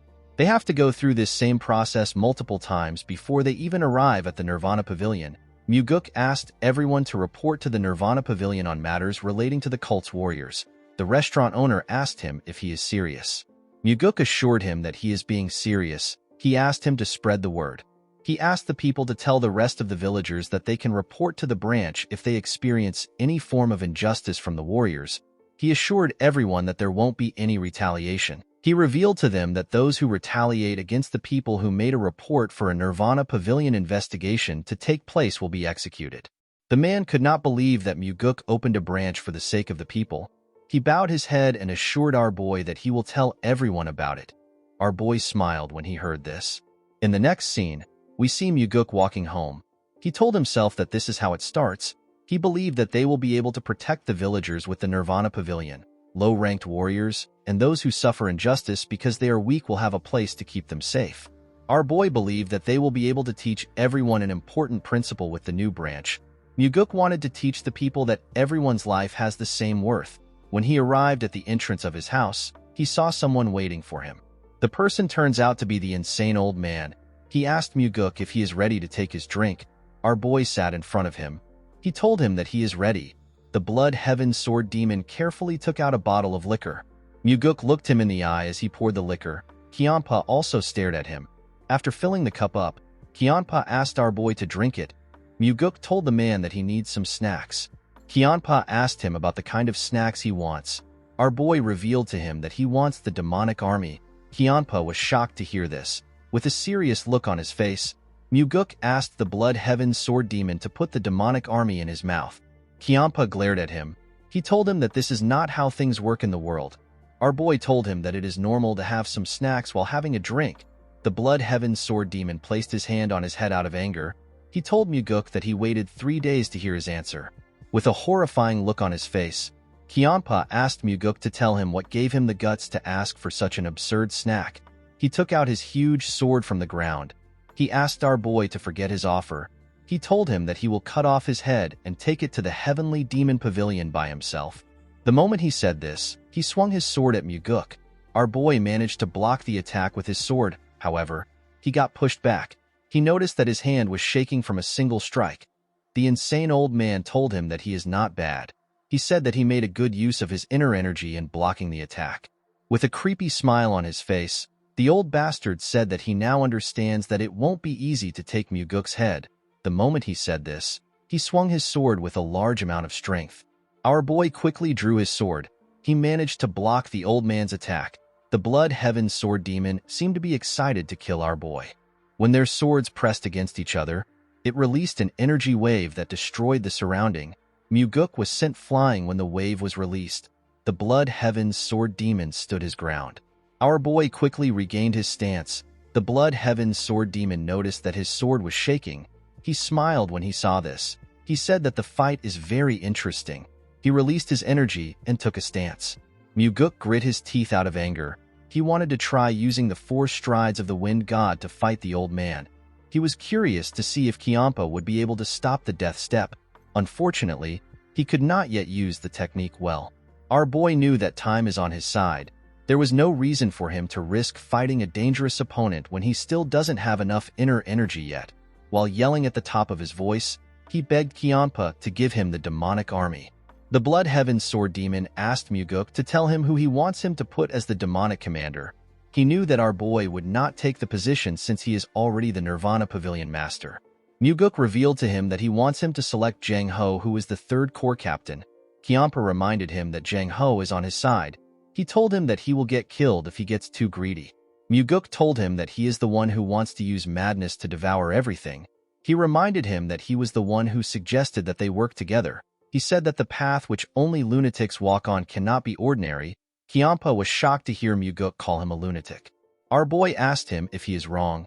He told him that he must be crazy in order for him to want to work together with him. This word seemed to connect to the old man. Muguk did not know the final destination of Kiampa's ambition. In his previous life, Kiampa died before he could show the world his goal. Surprisingly, Kiampa was the first among the 8 demon supremes to die. Muguk did not understand how someone as scrupulous and savage as him was the first to die. The Blood Heaven's Sword Demon glared at our boy. He was quite angry. He told Muguk that his greed has ruined the negotiation. He used his leg to destroy the cup out of anger. The moment he did this, he jumped out of Muguk's house. Our boy smiled as he watched the old man leave. He knew that Kiampa would not be able to reject his offer. This is because Kiampa knows better than anyone else that our boy still has 7 other demon supremes that he can work with. 2 days later, we see Jang Ho in front of Muguk. He asked our boy about what is happening. He revealed to him that the Blood Heaven's Sword Demon recommended him to become the demonic army commander. He asked Muguk if he is the one behind this recommendation. Muguk realized that his judgment was correct. Jang Ho was smart and observant enough for him to come there and ask about the recommendation. Our boy revealed to him that he is right. He told him that he asked Kiampa to do it. The captain thanked Muguk for thinking highly of him. He told him that he does not deserve the position. Our boy asked him to stop being humble. He asked him to lead the demonic army the same way he has been leading the 3rd Corps. He assured him that he will be able to become the best demonic commander in history if he is able to do this. Jang Ho was shocked to hear this. He did not think that Muguk saw him as such a competent person. With a shaky tone in his voice, he told our boy that he is overestimating him. Muguk told him that he might be right. He reminded him that there are still other candidates being recommended. He told him that they need to wait and see how things pan out. Jang Ho told him that it is fine. Although Muguk said that they should wait and see how things turn out, he actually planned on getting busy in order to make Jang Ho the demonic army commander. The scene shifts and we see a look of shock on Muguk's face. He was standing in front of his father. The heavenly demon had his hair down. He was wearing a robe covered with flower patterns. Muguk had never seen his father in such odd clothes. He did not know how to react.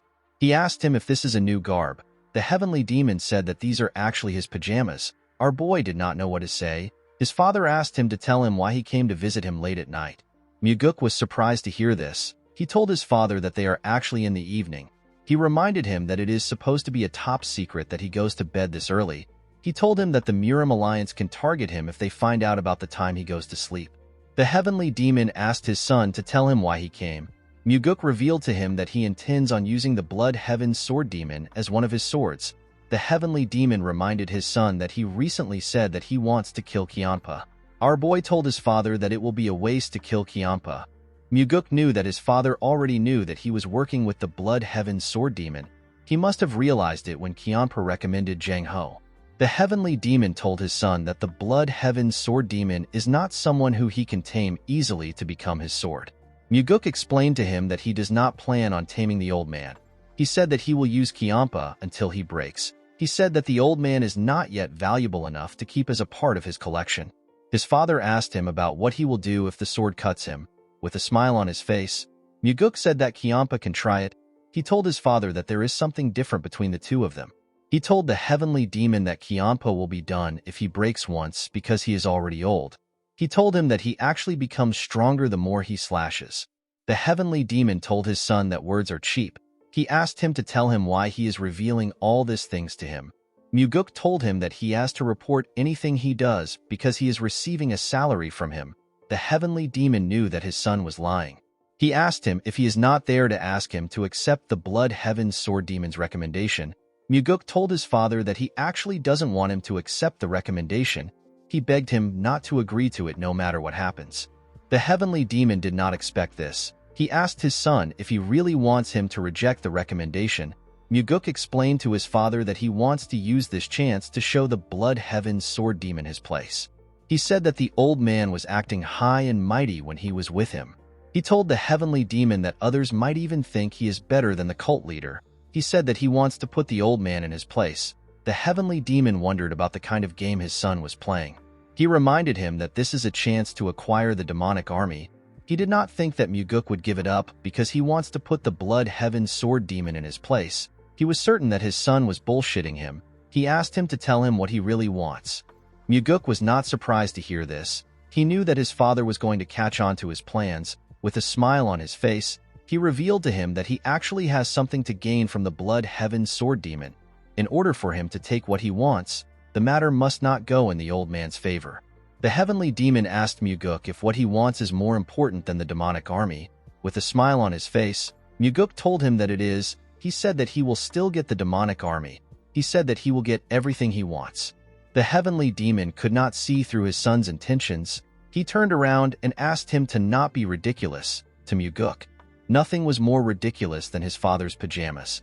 In the next scene, we see the Blood Heaven Sword Demon talking to the heavenly demon. He told the heavenly demon that Muguk has been able to distinguish himself in the cult lately.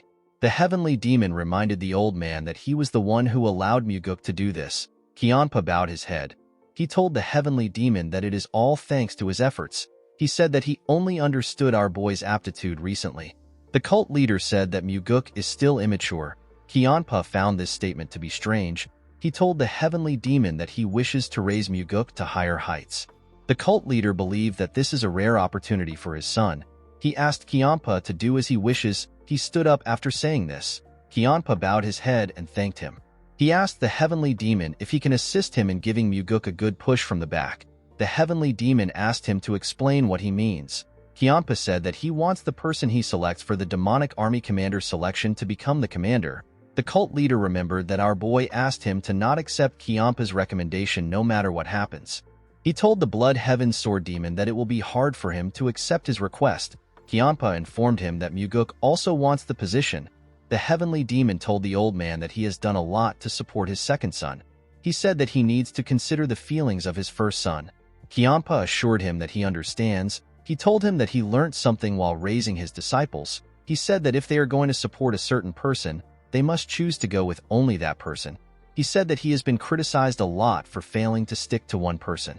The heavenly demon told him that he doesn't care. With a cold gaze in his eyes, the heavenly demon told Kiampa that he does not have a generous heart like him. He said that he simply kills anyone who says anything about him. The Blood Heaven Sword Demon did not know what to say. The cult leader asked him if he has something else to discuss. Kiampa bowed his head and said that there is nothing else to talk about. He told the heavenly demon that he will see him next time. As he walked out of the building, Kiampa wondered about why the heavenly demon was no longer supporting Muguk. He believed that the cult leader should support Muguk fully if he has already chosen him. The scene shifts and we are taken to Muguk's house. We see Kiampa holding a cup of liquor. He told our boy that his father values his older brother more than him. Muguk asked him if he really believes this. He told the Blood Heaven Sword Demon that their team-up was not meant to happen. He explained to him that he should have been able to fill the things he lacks. The Blood Heaven Sword Demon was shocked to hear this. With a look of anger on his face, he asked Muguk if he is saying that he is not good enough. Our boy told him that he is simply disappointed. Kiampa placed his cup down. He told Muguk that it was impossible to make Jang Ho the demonic army commander from the beginning. Our boy asked Kiampa if he is giving up already. The old man poured himself another cup of liquor. He advised Muguk to not be hung up on something that won't work. Muguk told him that he was acting high and mighty even though he couldn't do one thing for him. Kianpa stopped moving the bottle when he heard this. With a look of anger on his face, he asked Muguk to repeat what he said. Our boy reminded him that he was the one who promised to support him and become his backer. The Blood Heaven Sword Demon told Muguk that he was the one who pestered him like a child to do something that can't happen. Our boy told the old man that he should have rejected his proposal if he knew that it was impossible to do. He told him that he shouldn't have recommended Jang Ho as the demonic army commander the next day. The Blood Heaven Sword Demon did not know what to say. Muguk took out his sword from his hip. He used the sheath to draw a line in front of Kianpa. He reminded him that he also drew a line in front of him in the past. The line was to show how much the heavenly demon cared about them. At that time, he said that the small portion of the line belongs to our boy while the large portion belongs to him. Muguk drew another line in the middle. He told Kianpa that he is the one who has the smaller portion now. Kianpa could not say anything. He could only stare at the line. Muguk smiled when he saw this. He knew that the old man could not think of anything to say. He told Kianpa that he would have gotten Jang Ho the position no matter what happens if he was him. The Blood Heaven Sword Demon asked Muguk to give it a try. Our boy was shocked to hear this. With a serious look on his face, Kianpa reminded Muguk that he mocked him for being incapable of achieving such a small feat. He told him that he should be able to easily do it. Our boy asked him about what he will do if his father agrees to his request. Kianpa asked him to go ahead and try it. He assured him that it will backfire. Muguk could tell that Kianpa was certain that his father will reject his request just because he got rejected. He asked the Blood Heaven Sword Demon if he is suggesting a bet. With a smile on his face, Kianpa told Muguk that it can be a bet. He told him that he will have to come to his side if he fails. He explained to our boy that he will also have to stop talking about wanting more from him. Our boy asked Kianpa about what he will do if he wins the bet. The old man glared at him. He told him that he will do what he wants. Muguk revealed to him that he wants an elixir. He said that the elixir has to be better than the demonic essence pill. Kianpa was shocked to hear this. He asked Muguk if he knows how hard it is to find an elixir better than the demonic essence pill. Our boy assured him that he is well aware of how hard it is to find such a pill. He reminded the old man that they are now in the same boat. He told him that he will also be stronger if he becomes stronger. Kianpa did not know what to say. He knew that Muguk was right. The reason our boy asked for an elixir was because Kianpa had a rare elixir that gives more inner energy than the demonic essence pill. He was certain that Kianpa had the heavenly divine pill. He told the Blood Heaven Sword Demon that he does not have any reason to work with him if he cannot make Jang Ho the demonic army commander or get him a powerful elixir. The old man knew that Muguk was right. He decided to accept the bet. He told him that he will give him the elixir if he can make Jang Ho the demonic army commander. Muguk took out his sword and raised it. He asked Kianpa to promise him.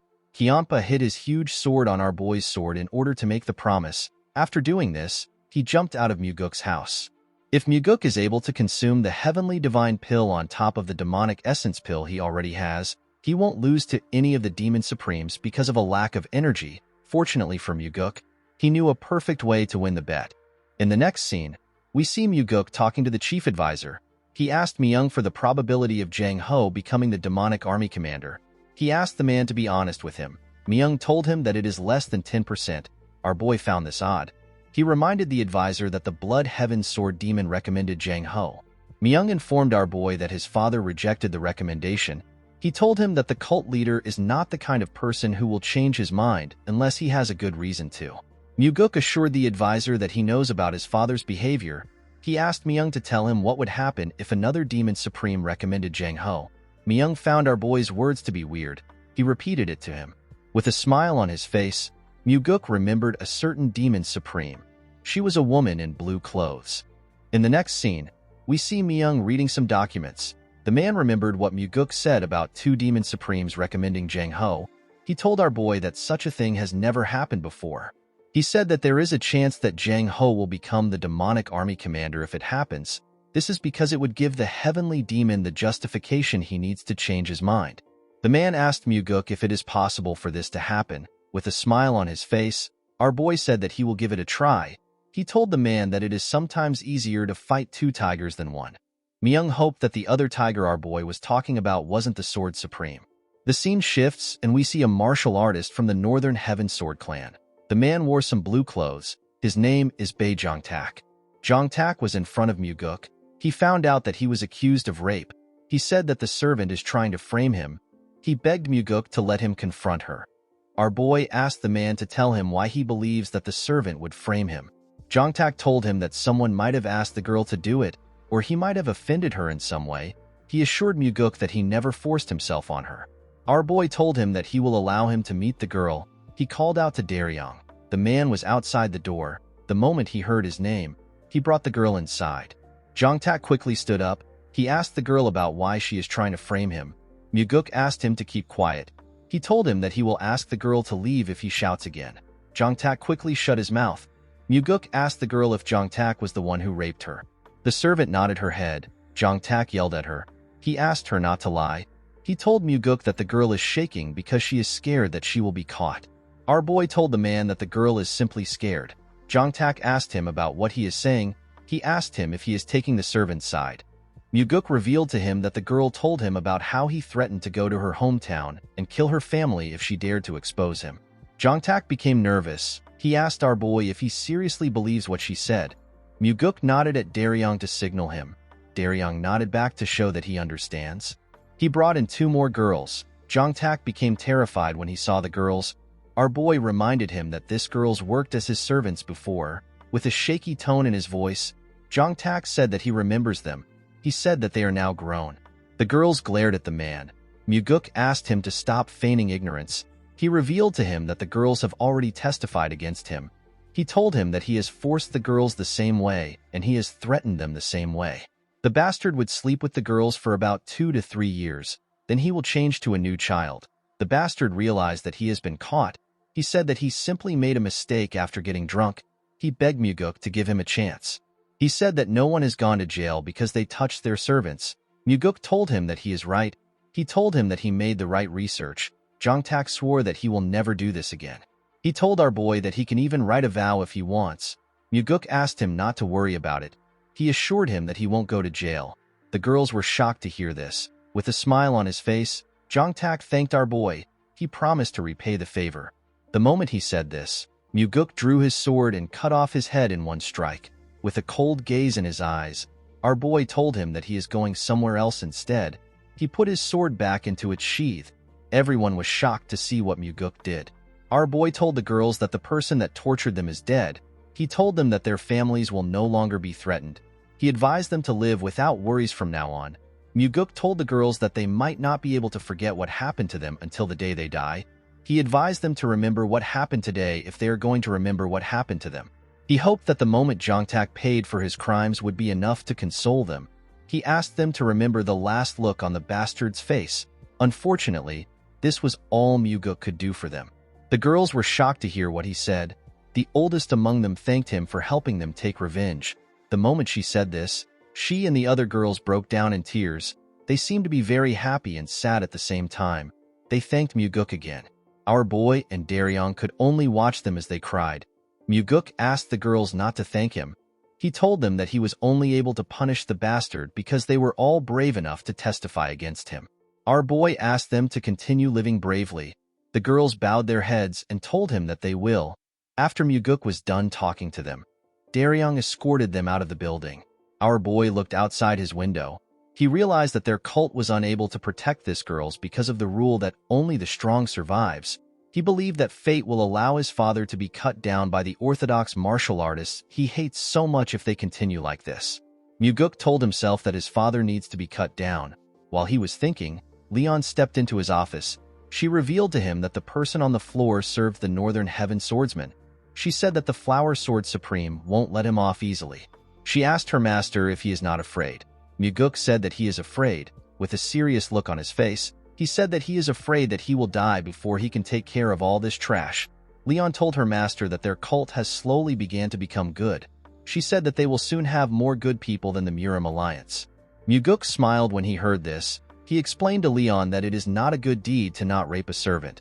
No one should be allowed to do such a thing. He said that their cult just wasn't able to do what was naturally expected from them. The moment he said this, he called out to Daryong.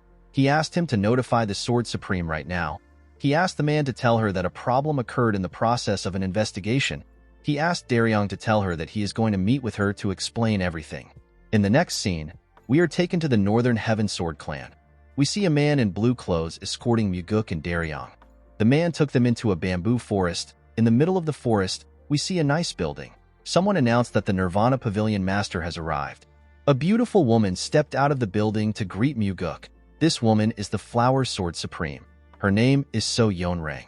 The Flower Sword Supreme looks like someone in her 20s, but she is actually twice as old. In the cult, people say that no matter how the world changes, the Flower Sword Supreme will never change. In fact, she even gets younger as the years go by. Muguk bowed his head and referred to her as ma'am. He told her that it has been a while since they saw each other. The Flower Sword Supreme asked him to not call her ma'am. She asked him to call her Sword Supreme. Muguk felt like this was too informal. He told her that he cannot do it due to seniority. The Flower Sword Supreme asked our boy if he respects her because she is much older than him. She told him that she doesn't think of things in such a poor manner. She said that respect should be given to those who deserve it. She said that anyone should be respected if they deserve it. Muguk accepted her request. He asked her to also speak casually to him. He turned to Daryong. He introduced him as the special investigator in charge of investigating the recent case. He told the Sword Supreme that he brought Daryong so that he can explain the details. Daryong bowed his head and introduced himself to the Sword Supreme. Before he could say anything, the Sword Supreme asked him not to waste his time. She said that a crime must have been committed if the Nirvana Pavilion said that it was. With a cold and scary look in her eyes, she told them that a man who rapes a young maid deserves to die. She assured Muguk that her sword house will not seek any trouble for the case. After hearing her response, our boy turned to Daryong and nodded at him. The man seemed to understand his master. He stepped out of the room and closed the door. With a smile on her face, the Sword Supreme told Muguk that a wind of change has been blowing within their cult thanks to his hard work. She commended him on his efforts. Our boy told her that he was only able to work because she was a great pillar of support. The Sword Supreme asked him to stop flattering an old woman like herself. Muguk asked her to not call herself an old woman. He told her that she looks like she is in her 20s. The Sword Supreme asked our boy to stop saying things like that. She revealed to him that she has taken a backseat so that she can focus on understanding martial arts. Our boy found this to be odd. The Flower Sword Supreme lived a different life than what she just said in the previous regression. After Wam Mugi killed the Heavenly Demon, the cult got closed down. The 8 Supremes and other martial masters fought to become the next cult leader. In the end, the first person to become the cult leader was the Flower Sword Supreme. When she was the cult leader, there was always a storm of blood. It would have been nice if she was good at playing politics. Unfortunately, her ability to rule wasn't on par with her ambitions. She was eventually killed by the one who became the next cult leader after ruling for 3 years. Muguk told the woman that he was in a tough position when this incident happened. The Sword Supreme asked him to explain what he means. Muguk revealed to her that he had a lot of issues with the Southern Sword House. Our boy purposely mentioned the Southern Sword House that belongs to the Blood Heaven Sword Demon. He wanted to see the kind of reaction he will get from the Sword Supreme. The whole cult knows that the Blood Heaven Sword Demon and the Sword Supreme have the worst relationship among the 8 Supremes. That is why the Sword Demons and the Demonic Swordsmen are like cats and dogs. Muguk told the Sword Supreme that the Blood Heaven Sword Demon put a lot of pressure on him when he had some cases with the Southern Sword House. He said that he now has issues with her own sword house. The Sword Supreme told him that she is completely different from Kiampa. Muguk told her that she is completely right. The woman glared at him. She revealed to him that she heard that the Blood Heaven Sword Demon recommended Jang Ho, who is from the Southern Sword House, to become the demonic army commander. She asked our boy to explain what is happening. Muguk told her that Jang Ho is an exceptional and loyal individual. He revealed to her that Jang Ho is actually one of his men. The Sword Supreme asked him to tell her how he was able to persuade Kiampa to recommend Jang Ho. Our boy told her that he made use of the old man's pride. He revealed to her that he asked the Blood Heaven Sword Demon to make a choice for the sake of the cult instead of only thinking about those closest to him or a political play. The Sword Supreme smiled when she heard this. She said that Kiampa would have never been persuaded by something like that. Muguk told her that the Blood Heaven Sword Demon didn't want to lose him. The Sword Supreme wondered about what he meant. Muguk revealed to her that the old man said that he thinks of the cult more than anyone else among the 8 Demon Supremes. He explained to her that it is hard for even the Blood Heaven Sword Demon to make Jang Ho the demonic army commander. He told her that the chief advisor made a suggestion on how Jang Ho can get the position. He said that the suggestion is too hard to achieve. The Sword Supreme asked him to tell her what Myung suggested. Muguk revealed to her that the chief advisor said that Jang Ho can become the demonic army commander if another demon supreme recommends him. He told her that the only problem he has is that no other demon supreme would recommend Jang Ho. The Sword Supreme asked him to tell her why he believes that no one will recommend Jang Ho. Muguk was shocked to hear this. She asked him if he believes that the Blood Heaven Sword Demon is the only demon supreme who thinks of the cult.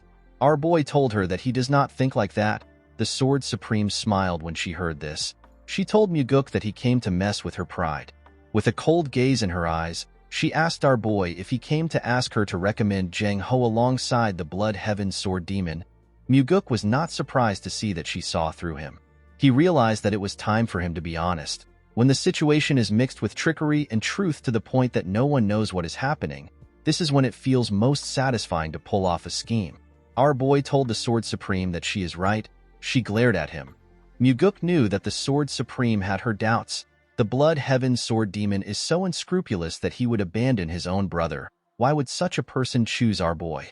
The Sword Supreme stared at Muguk. She had a cold and scary expression. She told him that she now understands why the Heavenly Demon made him the Nirvana Pavilion Master. Muguk was surprised to hear this. The woman took a step forward and closed the gap between herself and our boy. Muguk was shocked to see her so close to him. The Sword Supreme looked into his eyes. She told him that he has a strange way of being able to shake people's hearts. With a smile on her face, she told him that she will recommend Jang Ho for him. Muguk asked her if she is being serious. The Sword Supreme turned around. She explained to our boy that she wants to show him that the Blood Heaven Sword Demon isn't the only demon supreme that thinks of the cult. Muguk bowed his head and thanked her for her help. He assured her that he will never forget what she did for him. On their way back, Muguk thinks about what just happened. He already expected the Sword Supreme to help out with the recommendation. This is because the Blood Heaven Sword Demon will have a monopoly on him if he truly has the potential to become the cult's heir. The Sword Supreme wouldn't want this. She is a kind of person who doesn't want the Blood Heaven Sword Demon to have anything, even if it is horse poop that dropped on the ground. She truly abhors Kianpa.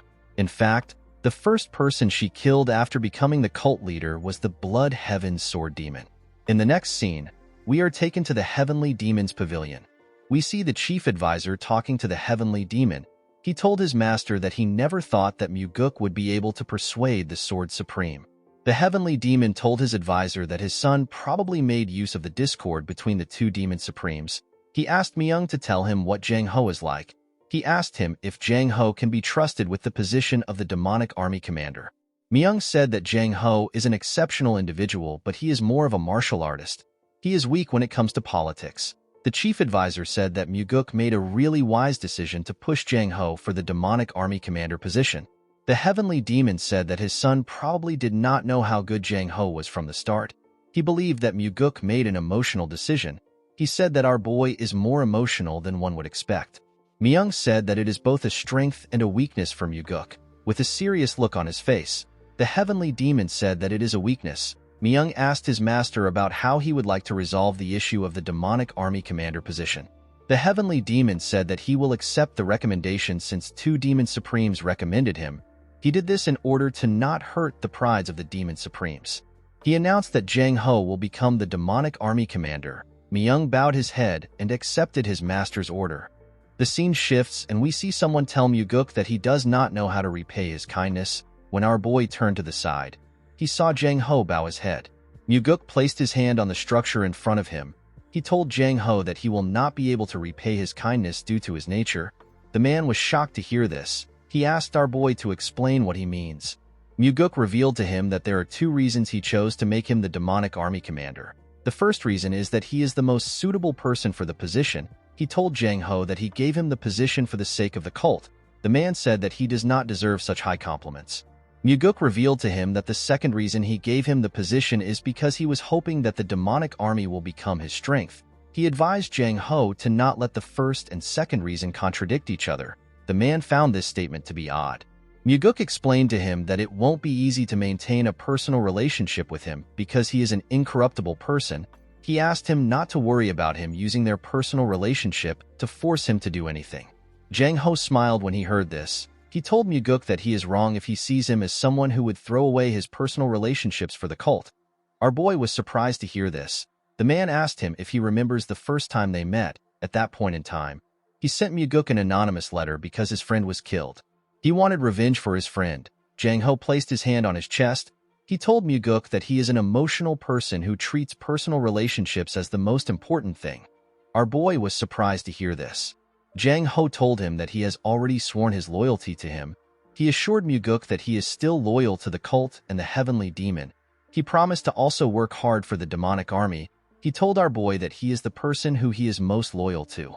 Muguk was shocked to hear this. He never knew that Jang Ho already saw him as a superior. He realized that he obtained someone who is much better than he expected. With a smile on his face, he told Jang Ho that he will be counting on him from now on. The man put his hand together and told our boy that he also looks forward to working with him.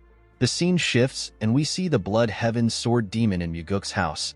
As he stepped into his building, our boy told the old man that the appearance of him standing upright in the building makes him look like a guardian statue that is protecting him. The Blood Heaven Sword Demon stared at Muguk. He asked him if he is trying to tease him for being hard-headed. Our boy told him that he cannot do something like that. Kianpa commended him for making Jang Ho the demonic army commander. Our boy bowed his head and thanked him for his praise. Muguk noticed something odd. The Blood Heaven Sword Demon was calm. He had expected him to be fuming because he involved the Flower Sword Supreme. Our boy knew that he could not yet relax. He knew that Kianpa was unpredictable. The Blood Heaven Sword Demon asked Muguk to tell him how he persuaded the Sword Supreme. Our boy told him that he will tell him what he wants to know if he promises not to get angry. Kianpa assured him that he won't get angry. He revealed to the old man that he told the Sword Supreme that he believes that he is the true Demon Supreme. He told the old man that he used this statement to provoke the pride of the Sword Supreme. He told him that he made use of him. Kianpa laughed when he heard this. He told Muguk that he has been tricked. He explained to him that the Sword Supreme would have definitely seen through his petty trick. He referred to the Sword Supreme as a fox and told Muguk that she must have pulled a trick on him. He explained to him that the Sword Supreme only helped him to prevent him from working with him. With a serious look on his face, he asked Muguk to tell him what he will do about their current situation. Our boy assured the old man that he is his top priority. The Blood Heaven Sword Demon reminded him that the Sword Supreme helped him with Jang Ho. Muguk told him that it is fine because he helped him first. Kianpa asked him if he will be able to say this when the Sword Supreme makes a proposition that he cannot refuse. The moment he said this, he took out a small box. He told our boy that the proposition is similar to the box. Muguk accepted the box and opened it. Kianpa told him that a promise is a promise. Immediately he said this. Muguk looked into the box. He saw something shocking. He saw an elixir. Kianpa told him that it is the Heavenly Divine Pill. Our boy was shocked to hear this. He could not believe that Kianpa gave him the Heavenly Divine Pill so easily. He assumed that the Blood Heaven Sword Demon would come up with a lot of excuses. He expected him to say that it was hard to find any good elixirs or something stupid. Kianpa said that he has kept the elixir for a long time. He told Muguk that even he wasn't able to consume it. Our boy asked him if he is really giving it to him. With a look of anger on his face, the old man asked Muguk if he wants him to take it back. He pushed his blade into the ground and sat on the huge rock in Muguk's house. He picked up a cup of liquor and drank it. He referred to our boy as second young master. With a serious look on his face, Kianpa told Muguk that he is betting the rest of his life on him. Muguk was shocked to hear this. He realized that the Blood Heaven Sword Demon has shown the strongest card that he has in his hands. He did this without any hesitation. Our boy remembered telling his father that the Blood Heaven Sword Demon has no value for him to keep him around. He realized that he has to change what he said. Due to how determined Kianpa was, Muguk believed that he has to do his best to keep him around. He put his hand together and thanked Kianpa for trusting him. He asked him if he can guard him. He told him that he wants to consume the elixir. The Blood Heaven Sword Demon was shocked to hear this. He asked Muguk if he has lost his mind. He could not believe that our boy wanted to consume the elixir in front of him. Muguk told him that it is better for him to consume it in front of him because he was the one who gave it to him. Kianpa could not believe what he was hearing. To allow someone to stand guard over you while you circulate energy has a meaning to it. It is the final stage of trust that a martial artist can have. The Blood Heaven Sword Demon asked Muguk if he truly trusts him. Our boy told him that he is consuming the heavenly divine pill right now because he trusts him. He explained to him that he will have to do as he says in order to get the antidote if he poisoned the elixir. The Blood Heaven Sword Demon asked Muguk to tell him why he believes he didn't poison the elixir. Our boy told the old man that he is not someone who would result to doing something that nasty. Kiampa told him that he can be quite nasty. Muguk explained to him that there are various types of nasty people. He told the old man that he is not someone who would go against his word. With a serious look on his face, Kiampa asked Muguk to tell him what he will do if his instincts are wrong. Our boy sat on the ground. He told the Blood Heaven Sword Demon that he will think about it when it happens. Kiampa was shocked to hear this. Muguk put the elixir into his mouth and closed his eyes. The Blood Heaven Sword Demon was surprised to see that he was actually about to consume the elixir. The elixir dissolved when it went into our boy's body. It went into his bloodstream and his bones. A bright blue energy covered Muguk's body. His veins popped out and he released a large amount of sweat. Our boy was in a trance state. When Muguk opened his eyes, he noticed a change in his energy. He realized that his inner energy has increased by leaps and bounds thanks to the heavenly divine pill. The moment he thought of this, Kiampa asked him about what the heavenly divine pill tastes like. Our boy was surprised to hear the question. With a smile on his face, he told the old man that it tastes like honey. He said that he has never eaten anything so delicious in his life. The Blood Heaven Sword Demon was annoyed to hear this. He could not believe that he did not take the elixir. He realized that he should have never saved it. Muguk asked him not to be disappointed. He told him that he digested the elixir 10 times more efficiently than he would have been able to. He stood up after saying this. He circulated his energy around his body. His energy was overflowing to the point where he wouldn't lose to Kiampa just because he is lacking inner energy.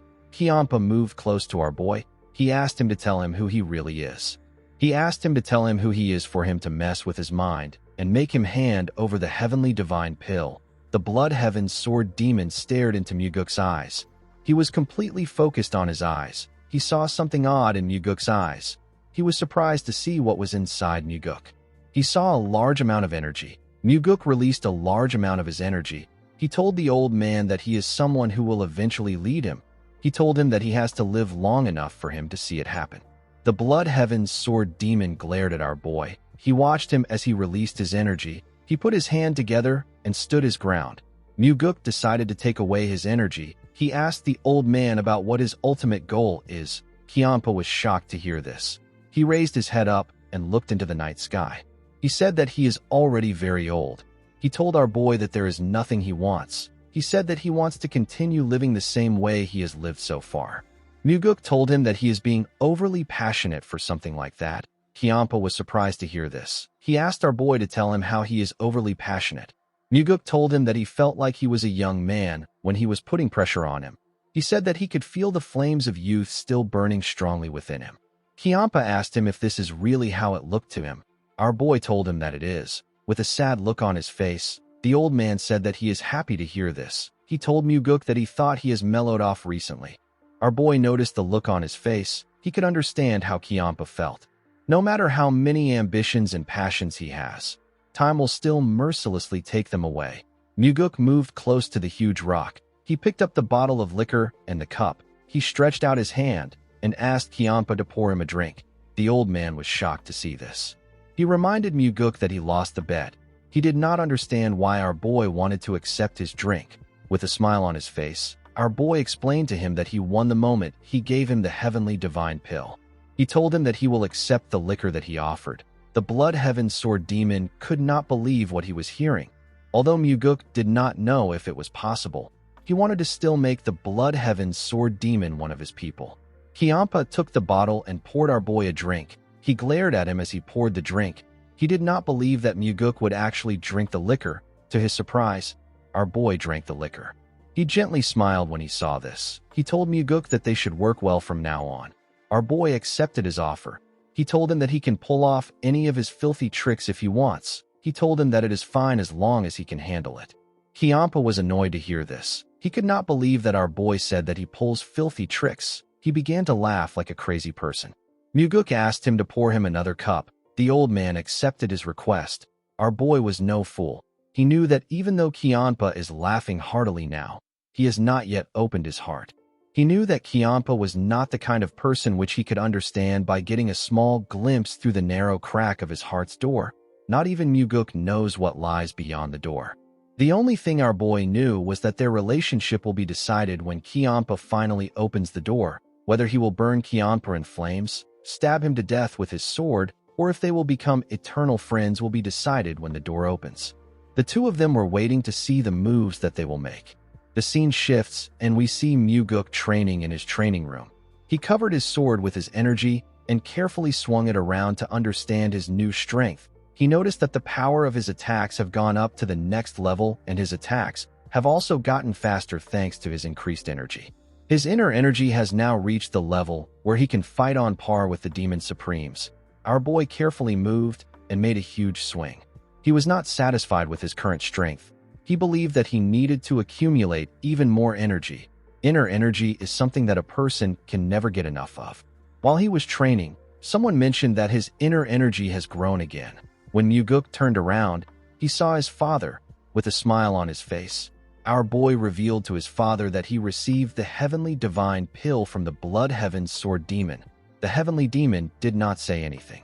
Muguk found this odd. He asked his father to tell him why he is not surprised. The heavenly demon reminded his son that he once said that he wanted to get something from the old man.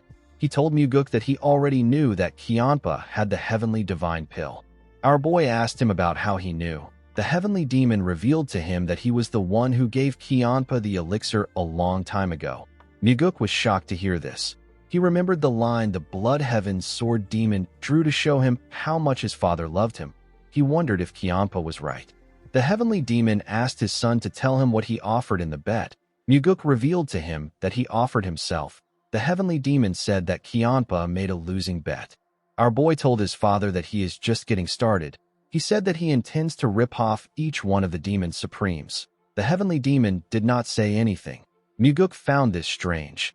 In the past, his father would have told him that he is spouting nonsense. He did not understand why the heavenly demon was not saying anything. He decided to ask him about why he is not saying anything. The heavenly demon told his son that he was thinking that he might actually be able to do it. Muguk told his father that he is finally seeing his true value. The heavenly demon turned around and asked his son to continue his training. Our boy thanked his father for making Jang Ho the demonic army commander. The heavenly demon told him that he did not do it for him. He said that he accepted Jang Ho because 2 Demon Supremes recommended him. Muguk told his father that he will become happier. The heavenly demon stopped moving when he heard this. Our boy said that he needs to be happy so that those around him will be happy. Then the cult will become happier as well. The heavenly demon turned around when he heard this. Before he could speak, Muguk said that it is a useless emotion that will lead him to his death. The heavenly demon told his son that it is good that he knows. He opened the door and explained to his son that he must forget things as trivial as happiness if he wants to walk down this path. Muguk said that he doesn't want to. He told him that he will be happy even while walking down this path. The heavenly demon left the room after hearing this. With a smile on his face, Muguk said that he will make it happen. In the next scene, we see the Sword Supreme tending to the flowers in her garden. While she was looking at the flowers, someone told her that they are pretty. Yeonrang said that people say that flowers become prettier as they age. She told Muguk that he still has a long way to go before this saying can apply to him. Our boy remembered how old he was before he regressed. He believed that life would have been harder if he did not regress at that age. He thanked Yeonrang for helping him. He brought her a bottle of liquor to show his appreciation. The Sword Supreme thanked him for the gift. She told him that she doesn't drink. She said that she quit drinking a long time ago. Muguk apologized to her for bringing such a gift. Although he apologized, our boy actually knew that Yeonrang doesn't drink. He intentionally brought the liquor because he didn't want her to think that he knows a lot about her. Muguk wondered if it was necessary for him to do this. However, he couldn't complain because he needed to do what he can. He knew that relationships are built with all the small things in life. He told the Sword Supreme that he believes that help must be repaid. He asked her if there is anything he can do for her. Yeonrang told him that it will be best for him to cut off his relationship with the Blood Heaven's sword demon. Muguk asked her for a reason. She told our boy that the ideals that Kiampa pursues are far from his. Unlike Muguk, who wants to change the cult into a place with discipline and order, the Blood Heaven's sword demon hates to be bound by rules more than anyone in the world. After hearing what she said, Muguk apologized to her. He told her that he can't do what she is asking for. Yeonrang turned around and glared at our boy. She asked him if he really can't do it. Muguk said that he can't. He revealed to her that the old man has given him a gift that is far too precious. Our boy never planned on mentioning the gift. He believed that it was right for him to tell her, especially since he intends on making the Blood Heaven Sword Demon and the Flower Sword Supreme his people. Yeonrang asked him about what Kiampa gave him. Muguk said that it is a personal gift. He told her that it is hard for him to tell her. Yeonrang said that she assumed that they were close enough to share such details with each other. She asked him if she is wrong. Muguk told her that he will tell her because she helped him a lot last time. He revealed to the Sword Supreme that the Blood Heaven Sword Demon gave him the Heavenly Divine Pill. Yeonrang was shocked to hear this. She asked our boy if the greedy old man really gave him the Heavenly Divine Pill. Muguk told her that he did. He said that Kiampa decided that he has more value than the elixir. Yeonrang could not believe what she was hearing. Muguk bowed his head and thanked her again for her help. He asked her to tell him if she ever needs his help. He told her that he will see her next time. The moment Muguk turned around, Yeonrang called out to him. She asked him to tell her the kind of person Kiampa looks like to him. With a smile on his face, our boy said that Kiampa is bad-tempered, violent, and he does whatever he wants. He said that he disliked Kiampa at first, but he began to get used to him the more time he spent with him. Yeonrang asked Muguk if he is not just saying these things because of the Heavenly Divine Pill. Our boy said that the elixir is also part of the reason why he likes him. Yeonrang told him that the Blood Heaven Sword Demon is not someone he should work with. She told Muguk that he needs to cut ties with the old man if he wishes to continue receiving her help. Muguk asked her to prove it to him. The Sword Supreme asked him to explain himself. Our boy asked her to prove to him that she is someone who can help him more than the Blood Heaven Sword Demon. He reminded her that Kiampa has given him the Heavenly Divine Pill. He said that he needs a good reason to cut ties with the old man. Yeonrang told him that the fact that it will be good for the cult should be a good enough reason. Muguk said that some people try to buy over their subordinates with dreams, ideals, and loyalty. He told Yeonrang that he despises people like that. The moment he said this, Yeonrang released her energy. It was ridiculously powerful. It froze the flowers around her. Muguk told the woman that he does not know what she thinks of him. He told her that he is preparing something big. He revealed to her that he will be meeting numerous people from now on. He said that he is not confident that he will always make the right choice. He begged her to show him something that can help him make a decision easily. He stretched out his hand and asked her to give him something more precious than the Heavenly Divine Pill. Yeonrang did not like what she was hearing. Muguk never planned on letting go of the Blood Heaven Sword Demon.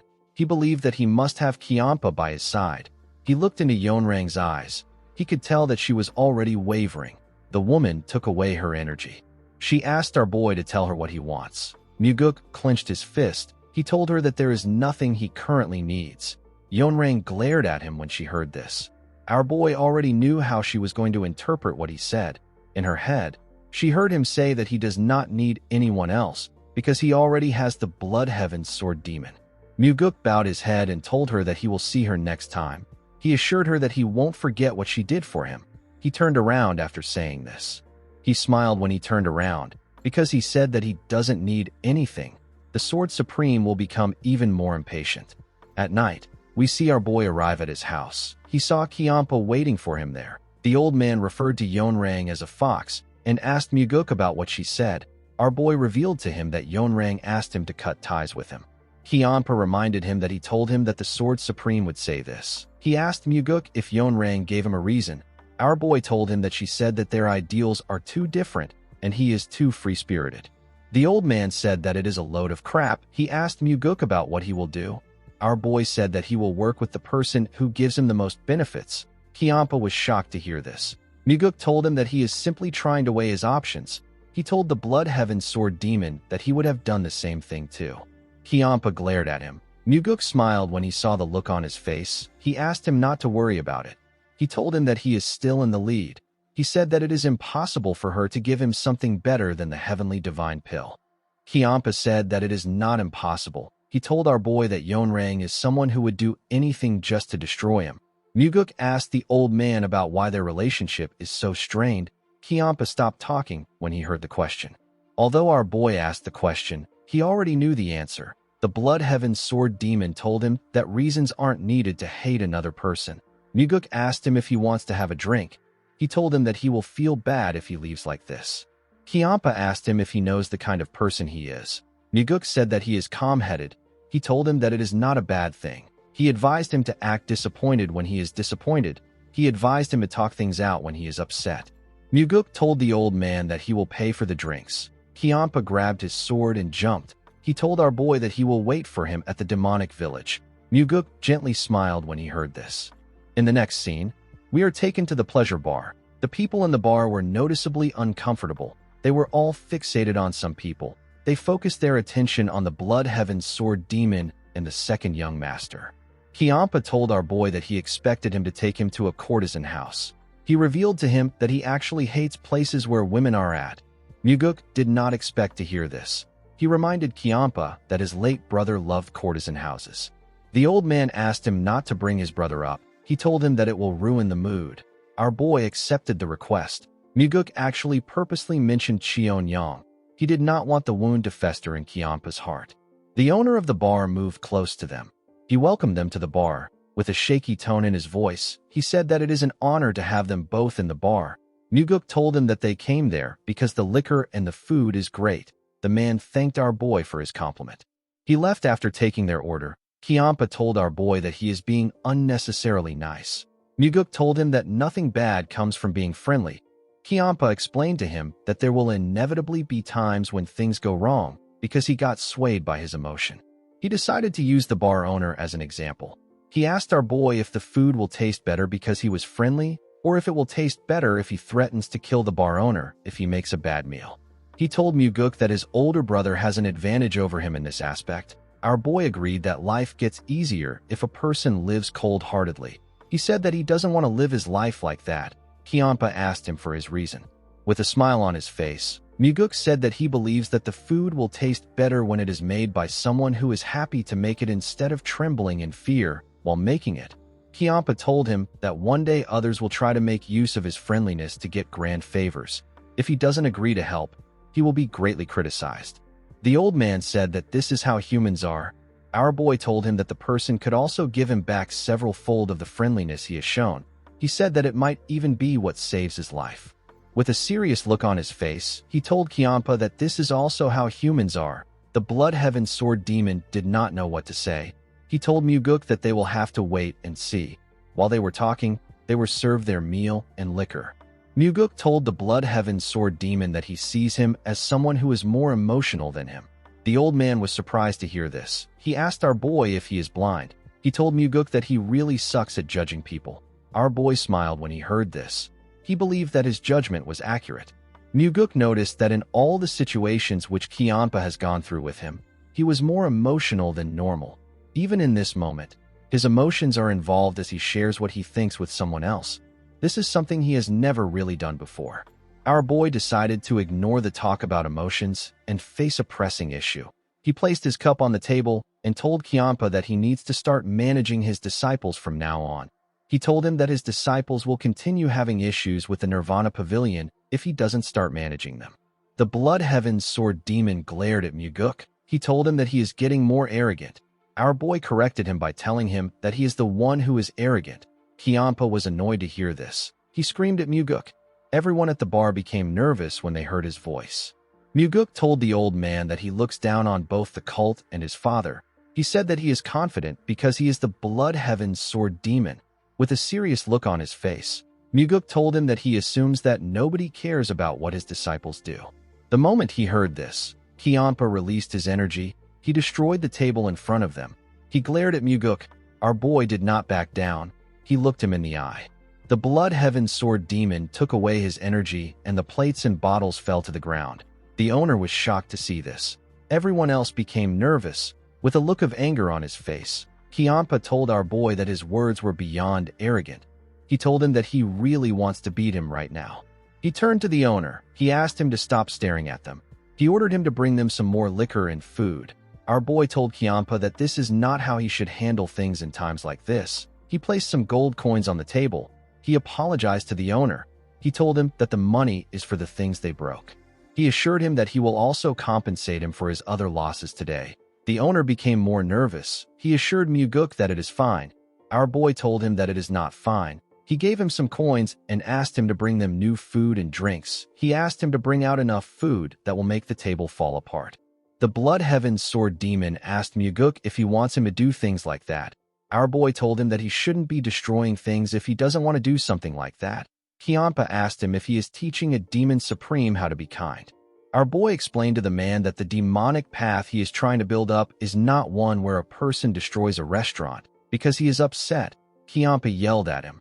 Our boy placed his hand on a chair and asked him to stop yelling. He asked him to take a seat there.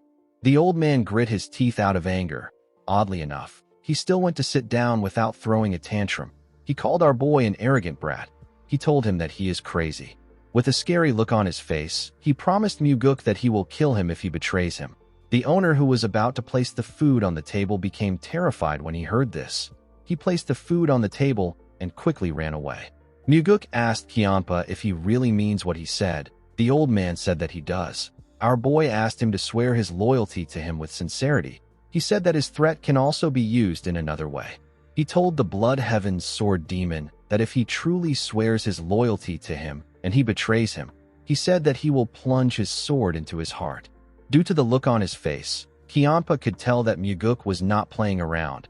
Our boy poured him some liquor. He asked him to accept his drink. He also poured himself a drink. The two men glared at each other. Muguk raised his cup up and pushed his hand forward. Kiampa decided to accept the drink. He picked up his cup. Our boy smiled when he saw this. The two of them drank their liquor. Even though the Blood Heaven's Sword Demon did not clink his glass with our boy's own, our boy knew that he already accepted the oath in his heart.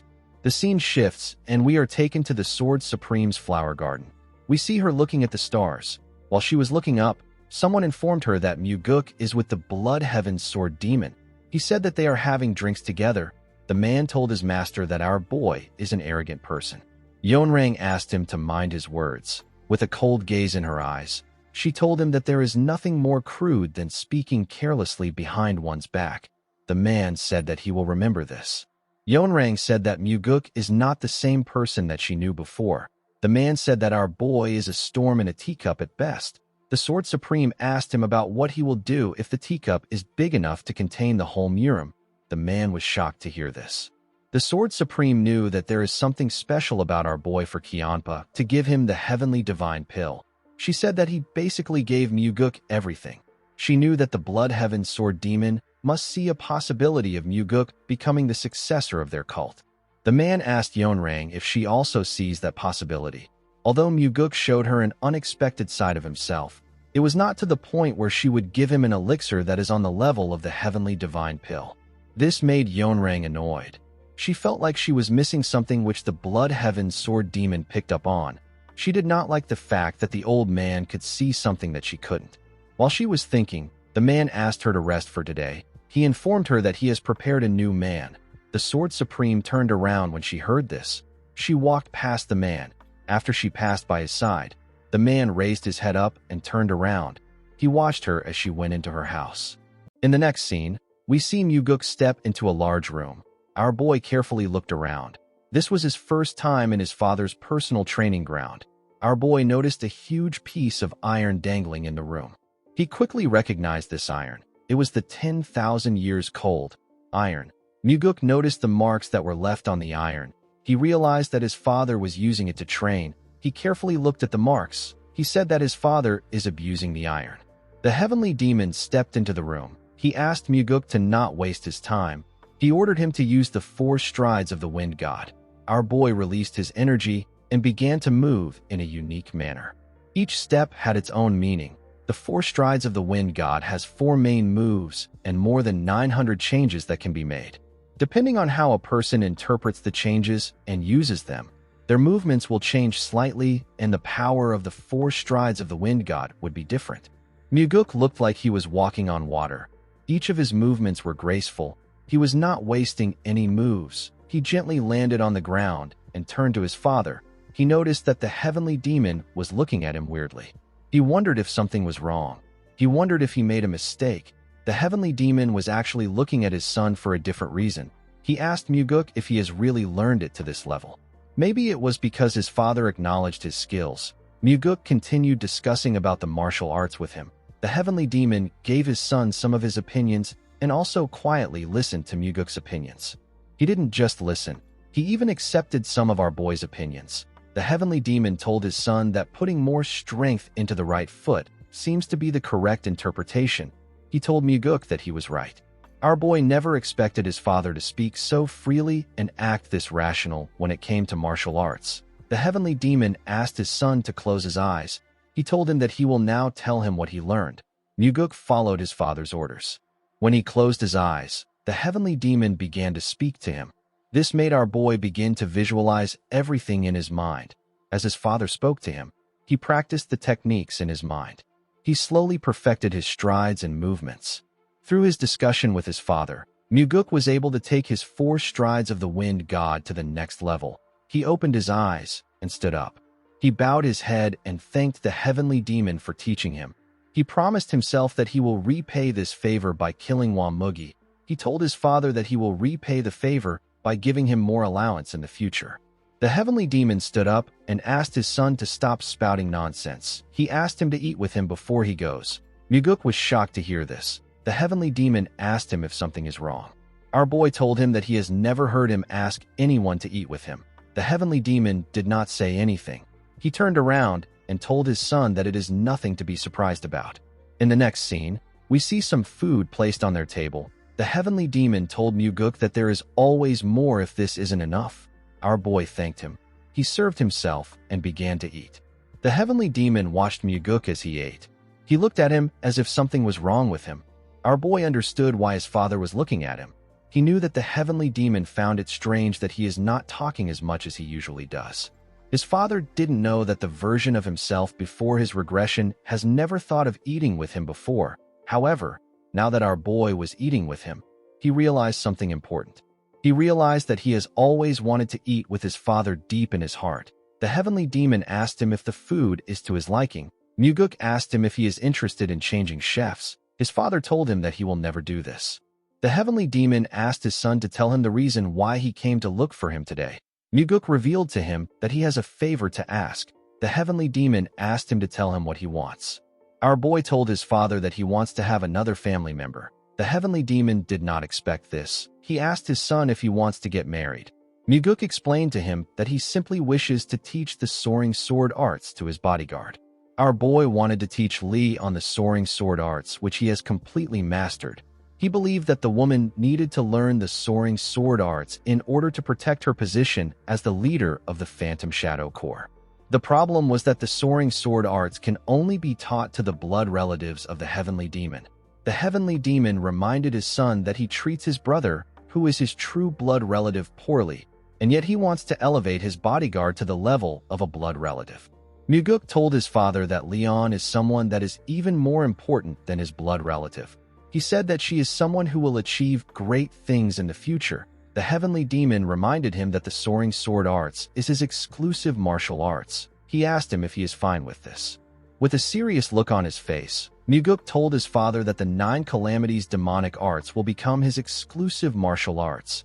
Our boy knew that the 9 Calamities demonic arts is not something someone can learn just because they are the heavenly demon's blood relative. It is a martial arts that can only be learned by the successor. The heavenly demon found it odd that his son was this confident. He told Muguk that he can do as he wishes. Our boy was surprised to hear this. He didn't expect his father to allow it so easily. The heavenly demon told Muguk that he wants him to promise him something. Our boy asked him to tell him what it is. The heavenly demon told his son that he wants to be the first to know when he is determined to kill a demon supreme. He told Muguk that he must tell him no matter which demon supreme it is. Our boy agreed to tell him first. The scene shifts and we see Muguk in another room. Leon stepped into the room and asked him if he called for her. Our boy referred to her as the leader of the Phantom Shadow Corps. The woman bowed her head and greeted him. Muguk revealed to her that he will be teaching her a new martial arts. The woman was surprised to hear this. She asked him if he is serious. Our boy revealed to her that he will be teaching her the soaring sword arts. Leon was shocked to hear this. She told her master that he cannot do this. She reminded him that the soaring sword arts is only taught to the blood relatives of the heavenly demon. Muguk asked her if she is done talking. The woman said that she has more to say, but she will stop there. She told her master that it will be bad if the heavenly demon finds out. Muguk revealed to her that he already has his father's permission. Leon was surprised to hear this. She asked him if he is serious. Muguk told her that he is. The woman reminded him that the soaring sword arts is his exclusive martial arts. She asked him to tell her why he wants to teach it to her. Our boy explained to her that she needs to learn a martial arts of this level in order to become the Phantom Shadow Corps leader. He told her that she is basically a blood relative to him, so it is alright for her to learn it.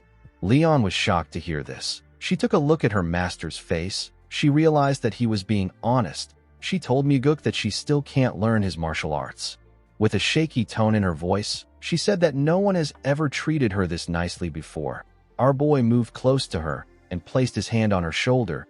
He told her that she has always been important to him. The woman began to cry when she heard this. Muguk gently smiled and consoled her. In the next scene, we see Muguk training Leon. While teaching the woman, he also attended to his duties in the Nirvana Pavilion, and he also focused on his own training as well. Leon was able to learn the soaring sword arts very quickly. It was as if she was cotton that was absorbing water. She was more talented in martial arts than Muguk expected. She was also extremely hardworking, so her progress was so rapid that even Muguk was surprised. While watching the woman train, Muguk realized that he can also learn through teaching. In his past life, he did not teach anyone anything. This is why this process was very meaningful for him. The scene shifts, and we are taken to the Nirvana Pavilion. We see Muguk and the investigators gathered outside. Our boy told them that it has been a while since they all gathered in one place like this. The investigators agreed with him. Muguk told them that he likes their replies. He said that he came to pour oil on top of their fiery fighting spirits. The investigators did not understand what our boy meant. Muguk called out to Daryong. He asked the man to open the box next to him. When Daryong opened the box, he was shocked to see what was inside. The man asked Muguk about what this amount of money is doing there. Our boy ordered the man to give a note to everyone. Daryong was shocked to hear this. Muguk asked him to do it now. The man accepted the order. As Daryong shared the money to them, Muguk revealed to the investigators that the money is a gift from him to all of them. The investigators were shocked to hear this. They all bowed their heads and thanked their pavilion master. Our boy explained to them that he is giving them this money because he doesn't want the Nirvana Pavilion to become an organization that allows external pressure to influence them. He told them that he doesn't want them to accept any bribes. He told them that they should look for him if they suddenly need some money. He said that he will give them their salaries in advance. He told them that he will lend them some money if their salaries are not enough. He asked the investigators if they understand him. They all said that they do. After saying this, Muguk dismissed them. The scene shifts, and we see our boy and Daryong inside the building.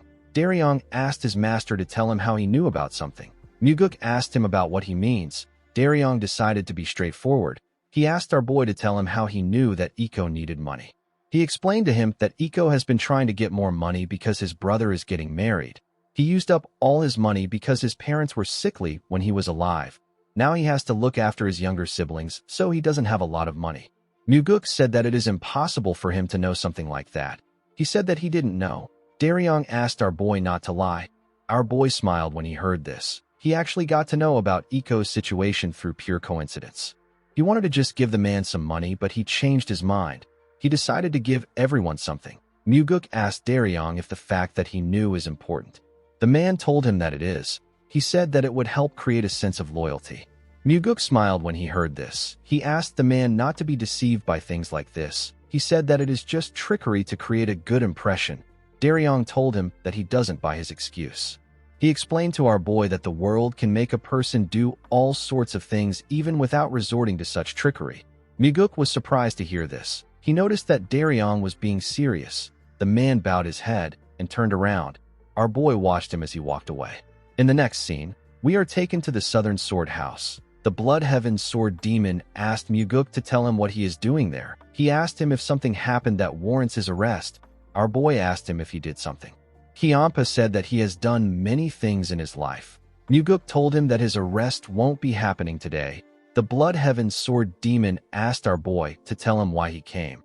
Muguk presented a box to the old man. He told him that he came to give it to him. Kiampa accepted the box. He asked Muguk if he wants to assassinate him with the box. He asked him if it will release poison when he opens it. Our boy was annoyed to hear this. He asked the man to tell him where he would even be able to buy such boxes. He said that he will like to buy a few of them. When Kiampa opened the box, he saw something surprising inside. Muguk told him that it is a top-quality blood poison pearl. The Blood Heaven Sword Demon said that he knows what it is. He asked our boy to tell him why he is giving it to him. Muguk told him that it is a gift for his birthday. Kiampa was shocked to hear this. Our boy congratulated him on his birthday. He reminded him that today is his birthday. The Blood Heaven Sword Demon wondered if today was really his birthday. Muguk asked him if he didn't know. The old man said that he has lived without celebrating his birthdays for far too long. He asked Muguk about how he knew. Our boy asked him not to forget who he is. He told him that the Nirvana Pavilion has all the information. He told him that they even know how many pieces of undergarments that he owns. The Blood Heaven Sword Demon asked him to tell him how many undergarments he owns. Muguk was surprised to hear this. He told Kiampa that he was simply exaggerating. He congratulated him on his birthday again. After saying this, he bowed his head and told him goodbye. The moment he turned around, Kiampa asked him if he really came there just to give him a gift. Our boy assured him that he only came to give him a gift. He asked him not to worry. The Blood Heaven Sword Demon asked him if he is just going to leave like this.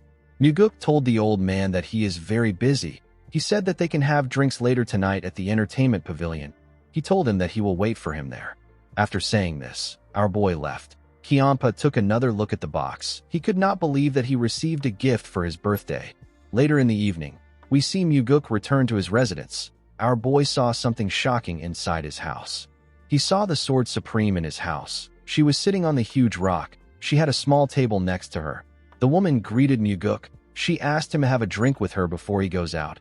Our boy stared at her. He did not know the kind of game she was playing. He decided to play along. He sat down in front of the Sword Supreme. He reminded her that she said that she doesn't drink liquor. Yonrang told him that the liquor isn't for her. She told Muguk that it is for him. The woman picked up the mug and poured Muguk a drink. Our boy thanked her and drank it. The Sword Supreme asked our boy if he considered the fact that the liquor could be poisoned. She asked him to tell her why he would drink it without checking. Our boy told her that he had countermeasures in place even if he did not check. The Sword Supreme was surprised to hear this. Muguk took out something from his mouth and showed it to Yonrang. It turns out that our boy had the blood poison pearl in his mouth. The blood poison pearl can prevent against poison smoke, and it can also neutralize poison if a person places it in their mouth while drinking liquor. Yonrang was able to tell from its size that it is a top-quality blood poison pearl. Muguk asked her to pardon him for what he is about to say. He told Yonrang that he is aware that she is not completely friendly to him. He told her that he wouldn't just drink whatever she gave him in this situation. The Sword Supreme asked Muguk if he also drank the Blood Heaven's Sword Demon's liquor with the blood poison pearl. Our boy told her that he did not. Yonrang told him that he trusts Kiampa, but he does not trust her. Muguk explained to her that a lot of things happened before he had his first drink with the old man. Yonrang told him that this is the same with them. Our boy told her that this is not true. The Sword Supreme reminded him that she recommended Jang Ho as the demonic army commander. Muguk asked her if that decision was made for his benefit. Yonrang was surprised to hear this. Our boy told her that she is right about recommending Jang Ho, but it wasn't for our boy's benefit. It was for her to try and force him to cut off his ties with the Blood Heaven's Sword Demon. Muguk explained to the Sword Supreme that he wishes to create a lot of history with her. He said that he will be able to drink the liquor she offers without using a blood poison pearl if they are able to do this. Yonrang asked our boy not to say things that he doesn't mean. She asked him if he hasn't already decided to go with Kiampa. Muguk placed the pill on the table and poured himself a drink. He drank the liquor in front of her and placed the cup on the table. The Sword Supreme glared at him. Muguk knew that Yonrang is someone who refuses to be even compared to the Blood Heaven Sword Demon. She is also someone who is confident that she will be chosen if people had to choose between the two of them. Muguk knew that she was not the kind of person who would use poison. Yonrang called out to our boy. She asked him to tell her what he truly wants. Muguk begged her to help him become the successor. The Sword Supreme was surprised to hear this. Our boy explained to her that he wants her to help him without asking him to cut off his ties with Kiampa. The Sword Supreme glared at him. She stood up and told Muguk that the only people who would help without any conditions are parents. Muguk revealed to the woman that he is having drinks at the entertainment pavilion later tonight. He told her that she can join him if she feels like it. After hearing what our boy said, the Sword Supreme left his house. When Muguk went into his house, he saw something surprising. He saw his father on the roof. Our boy wondered if something was off about today. He had met 2 demon supremes. Now he is meeting his father too. He asked the heavenly demon to tell him why he came. The heavenly demon told his son that he came to see how he is living. Our boy found this odd. His father has never come to his residence before. Muguk realized that he was able to go hunting and have a meal with his father for the first time in this life. Now his father has come to his residence for the first time. He was getting a lot of first-time experiences in this life. Muguk asked his father if he would like to come in. The heavenly demon told him that he cannot go into a room where a man lives alone. Our boy told his father that he can bring out a chair. The heavenly demon asked him not to worry about it. He told Muguk that he has sat enough for today. Our boy smiled when he heard this. He jumped to the roof. He told the heavenly demon that the demonic physician once said that sitting down for too long is detrimental to a person's health. The longer you sit down, the shorter your life becomes.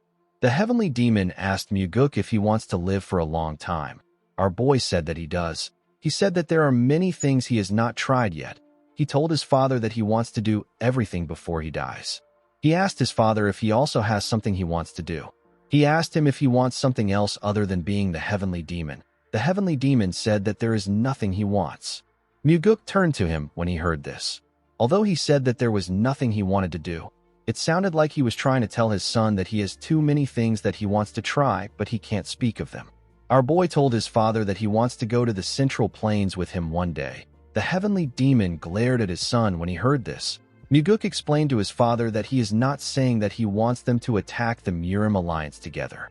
He revealed to his father that he wants to visit different places where various people reside. He asked the heavenly demon if he wants to see the world with him one day. He said that he has heard that the snowy mountains are really refreshing in summer. The heavenly demon did not say anything to Muguk. He simply watched the beautiful sunset with him. The scene shifts, and we are taken to the entertainment pavilion. We see the owner serve our boy some food. He asked him to enjoy it. Muguk thanked the man. The owner told our boy that he is the one who is supposed to be thankful to him. He explained to Muguk that after he set up a Nirvana Pavilion branch office in the alleyway, there has been fewer people causing trouble after drinking. The man said that there has even been less instances where people don't pay off their tabs. Muguk told the man that he is happy to hear this. The owner told him that he is not the only one who is thankful. He said that many people in the building have received various help from the Nirvana Pavilion. Someone told Muguk that he is quite popular. When our boy turned around, he saw Kianpa. Everybody became scared. Muguk announced that the Blood Heaven Sword Demon is someone with a noble personality. He asked them to drink in peace. He warned them not to move close to them to cause trouble after getting drunk. After saying this, our boy and Kianpa sat down. The old man asked Muguk to tell him why he is lying. Muguk said that this is a white lie. He explained to him that these people are paying to drink there. He said that it wouldn't be right for them to be drinking while being worried. Kianpa said that they should leave if they don't like being here. Our boy told him that he should compensate them if he is going to say this.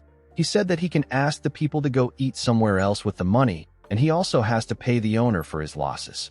Kianpa told Muguk that he is acting kind again. Muguk explained to him that this is not kindness. He said that it is basic manners. The Blood Heaven Sword Demon asked him if a demonic cultist should act like this. Our boy reminded him that a demonic cultist is still a person.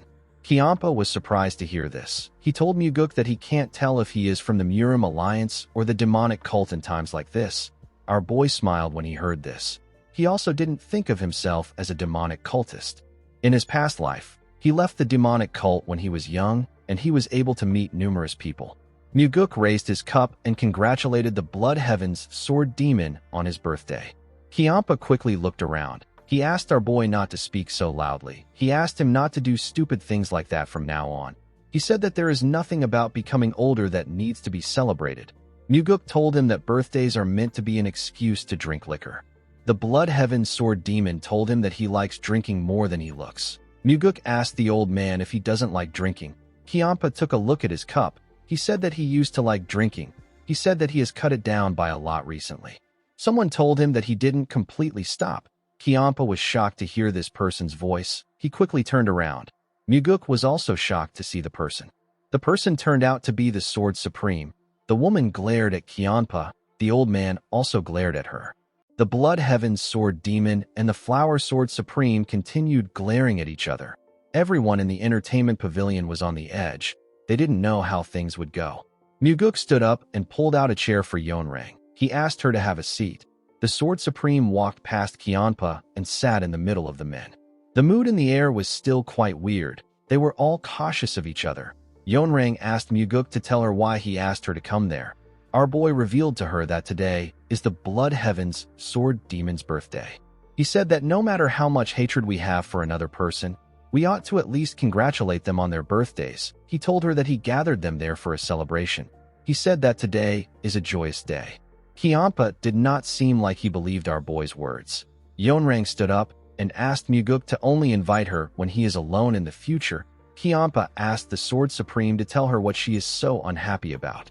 With a cold gaze in her eyes, she asked him if he is seriously asking her this question. The Blood Heaven's Sword Demon glared at her and told her that he is seriously asking the question. He asked her to tell him exactly why she is so angry. The Sword Supreme told him that he is why she is angry. Kyampa asked her to tell him what he did wrong back then. Yeonrang immediately asked him to shut up. She said that she does not want to hear any more of it. The Blood Heaven's Sword Demon stopped talking when he heard this. He and Yeonrang simply stared at each other. The Sword Supreme called him a selfish bastard. Kyampa was annoyed to hear this. He stood up and asked her to repeat what she just said. He quickly grabbed his sword. Yeonrang asked him if he is going to swing his huge sword that is as crude as him. She said that they can have a go at it. She told him that he will get drunk and start spouting nonsense again. Kyampa squeezed his sword hilt out of anger. He could not say anything. Muguk did not know what to do. He simply stared at them. He knew that neither of them will attack the other. This is because there is an absolute rule that forbids the Demon Supremes from fighting one another. He told them that there is still some time before midnight. He asked them to calm down. Yeonrang turned to our boy and released a small amount of energy. She asked him to tell her why he started this. She asked him to tell her the amount of disdain he has for her for him to do this. Muguk told her that he asked her to come because he needs her. He said that he wanted the two of them to reconcile here. He told her that he doesn't know what caused them to hate each other so much. The Blood Heaven's Sword Demon and the Sword Supreme were surprised to hear this. Yeonrang calmed herself and asked Muguk if he thinks that their relationship would be strained if their issue could be resolved over a drink. Muguk told her that they need to keep meeting each other until it is resolved. He advised them to curse each other and pull out their hair until their issue is resolved. Yeonrang told our boy that he is being too greedy. She reminded him that she said that she will never work with the Blood Heaven's Sword Demon. After saying this, she turned around and left the building. Kyampa drank a cup of liquor. He slammed the cup on the table and destroyed the table. He thanked Muguk for his congratulations. After saying this, Kyampa left too. Muguk paid the owner for his table. He told him that the Blood Heaven's Sword Demon needs to focus on changing his habit of destroying things. With a nervous smile on his face, the man said that working as a carpenter these days really pays a lot. Our boy also stepped out of the pavilion. He already knew that this would happen when Kyampa and Yeonrang meet. He also knew that he had to keep at it. He wanted to drag out their buried emotions and make them scold and quarrel with each other. Muguk wanted to drag out those grudges that they have allowed to fester and gnaw away at themselves. He needed to make them realize that the issue is not serious if they take some time to think about it. The scene shifts and we see Muguk sleeping in his room. Our boy suddenly opened his eyes. He realized that someone was calling him outside. Muguk grabbed his sword and went outside. He saw the Sword Supreme waiting for him. The woman turned her back to him. Our boy did not expect to see her. Yeonrang knew that she did not exude any additional aura, and yet Muguk was able to sense her presence. She told him that his skills are extraordinary. Our boy said that he is simply a light sleeper. The Sword Supreme reminded Muguk that he told her that he despises people who try to win the hearts of their subordinates with things like dreams and ideals. Muguk agreed that he said this. Yeonrang said that she also has people that she despises. Our boy asked her to tell him the kind of people she is talking about. She said that she hates people who are only good with words but don't have the ability to back it up. Muguk asked her if he is this kind of person. She told him that they need to find out. The moment she said this, she drew her sword and released some energy. Muguk found it amazing that he couldn't find a single opening even though her back was facing him. He told the Sword Supreme that he has another kind of person that he despises. Yeonrang asked him to go on. Muguk told her that he doesn't like someone who is strong and uncaring at the same time. He said that he despises people who use their strength to oppress others or to create relationships where they have the upper hand. He said that he hates seeing people who have such poor imagination cause harm to others. The moment he said this, Yeonrang released a large amount of energy. The ground began to shake. She turned to Muguk and told him that she has been too nice to him. She told him that he has become far too arrogant. Our boy noticed that his grass was slowly freezing. With a smile on his face, he asked Yeonrang to tell him what she will do if he wins. Yeonrang was annoyed to hear this. She could not believe what she was hearing. She asked him if he just said that he will win against her. Muguk told her that he did. With a serious look on her face, she told Muguk that she will do whatever he wants if he wins. She said that she will even kill herself if he asks her to do it. Muguk could tell that Yeonrang was certain that she would never lose. He accepted her condition. The Sword Supreme asked him to tell her what he will do if he loses against her. Muguk told her that he will do as she wishes. With a scary look on her face, Yeonrang told our boy that what she wants is simple. She revealed to him that she wants him to drive the Blood Heaven's sword demon out of his life. Muguk believed that Yeonrang has every reason to act confident. This is because her martial arts are second only to the heavenly demon. He asked her if she is not curious about what he wants. The Sword Supreme said that she is not curious because she won't have to hear about it. Muguk smiled when he heard this. He told her that she will have to hear about what he wants today. He pulled out his sword and told her that he has the black demonic sword in his hand. He told her that it can even damage her sword. Yeonrang told Muguk that she will give him the first 3 attacks. Our boy took a stance and told her that he will accept her offer. He said that he will start now. Although it will be tough for him, Muguk decided to fight her without using the 4 strides of the Wind God. He decided to end the fight within 3 attacks. The moment he thought of this, he charged at the Sword Supreme. He used the first form of the soaring sword arts known as Celestial Equilibrium. He released a large amount of energy with his attack. The Sword Supreme was able to block it. She and Muguk glared at each other. They tried to push each other with their swords. As their swords pressed against each other, it released a bright light and a large amount of energy. It destroyed the surrounding. The attack sent Muguk flying. The Sword Supreme was able to regain her balance in the air. Muguk pressed his leg into the ground. He raised his sword and used the second form of the soaring sword arts known as the Shifting Slash. He was able to fire multiple attacks at Yeonrang while she was still in the air. Yeonrang was able to block each one of the attacks with her sword. She gracefully landed on the ground. When she raised her head up, she saw multiple attacks coming towards her. She grit her teeth and took a stance. She fired a huge attack at Muguk. Her attack went through the Shifting Slash. Our boy was able to block it. He realized that the Sword Supreme has broken her word on letting him attack 3 times first. She even retaliated. Yeonrang also realized that she messed up. Muguk couldn't blame her. She couldn't help it. The constant shifts made by the Shifting Slash makes it a technique that can't be stopped with blocking alone. Yeonrang had to attack in order to defend against it. Muguk took a stance. He covered his sword with a dark and scary energy. He used the third form of the soaring sword arts known as the Heavenly Slash. He fired his dark energy at the Sword Supreme. Yeonrang wasn't even bothered. She raised her sword and blocked the attack. While she was blocking the attack, Yeonrang noticed something odd. This attack was much more powerful than she expected. It was slowly overwhelming her. The Sword Supreme could not believe what was happening. The attack was slowly covering her up. She asked Muguk to stop. She said that she doesn't want him to attack her face. Our boy glared at her. He could see the fear in her eyes. He took away his energy and pointed his sword at her. The Sword Supreme was quite scared. Our boy took away his sword. With a serious look on her face, Yeonrang asked Muguk to tell her what just happened. Muguk reminded her that he asked her to be careful because he has the black demonic sword. The Sword Supreme explained to him that he wouldn't have won the fight even if he has the heavenly demon sword. Our boy revealed to her that he has completely mastered the soaring sword arts. Yeonrang was shocked to hear this. She told him that she doesn't believe him. The soaring sword arts is an advanced martial arts that is similar to what the demon supremes have. It was natural that Yeonrang would find it hard to believe that our boy has already completely mastered such an advanced martial arts. Muguk asked the Sword Supreme if she believes that his father made him the Nirvana Pavilion Master just because he is his son. Yeonrang said that it still doesn't make any sense. Our boy revealed to her that he also consumed the Heavenly Divine Pill to make up for his lack of inner energy.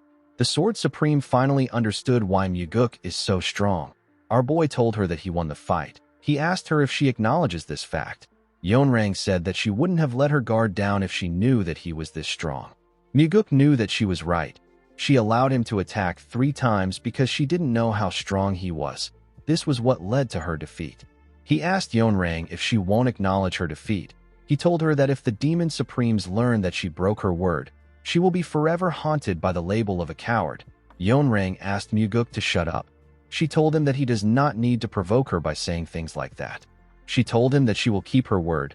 She asked him to tell her what he wants. With a smile on his face, Muguk reminded her that she said that she will give him her life if she lost. The Sword Supreme asked him if he wants her life. Muguk told her that he doesn't. He said that even though the Blood Heaven Sword Demon calls him a crazy person, he is not this crazy. Yeonrang asked him to tell her what he wants. With a serious look on his face, Muguk asked the woman to accept his apologies. Yeonrang did not expect this.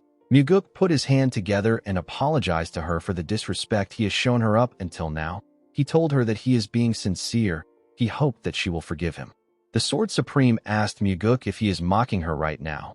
Our boy assured her that he is being serious. He told her that he acted disrespectful towards her today. He said that he shouldn't have invited her to the dinner. Yeonrang did not understand what was happening. She asked Muguk about why he is apologizing when he already won. Our boy explained to her that he wants to win her favor by apologizing to her. He told her that he wants her to support him from the bottom of her heart. Yeonrang asked him if he is referring to support in the battle to become the successor. She told Muguk that she is disappointed in him if he thinks that the apology will make a difference. Muguk explained to her that he is the kind of person who will respond double in kind. If his opponent throws sand at him, he will push them into the mud. If they throw water at him, he will throw feces at them. He told Yeonrang that he has no desire to do such things to her. He told her that she is the one most worthy of respect among the 8 Demon Supremes because of her noble and lofty character. The Sword Supreme asked Muguk if this is truly how he sees her. Our boy told her that it is. He said that she truly has a noble and lofty character. Yeonrang did not know what to say to him. Muguk bowed his head and told her that he will see her next time. He turned around and walked into his building. As he walked towards his house, he remembered how she lived her life after the cult fell. He believed that what he said was not a complete lie. However, the events of the past still hasn't happened yet. Our boy believed that his encounter with her might change her fate. He hoped that the bloodbath she will cause in the future can disappear and a new life will appear instead. He hoped that flowers could blossom in the dreary wasteland that he saw within her eyes. The next day, we see Yeonrang visit Muguk at night. She told him that she accepts his apology. Our boy noticed that she didn't look well. He wondered if her loss caused her to suffer from inner demons. He thanked her for accepting his apology. Yeonrang admitted to losing yesterday's match. She asked Muguk to fight with her again. Our boy was surprised to hear her request. He declined her offer. The Sword Supreme asked him for his reason for declining her offer. Muguk revealed to her that he will never be able to win against her again. He explained to her that she wouldn't have given him the first move if she hadn't let her guard down, and he wouldn't have been able to win if this didn't happen. The Sword Supreme reminded him that he has already mastered the soaring sword art, and he has enough internal energy. She told him that he might be able to win if they fight again. Muguk said that it can't happen. He explained to her that it was simply a once-in-a-lifetime stroke of luck. He told her that he is not arrogant enough to mistake luck for skill. The Sword Supreme told him that she won't set any conditions if she wins. She told him that she will grant any of his wishes if she loses. Our boy did not expect this. He believed that Yeonrang was foolish and naive. At this moment, he understood why she became the cult leader and why she rose to power through bloodshed. He also understood why she ultimately fell. Muguk believed that she was fighting for her pride. He did not think that pride was worth anything. He did not understand why Yeonrang would say something like this when she doesn't even know what he will ask for. Our boy bowed his head and told her that he won't tell anyone about the match they had yesterday. He assured her that she doesn't need to fight him again. He advised her to get some proper rest. He told her that she looks unwell. Muguk turned around after saying this. The Sword Supreme revealed to him that she feels ashamed. Muguk asked her not to feel like that. He told her that his victory was purely luck. The Sword Supreme explained to him that it is not just about losing the duel. She told Muguk that she said anything but her face. She told him that she feels humiliated the more she thinks about it. Immediately she said this. Muguk recalled that she actually said this when he overpowered her. He told her that her action was understandable. He said that he would have said the same thing even as a man. Yeonrang told him that this is a natural reaction for other people, but it should not be for the Sword Supreme. She said that she should have been stabbed in the face. She asked Muguk if he now understands why she came back.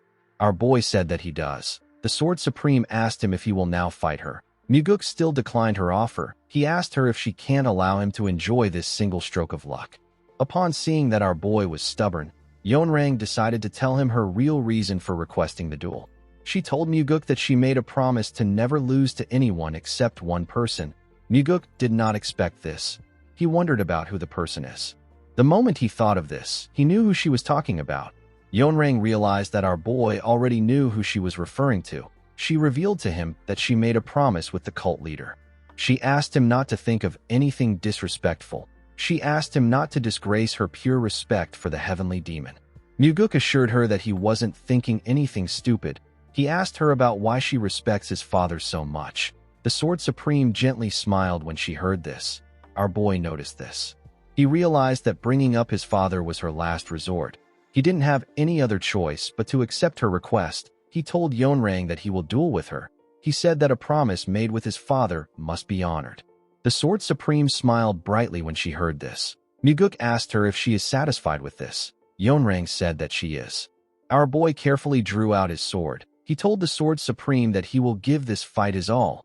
Yeonrang told him that this is exactly what she wants. The two of them drew their swords and stared at each other. Yeonrang decided to break the silence by charging at Muguk. Our boy was able to dodge her attack by bending his head. He attacked her while she was in the air. Yeonrang was able to block his attack. She landed on the other side. Muguk charged at her at a crazy speed. He created several afterimages that were charging at Yeonrang. The Sword Supreme had to jump to get away from Muguk. She blocked each one of the afterimages' attacks while she was in the air. Immediately she did this. She sensed something coming towards her. Muguk attacked her from above. Yeonrang was able to easily block his attack. Our boy tried to push her down, but the Sword Supreme easily brushed his sword and pushed him aside. Muguk managed to land on the ground. The moment he raised his head up, he saw a sword coming towards his head. He managed to dodge it by moving his head. He pushed her back with his attack. He and the Sword Supreme regained their stance. They stared at each other. They charged at each other. Their swords got close to their necks, but they managed to dodge the attack. The two of them stared at each other. They seemed excited. They went up in the air and moved their fight somewhere else. They went into the forest and attacked each other while they were in the air. Yeonrang fired an attack at our boy. He managed to cut it down. The two of them began to make their attacks faster. They destroyed their surroundings with their attacks. The longer the duel went on, the less the victory mattered. Muguk was completely absorbed in the fact that they were testing their swordsmanship to its limits. He knew that the Sword Supreme also felt this way. Her killing intent had disappeared. She was completely focused on purely using her sword techniques. Muguk saw how beautiful Yeonrang's swordsmanship was. He realized that this woman was truly worthy of the title of the Sword Supreme. Our boy found the match to be fun. He and the Sword Supreme smiled as they attacked each other. In this pure moment of martial arts, the exhilaration was greater than any life or death battle Muguk had experienced before. After a while, our boy and the Sword Supreme landed on the ground and stared at each other. They were both breathing heavily. They seemed quite pleased with their match. Muguk bowed his head and told her that he lost the match because she never used a killing strike. Yeonrang asked him if he didn't also do the same. Muguk told her that he showed her everything he had. The Sword Supreme smiled and thanked our boy. Muguk did not expect this. Yeonrang turned around and walked out of the forest with a smile. She seemed very happy and free. Muguk simply smiled and went home. The next day, we see Muguk outside in his nightwear. The Sword Supreme was in front of him. Yeonrang said that she went back home after the duel. She said that she slept the entire day. She told our boy that she couldn't sleep at all the first time she lost, but she was able to sleep soundly after yesterday's draw. She revealed to Muguk that she has never slept that well in her life. Our boy asked her if she usually doesn't sleep well. The Sword Supreme said that she has never truly slept deeply. She asked Muguk if he knows what she was thinking. Our boy asked her to tell him. Yeonrang told him that she realized that she has to duel every day if she wants to sleep well. Muguk was shocked to hear this. The Sword Supreme told him that people say that everything should be done 3 times. She asked Muguk to fight with her one last time today. Muguk smiled and accepted her request. He and the Sword Supreme drew their swords. In the next scene, we are taken to a river. We see Muguk and Yeonrang sitting on a huge boulder next to the river. They were discussing about their fight. Muguk told the Sword Supreme that she moved to the left to dodge the 23rd attack. He asked her about why she did this. He said that it would have been easier to move to the right. Yeonrang told him that she moved to the left to reduce his options. She explained to him that he would have had 3 choices if she moved to the right. By going left, she left him with 2 choices. Our boy asked her if it is because of his center of gravity. With a smile on her face, Yeonrang told him that he is right. Whenever Muguk asked the Sword Supreme any questions, she would answer sincerely. She did not try to hide her thoughts. When she asked our boy any questions, he responded truthfully, just as he sensed sincerity from her. The Sword Supreme also felt like there was no deceit in his answers. Muguk realized that teaching someone doesn't always incur a loss. He remembered how he improved from teaching Leon. He realized that he learns better through teaching. While looking at the stars, the Sword Supreme told our boy that she does not remember the last time she was purely immersed in martial arts. She said that this might even be the first time. She asked Muguk if they can start again. Our boy told her that he will be happy to start again. The moment their fight began, we see the water create small waves. Muguk's attack split the water. Yeonrang managed to dodge it. She landed on a rock and quickly charged at our boy. She got to him before he could fully land on the ground. She swung her sword at him when she got close. Muguk was able to block her attack, but the impact sent him flying. It caused a huge wave in the water. Yeonrang was not done. She charged at our boy while he was in the air. Muguk was shocked to see this. He noticed that the Sword Supreme was smiling. He also smiled at her. As their swords clashed, they destroyed the rocks and the trees around them. Everything came down. The 2 of them stared at each other as they both moved across the river. They went into the forest. After fighting for a while, they both began to breathe heavily. Yeonrang asked Muguk if he has any liquor. Our boy did not expect this. He told her that he does. The Sword Supreme told him that she would like to have a drink with him. Muguk asked her to follow him. The scene shifts, and we see the 2 of them drinking on the huge rock in Muguk's house. The Sword Supreme said that the liquor is very good. Muguk asked her if she knows a lot about liquor. Yeonrang said that just because she doesn't drink it doesn't mean she doesn't know about it. She said that she actually used to drink often back in the day. She asked our boy if she can ask him something. Muguk asked her to go ahead. The Sword Supreme asked our boy about what made him change so suddenly. She told him that he wasn't like this before. Although she didn't observe him closely, she had a general idea of the kind of person he was. Muguk placed his liquor down. He told the Sword Supreme that it wasn't a sudden change. He said that he has been preparing for this for a long time. Yeonrang was surprised to hear this. She asked him if he has been hiding his true self. Muguk told her that it is nothing like that. He explained to her that he was too young to reveal his true colors. He said that his brother would have killed him. He told her that he curled up and hid until he could protect himself. The Sword Supreme did not expect to hear this. She told Muguk that he is a truly terrifying person. She placed her bottle down and stood up. With a smile on her face, the Sword Supreme told Muguk that being with him feels like being with a friend. Our boy was surprised to hear this. He noticed that her tone changed. He realized something. He realized that Yeonrang might have sensed something from his past life. With his father and Leon, Muguk always acted silly and playful. He was trying to hide the darkness and hardships of his past. However, Muguk did not do this in front of the Sword Supreme.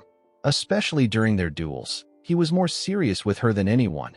Our boy told her that it might be blasphemous for him to say this. He told her that he feels like he has formed a friendship through his sword. Yeonrang gently smiled when she heard this. She told our boy that she doesn't know the kind of relationship they will have moving forward, but today's duel will forever remain in her memory. Muguk said that it is the same for him. He said that he will never forget this for the rest of his life. He thanked her for her great teaching. The Sword Supreme asked Muguk if she really taught him. Our boy smiled when he heard this. He knew that he learned more than she did. Over the past 3 days of dueling, our boy thought deeply about the soaring sword art. He was able to break past the wall of the 10th star mastery. Now he has begun his path towards the 12th star. The Sword Supreme drew her sword and pointed it at Muguk. Our boy smiled when he saw this. He took out his sword and used it to hit her sword. He and Yeonrang never formally said goodbye. The last clear sound of their swords clashing was their farewell. That was the end of their duel. The scene shifts, and we are taken to the Sword Supreme's residence. We see Yeonrang place a bottle of liquor in front of her. She remembered how she had different thoughts the first day she lost to our boy. She even considered putting on a mask and going back to kill Muguk. She realized that the person she was that day and the person she currently is are two completely different people. While she was drinking, her assistant asked her if something is wrong. He realized that he has never seen his master drinking liquor since he has been serving her. He did not understand why she suddenly started drinking. He asked her if it is related to Muguk. The Sword Supreme glared at him. She told him that it is nothing. The man apologized to her for speaking out of turn. He revealed to her that he has brought someone new. He told her that the man is waiting in the secret room. Yeonrang asked him to stop. The man did not understand what she meant. The Sword Supreme asked him to stop bringing in men. The man was shocked to see that she spoke formally to him. He did not understand what was happening. Yeonrang always spoke informally to him. The Sword Supreme said that this is something that she should have ended long ago. She said that she should have never even started it. The man did not expect to hear this. The first time the man known as Sa Wuzhong brought a young man to her, it began with a moment of lust. She wanted to try it once. She couldn't even remember the last time that she had been with a man. She thought that it will be okay to do it for pleasure. However, once she started, she couldn't stop. Yeonrang realized that it was now time for her to end things. Wuzhong told her that he will send the man back today. He asked her to let him know whenever she needs his services. With a terrifying look on her face, Yeonrang told him that this will never happen again. She asked him if he understands.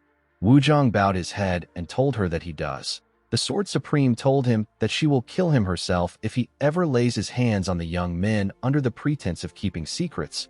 Wuzhong asked her not to worry about this. He turned around and left the room. The man used to believe that he could use men to win Yeonrang's favor, and having this intimate secret helped solidify his place as her right hand. He did not know why the Sword Supreme was showing him this unfamiliar coldness. Wuzhong grit his teeth out of anger. He was certain that he will be the next Sword Supreme. He believed that this was Muguk's fault. Ever since our boy came looking for the Sword Supreme, she began to change. In the next scene, we are taken into a forest. We see the investigators of the Nirvana Pavilion in the forest. They all seemed shocked by something. One of them rushed to puke. The investigators were staring at several dead bodies. The scene shifts, and we see Myung and Daryong talking to our boy. Myung informed him that about a dozen corpses that were recently buried have been found. All of their hearts are missing. Muguk was shocked to hear this. He realized that this must be from a soul art. Soul arts are dark arts that absorb vital energy from the hearts of living people. There is only one person in the cult that is capable of performing this dark art. This person is the soul-absorbing supreme demon. When Muguk returned to the cult to retrieve the secret demonic soul, there was a brief rumor circulating that the soul-absorbing supreme demon was using soul arts to gather demonic energy. Muguk wondered if that rumor was true. Daryong informed our boy that they found out that the corpses didn't belong to martial artists after examining them. Muguk asked him if they are ordinary people. Daryong said that they are. There were men, women, and even children among the bodies. Muguk became infuriated. Our boy had never been this angry before. Fighting between martial artists is normal. They could be ambushed or attacked in groups. Since they willingly entered the cruel world of the Jianghu, they should expect to fight. Muguk knew that he is not a righteous person. However, when martial artists target people who aren't trained in martial arts, especially if these people are children, it can only be seen as irrational, one-sided violence. Muguk realized that if the rumor he heard about the soul-absorbing supreme demon is true, it would mean that he has been doing this for decades. Our boy realized that thousands, or even more than thousands, would have been sacrificed. While thinking, Muguk saw a bright light shine in front of his eyes. He saw the image of the sage who sent him back in time. The old sage gently smiled at him. Our boy understood what he must do when he saw this. While his revenge is important, there are still things he must do before focusing on it. Muguk believed that this is something that he must put a stop to first. While our boy was thinking, an investigator ran to him and asked him to look at something. He said that it is a ghost fan used by necromancers of the West Illusion Fort. It was found with the corpses. The fan strongly suggests that this is the soul-absorbing supreme demon's doing. However, it didn't make sense to Muguk that the person in charge of disposing the bodies would leave a fan behind. Our boy asked the investigator about where the herb gatherer who found is. The man revealed to him that the investigators are searching for him. He said that the herb gatherer was stationed nearby, but he got scared and ran off when they looked away for a moment. Muguk ordered his subordinates to clean up the place. He said that he is heading to the West Illusion Fort. The men were shocked to hear this. Daryong asked him if he is going to confront the soul-absorbing supreme demon. Our boy said that he is. He said that he has to carry out an investigation with the evidence they have. Something didn't feel right about the case to Muguk. The soul-absorbing supreme demon would have been meticulous in covering up anything related to his soul art. Yet the corpses was found by a herb gatherer, and the fan was conveniently left behind. Muguk realized that someone is deliberately trying to manipulate him into thinking that the soul-absorbing supreme demon is performing soul arts. He wondered if it is Wuzhong. In his past life, Wuzhong was killed in an attempt to assassinate the Sword Supreme while under the effects of a soul-controlling spell. After his death, it was revealed that he had romantic feelings for her. Muguk believed that the 3-day duel he had with the Sword Supreme must have provoked something in Wuzhong. He believed that the man wants him to die fighting the soul-absorbing supreme demon, or he wants to distract him from the Sword Supreme entirely. In the next scene, we are taken to the West Illusion Fort. We are shown odd-looking buildings. The buildings had a very eerie vibe to them. Muguk noticed that the entire place was filled with ghost energy. Not only are the demonic flowers planted in the garden emitting this energy, even the pagodas and statues were emitting the same energy. If someone who isn't a necromancer is exposed to the flower's ghost energy, their internal energy circulation may become unstable. This will make them more susceptible to the soul-controlling spell. They may also experience hallucinations. If they are unlucky, they could even fall to their inner demons. Muguk stepped into the chambers of the soul-absorbing supreme demon. The ghost energy in his chambers was much more thicker than anywhere else. Muguk knew that the soul-absorbing supreme demon's residence is like a confusing trap. Our boy saw the soul-absorbing supreme demon sitting on his throne. He wore a weird attire and an odd cap. The man's name is Yasuo. Before his regression, Muguk had no real connection to Yasuo. Even when he returned to the cult to search for ingredients for the Great Regression Technique, he and the soul-absorbing supreme demon had no interaction. Ironically, he was the last survivor among the 8 demon supremes. Muguk bowed his head and greeted him. Yasuo welcomed him to his pavilion. His voice echoed throughout the room. He asked our boy about why he came to his part of the world. Muguk realized that the soul-controlling spell has begun. He told Yasuo that he came to investigate an incident. The soul-absorbing supreme demon did not expect him to reply. He stared at Muguk intensely with his frog eyes. He told our boy that he is impressive. Muguk told him that he has been known for his strong will. Our boy knew that it was actually thanks to the heavenly demon defense art that he was able to control himself.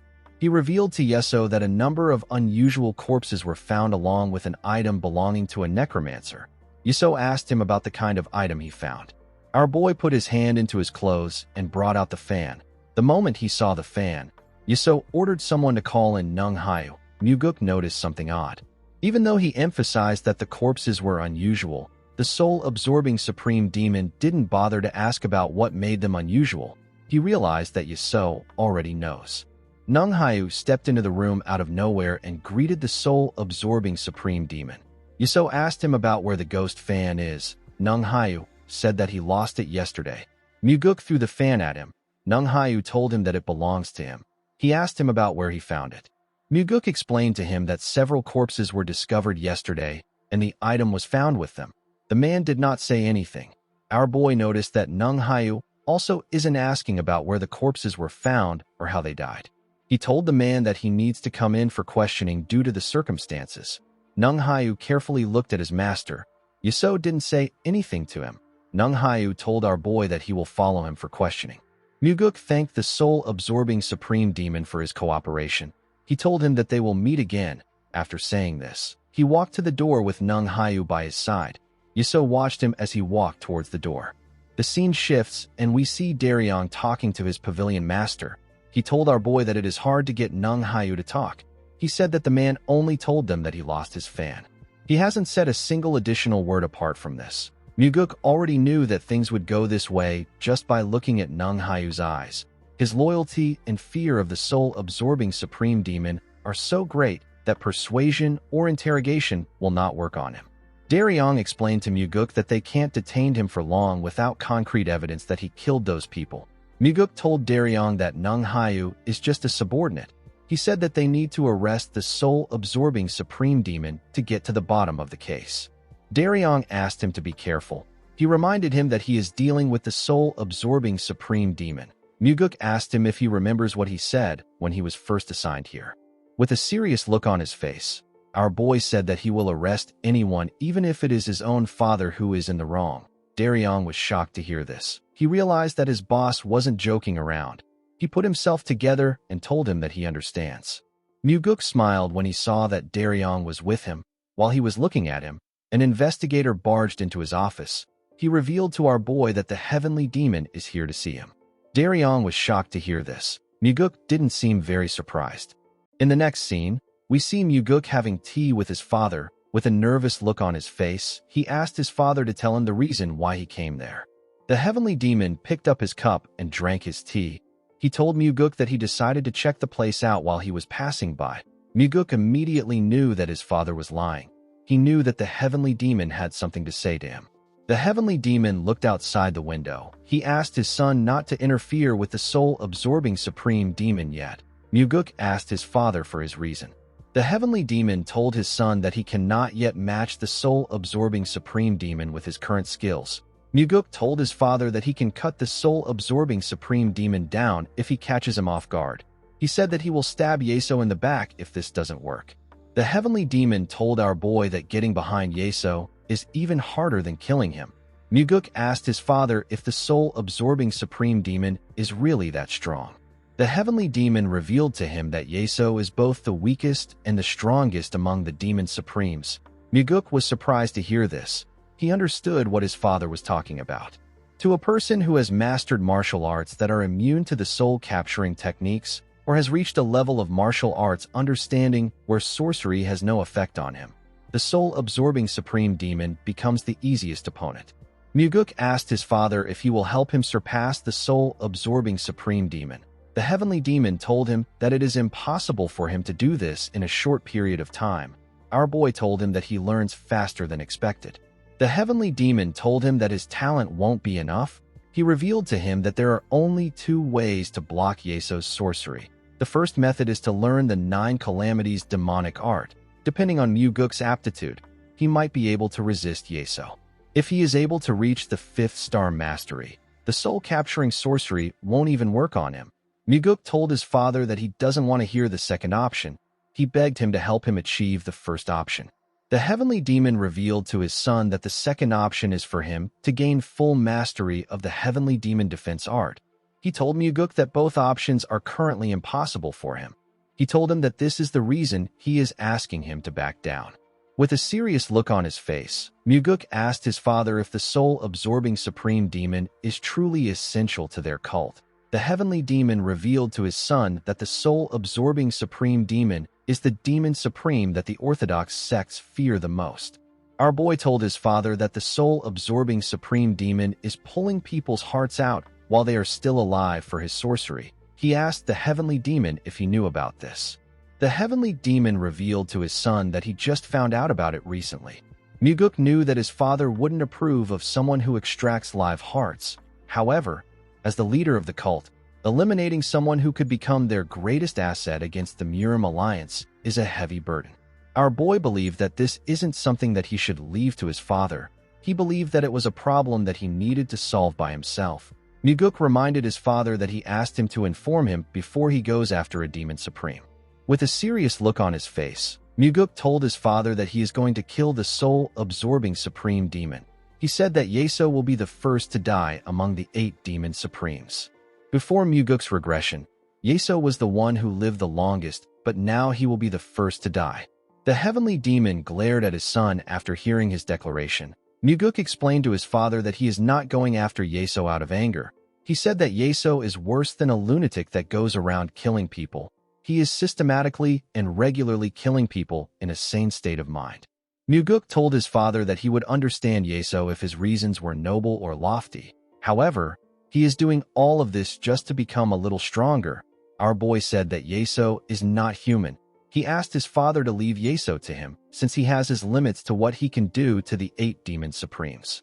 He asked his father to let him swing his sword to the full extent. The heavenly demon glared at his son when he heard this. He could tell that his son was extremely serious. Muguk didn't know how much his father agreed with what he said. He wanted to walk the same path as his father, but he had to take care of this issue. Muguk believed that in a long journey, people sometimes need to take a side path or temporarily split off from companions, only to meet them later. The heavenly demon stood up and moved to the windows. He told Muguk that there won't be any major problems. Our boy did not know what this meant. The heavenly demon told him that he will naturally fill the vacancy left by the soul-absorbing supreme demon if he is skilled enough. Muguk was shocked to hear this. He realized that his father was telling him that he supports him. He watched him as he walked out of the building.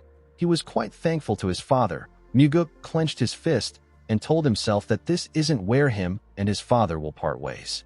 He was relieved to see that he and his father were still walking the same road. The next day, we are taken to the West Illusion Fort. We see Muguk in Yeso's office. To kill the soul-absorbing supreme demon, Muguk decided to take the third path. However, he needs 2 months to make this path work for him. Our boy decided to buy himself some time, so that the soul-absorbing supreme demon will maintain a low profile. Yeso asked Muguk about why he came to see him. Our boy revealed to him that his subordinate has been deemed innocent. He said that they couldn't find any evidence that Nung Hayu killed those people. Yeso asked Muguk to tell him why he came if all he has to do is release his subordinate. Our boy told him that he has something to say to him. Yeso asked him to speak. Muguk revealed to him that he knows he is using soul arts. The soul-absorbing supreme demon told him that he has never heard about soul arts. With a serious look on his face, our boy told him that he needs to stop using this technique. Yeso told Muguk that he has no idea about what he is talking about. His voice echoed inside the room when he said this. Our boy told Yeso that he will die if he refuses his proposal. The soul-absorbing supreme demon laughed like a madman when he heard this. The moment he did this, Muguk's words echoed inside the room. He could hear his voice from every corner. He knew that Yeso was already trying to take over his body. He released his energy and used the heavenly demon defense art to fortify himself. The soul-absorbing supreme demon was surprised to see this. Muguk told him that he won't be the one to kill him. His words echoed again in the room. Our boy did not flinch. He told Yeso that he will persuade his father to do it. He could tell that the soul-absorbing supreme demon believed that his father will never agree to it. He told him that he will go to the heavenly demon every morning and beg him to kill him. Muguk said that he will go the next day and beg his father if he refuses. He said that he will tell his father that a man who pulls out hearts from the living will only bring disgrace to their cult. Muguk told Yeso that he will meet his father every single day and convince him with every word that he knows. He told Yeso that he will make a grave mistake towards his father one day, and his father will finally kill him. Yeso smiled when he saw how serious Muguk was. The moment he smiled, the room began to spin. He asked our boy if he knows that the world he lives in is nothing more than an illusion. He told him that the place he is seeing now is the real world. Muguk struggled to put himself together. He asked Yeso if this is a world where he can cut down on drinking expenses. He told him that everything is spinning, as if he is drunk. Yeso realized that the rumors were true. He told Muguk that he heard about how he has began to rise as a hidden dragon. Immediately he said this, he appeared next to Muguk. Our boy now understood why his father came to warn him by himself. Even though Yeso was standing so close to him, Muguk couldn't tell if he was real or part of the illusion. With a smile on his face, he told the soul-absorbing supreme demon that he has no intention of ascending. He said that he wants to enjoy a long life in this world. He said that this is the reason why he wants to become stronger. Yeso was surprised to hear this. Muguk knew that this was the life philosophy pursued by the soul-absorbing supreme demon. He remembered that Yeso often spoke about this. In his old age, Yeso told Muguk that he spent his entire life striving to be strong so that no one would ever kill him. With a creepy smile on his face, Yeso told Muguk that he likes how he thinks. The moment he said this, he disappeared. When Muguk turned to the side, he saw that he was now in a grass field. Our boy quickly looked around the field. He told Yeso that this is a magnificent martial art. The soul-absorbing supreme demon said that it is a martial art that only he can use in the world. Muguk knew that he was wrong. He remembered that the Sky Heaven cult leader can also perform the same technique. He got this information while obtaining the Thunder Bell. The roots of the martial arts the Sky Heaven cult learned came from the blood sex demonic arts. The soul-absorbing supreme demon asked Muguk if he would like to live in this world. Our boy told him that he will learn the technique if he teaches him. Immediately he said this. Yeso appeared in front of him. He told him that he is very greedy. He could not believe that our boy wanted to get an ultimate martial arts for free. Muguk told him that he can obtain him too if he gives him the martial art. With a creepy look in his eyes, the soul-absorbing supreme demon told our boy that he can see right through his thoughts. He told Muguk that he can't trick him even if he is able to trick fools like the Blood Heaven Sword Demon. Muguk asked the soul-absorbing supreme demon to tell him what he is thinking since he knows everything. Yeso told him that he wants to grab him by the hair and slap him across the face. He said that Muguk wants to call him a bastard and ask him to tell him why he is not listening to him. With a smile on his face, Muguk told the soul-absorbing supreme demon that he is close. He said that he didn't get it perfectly.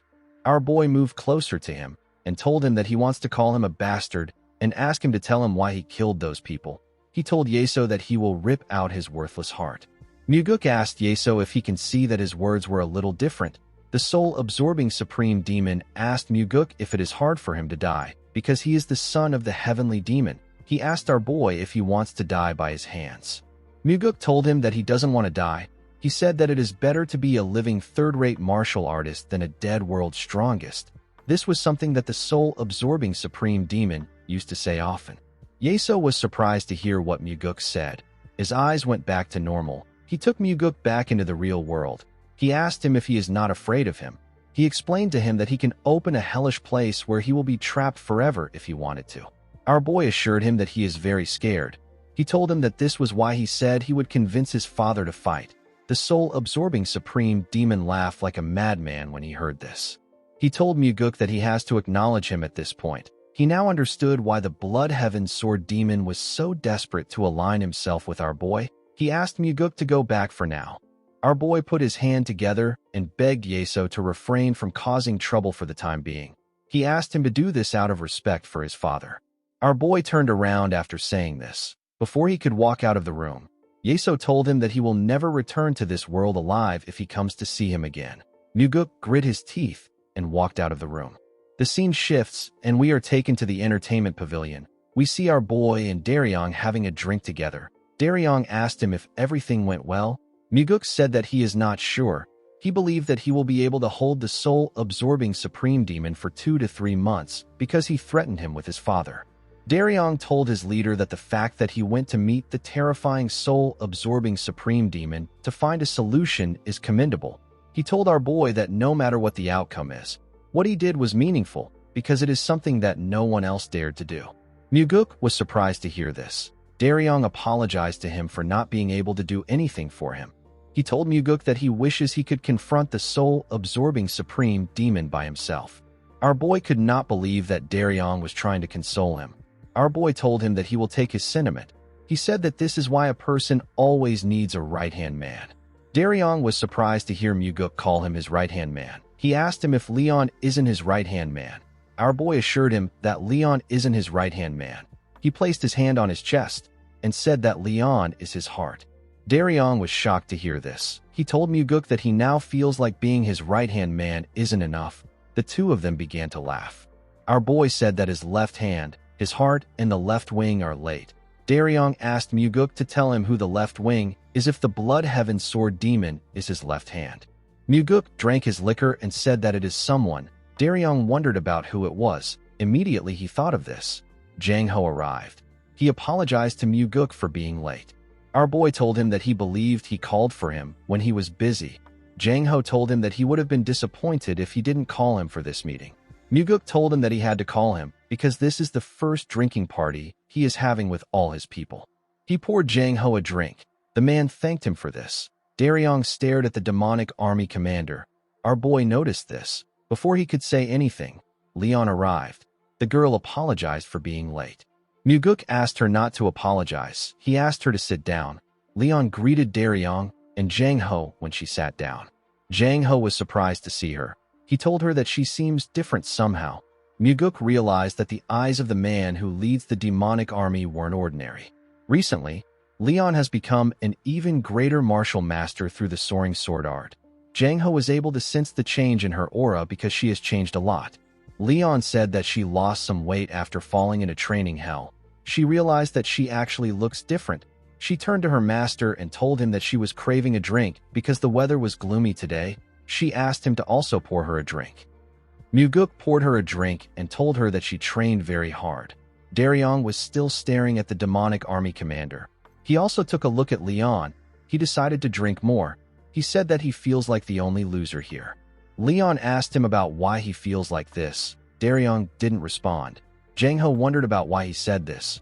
Muguk asked Daryong if he would like to learn martial arts properly. Daryong was surprised to hear this. He asked his pavilion master if he will be the one to teach him. Muguk told him that he won't be the one to teach him. Daryong asked him about who will teach him. Muguk asked him to just answer him. He asked him if he will learn if there is someone to teach him. He told him that he might not be able to make him an official disciple, but he can have someone teach him proper martial arts. Daryong asked our boy to tell him who will teach him. Muguk smiled when he heard this. Outside the entertainment pavilion, we see everyone on the street looking at someone. They were all scared of this person. The person turned out to be the Blood Heaven's sword demon. The old man seemed to be annoyed that someone asked him to come there. He said that the person is asking him to come and go at his whim. While they were talking inside the pavilion, the group hear the sound of thunder come from the sky. Daryong said that a big storm is about to break. Muguk asked him to stop wasting time. He told him that he will give him 1 minute to think it over. Daryong could not believe that our boy wanted him to decide right now. Our boy explained to him that he will never make a decision when he overthinks something like this. He told him that the offer will be off the table once tonight's drinking is over. Daryong realized that he needed to make a choice now. Jang Ho and Leon were also curious about the decision he will make. Muguk had been considering Daryong as the next Nirvana Pavilion Master. However, Daryong is too young.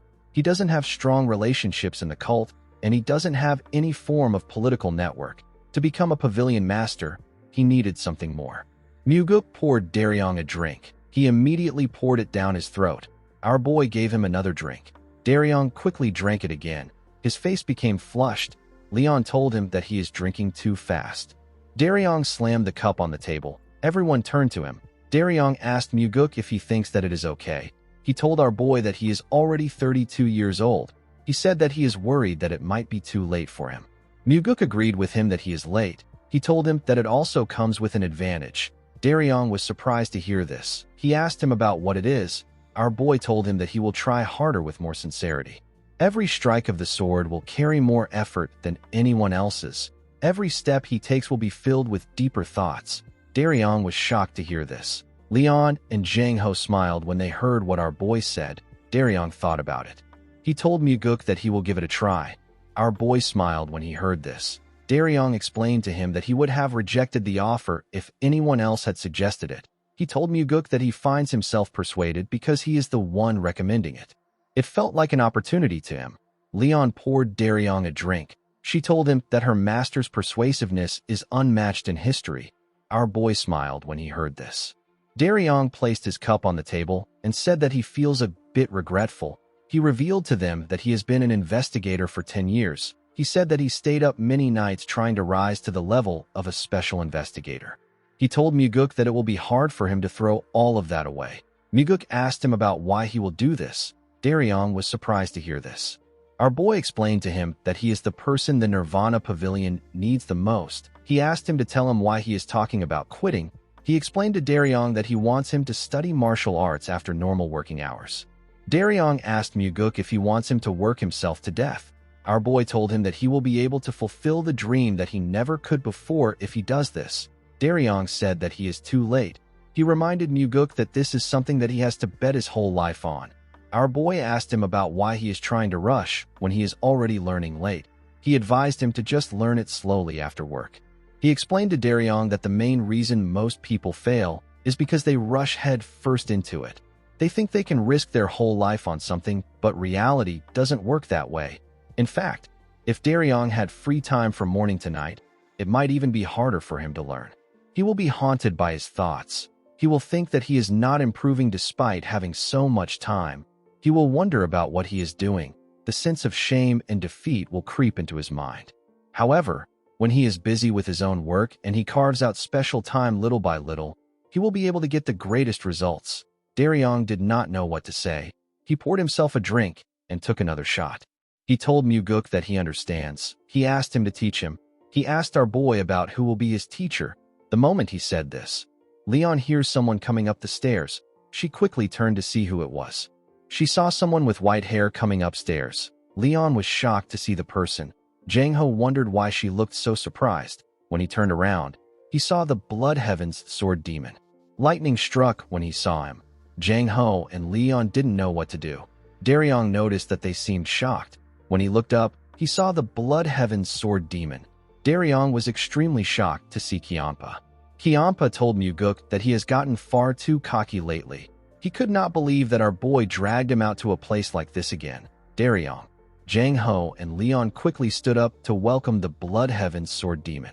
Muguk pulled out a chair and asked him to sit there. Kiampa found it odd that he was acting nice. He sat down and asked Muguk to tell him why he called him. Our boy raised a bottle and told Kiampa that there is only one reason why he would call him to a bar. He told him that he wants them to drink with him. He poured Kiampa a drink. While he was pouring the drink, he saw a weird look on Daryong's face. The man was extremely shocked. He hoped that he was thinking about the wrong thing. Muguk smiled at him to tell him that his suspicion is correct. Daryong realized that he was screwed. Jang Ho stood up and picked up a bottle. He thanked Kiampa for recommending him as the demonic army commander. He said that he finally has a chance to express his gratitude properly. Kiampa told him that it wasn't his idea. He asked Jang Ho to thank Muguk if he wants to thank someone. Muguk asked him to accept his gratitude. He told Kiampa that none of this would have been possible if it weren't for him. The Blood Heaven sword demon was surprised to hear this. He stretched out his cup and told Jang Ho that he recommended him because he believed that he can handle the position. He asked him not to worry about it. Jang Ho thanked him and poured him a drink. After he drank it, Muguk told him that he has a request to make. The Blood Heaven sword demon asked him to tell him what it is. Muguk turned to his drunk subordinate and begged Kiampa to teach him some martial arts. The Blood Heaven sword demon was surprised to hear this. He asked our boy to tell him who the twerp is. The drunk Daryong raised his head and said that he is a power-hungry, cold-blooded man who is a man among men. He said that he is only loyal to one woman. He said that he is the right-hand man of the pavilion master. With a weird look on his face, he told Kiampa that he is not a twerp. After saying this, he blacked out. Muguk began to laugh. He did not expect Daryong to say this. Jang Ho and Leon were terrified. They could not believe that Daryong spoke to the Blood Heaven's sword demon in this manner. Our boy asked Kiampa to be understanding. He told him that Daryong has had too much to drink. The Blood Heaven's sword demon could not believe that our boy wanted him to teach someone like this martial arts. He told Muguk that he hasn't killed Daryong yet because he is holding himself back for his sake. Muguk explained to him that Daryong is someone that they desperately need. Kiampa declined his request. Our boy called out to him. Kiampa declined his request again. He asked Muguk to tell him why it has to be him. Our boy revealed to him that he is the most skilled one among them. He told the Blood Heaven sword demon that he wants Daryong to learn from the best. Kiampa did not expect to hear this. The Blood Heaven sword demon informed our boy that he cannot pass down his martial arts to someone who isn't his disciple. Muguk suggested that he makes Daryong his disciple. Kiampa was surprised to hear this. Our boy explained to him that there is no one worthy to inherit his position among his current disciples. He told him that his youngest disciple might be kind-hearted, but it will be difficult for him to become the successor with his personality. Muguk asked Kianpa to tell him what he thinks of Daryong. The Blood Heaven Sword Demon said that he doesn't like him. Our boy reminded him that he has lived his whole life doing what he wanted. He asked him to try doing something that he doesn't want to do for once. Kianpa was annoyed to hear this. He told Muguk that he doesn't like Daryong. Our boy asked him to give him a reason why he doesn't like the man. The Blood Heaven Sword Demon became angrier when he heard this. He told Muguk that he simply doesn't like him. He asked our boy if he needs a reason to dislike someone. The moment he said this, Daryong told him that he doesn't like him either. Our boy was surprised to hear this. Jang Ho and Leon quickly turned to him. They were quite shocked to hear what he said. The drunk investigator stared at Kianpa. He asked the Blood Heaven Sword Demon if he will be happy if someone forces him. Leon became scared. She begged Daryong to stop talking. Daryong told Kianpa that he doesn't like him. He asked him not to dream about teaching him martial arts. He told him that it will definitely not happen. Jang Ho and Leon became more scared when they heard this.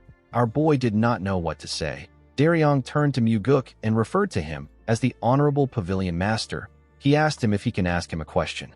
With a serious look on his face, Muguk asked him to go ahead. He told him that he will soon be murdered. He promised to answer him sincerely. Daryong asked our boy to tell him why he is throwing him at such a cold and heartless person.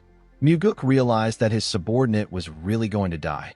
While crying, Daryong told our boy that he will break his heart if he does this. Kianpa became angrier when he heard this. He called Daryong a damn whelp. Our boy noticed that he was angry. He turned to Daryong and told him that he wants to leave him in the hands of the Blood Heaven Sword Demon so that he can learn martial arts. Daryong began to cry more when he heard this. He said that it isn't right. Jang Ho watched the grown man as he cried.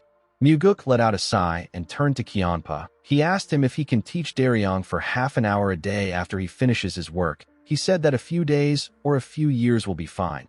He told the Blood Heaven Sword Demon that they will call the training off if he still doesn't like Daryong after the first day. Kianpa looked Muguk in his eyes. He asked him if he trusts the drunk idiot. Muguk told Kianpa that he is actually trusting him.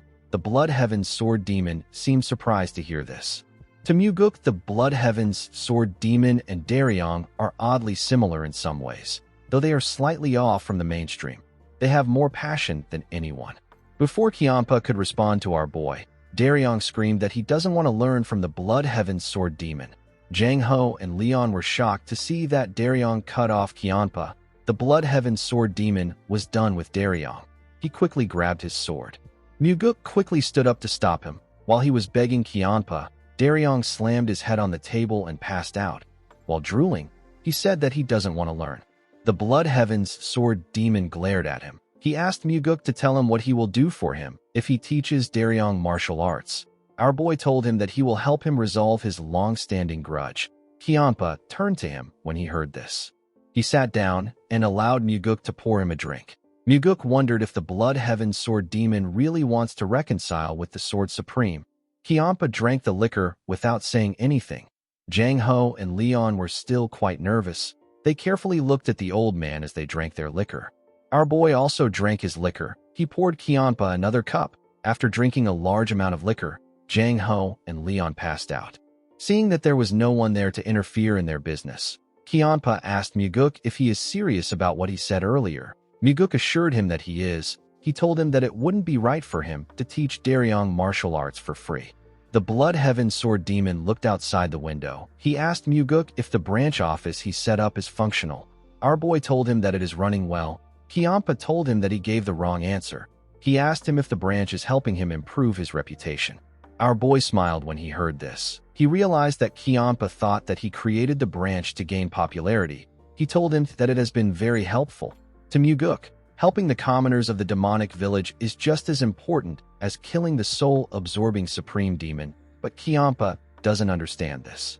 With a smile on his face, Muguk told Kianpa that he will leave Daryong in his hands. The old man was annoyed to hear this. He asked Muguk about what he will do after leaving Daryong in his care. Our boy revealed to him that he will be busy. Kianpa asked him to tell him what he will be busy doing. Muguk said that he has to think of a way to kill things that don't seem human. He said that he has to run around everywhere to find his right wing, and he still has to suck up to his father. Kianpa asked him if he is the left wing. Our boy told him that he is. He asked him if he wants to be the right wing. The Blood Heaven Sword Demon was surprised to hear this. He told Muguk that he is insane. He could not believe that our boy wanted him and the Sword Supreme to serve as his two wings. Muguk reminded the old man that he once said that he is willing to stake his fate on his madness. He told Muguk that they should devour everything with madness. Our boy asked him if he has forgotten what he said. The Blood Heaven Sword Demon told him that he didn't know he was this much of a lunatic. Muguk suggested that they go mad together. He asked Kianpa to tell him what he has to lose at this point in his life. Kianpa was annoyed to hear this. He asked Muguk if this is how he speaks to his elders. Our boy told him that he is like this because he is a lunatic. The Blood Heaven Sword Demon did not expect to hear this. Muguk poured him a drink and told him that he will be away for a few months. He asked him to look after his people while he is gone. The Blood Heaven Sword Demon told him that he understands. He drank his liquor after saying this. Although Kianpa gave him a simple response, Muguk felt assured because he agreed easily. In the next scene, we see Daryong say that he is thirsty. He said that he wants water. Someone told him that there is water next to him. Daryong opened his eyes and picked up a kettle containing water. He quickly drank the water. He was quite relieved to quench his thirst. He felt a sudden headache. He told himself that he is a dog if he ever drinks again. The moment he said this, Daryong looked around. He realized that he didn't know where he was. He wondered about who told him that the water was next to him. When he turned to the right, he saw someone standing next to a window in the room. The person was reading a book. Daryong squinted his eyes to see who it was. The person turned out to be the Blood Heaven's Sword Demon. Daryong was shocked to see Kianpa. He quickly got up. He asked Kianpa about what he is doing there. The Blood Heaven Sword Demon told him that this is his room. Daryong wondered why he was in Kianpa's room. The Blood Heaven Sword Demon revealed to him that he stood up and began to shout that he should carry him on his back when they were leaving the bar. He clung onto his pants and asked him about how he could abandon his disciple. Daryong was shocked to hear what he did. Kianpa told the investigator that it has been decades since he last allowed someone to touch him. He closed the book he was reading and told Daryong that he wants to die even though he doesn't have the courage to jump off the cliff.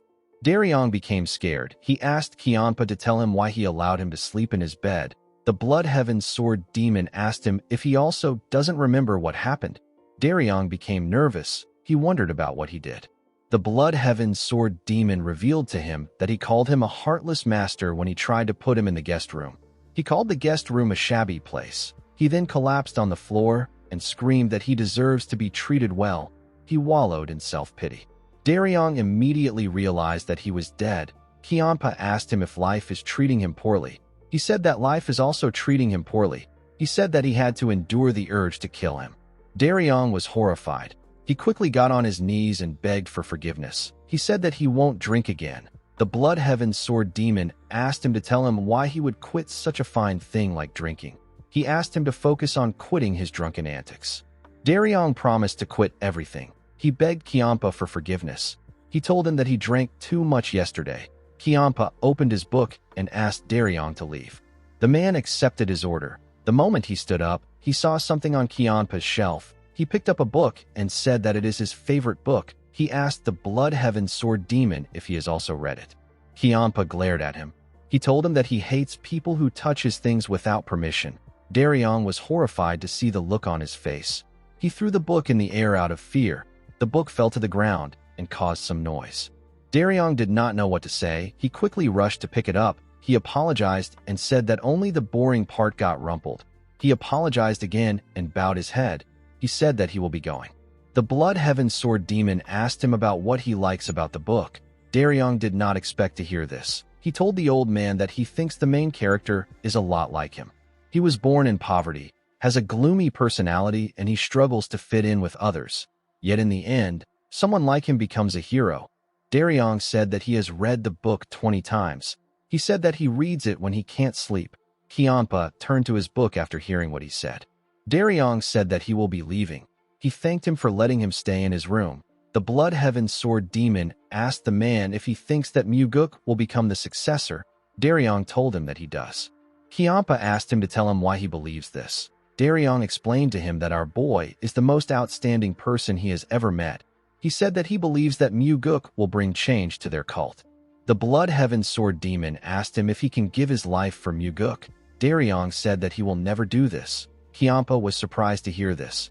He reminded the man that he just said that Muguk is an outstanding person. Daryong explained to him that he is not someone who can sacrifice himself for others. Kiampa did not expect to hear this. He gently smiled. He ordered Daryong to go wait in the courtyard. The investigator did not expect this. He accepted the order. While waiting outside, Daryong wondered if the Blood Heaven Sword Demon was going to use this as an opportunity to beat him up for saying that he won't die for his pavilion master. He wondered if he should have said that he will die for Muguk. While he was thinking, someone threw a huge sword at him. The sword landed on the ground. The Blood Heaven Sword Demon was the one who threw it at him. He asked Daryong to pick it up.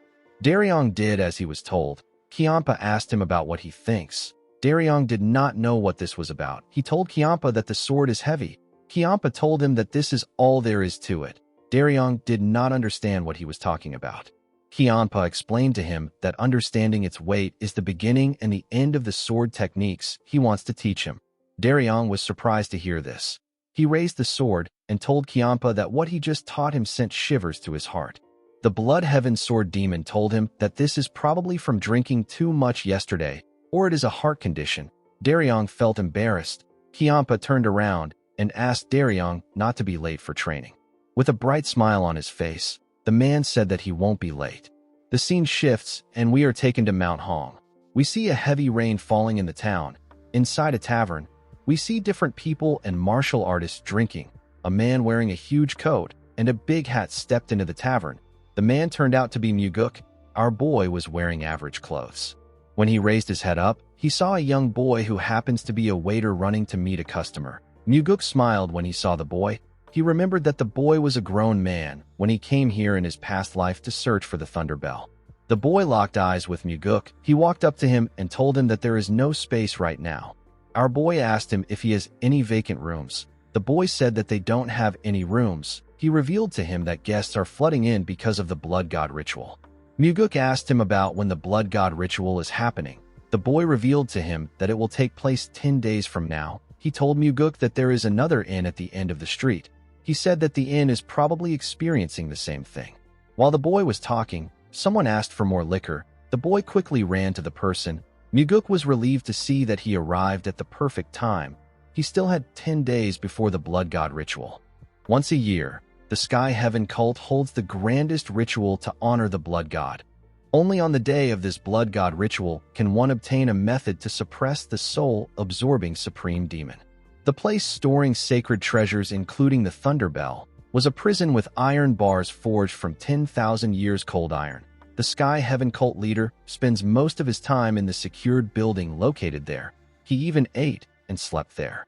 However, it wasn't just the cult leader that was there. There was someone else who guarded the sacred treasures as well.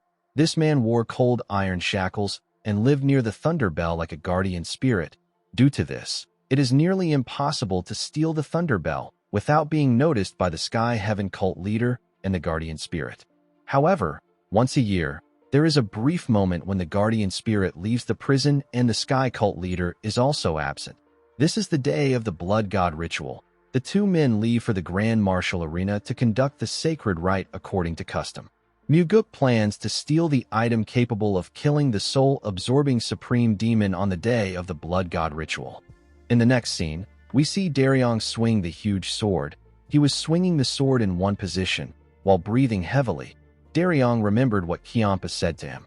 The Blood Heaven Sword Demon taught the man how to hold and swing his sword. He turned around and ordered Daryong to swing it 1,000 times. Daryong was shocked to hear this. While swinging the sword, the man wondered if he will be able to swing this heavy sword 1,000 times without using internal energy. He felt like his arms were going to fall off. After swinging the sword for a while, Daryong fell to his knees. He struggled to catch his breath. He wondered if he made a mistake by accepting to learn martial arts. Normally, he would be lying comfortably at home, reading a book around this time. While thinking, Daryong remembered Muguk telling him that he will have to do his best since he is starting late. The man grit his teeth when he heard this. As sweat dripped on his clothes, Daryong put himself together and pushed himself up. While breathing heavily, he raised his sword and began to swing it. He told himself that he won't be able to face the pavilion master if he gets kicked out without completing the first day's training. Later in the evening, We see Daryong make his 1,000th swing with all his might. He dropped the sword and fell to the ground. The cloths which he wrapped around his hands were covered in blood. Even the ground was stained with his blood. Daryong was relieved to see that he completed the training. While he was putting himself together, he heard someone ask him to quit if it is too hard.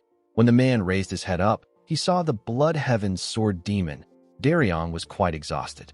He told Kiampa that he is not going to quit. The old man asked him for his reason. Daryong told him that he will never get an opportunity like this again in his lifetime. Kiampa asked him if he is aware of the fact that he will never pass down his martial arts to anyone.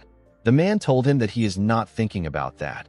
He explained to him that the opportunity he mentioned is the chance to simply learn any martial arts from him. With a smile on his face, he said that he wants to be able to tell his future child that he once learned from the great Blood Heaven's sword demon. He said that this is enough for him.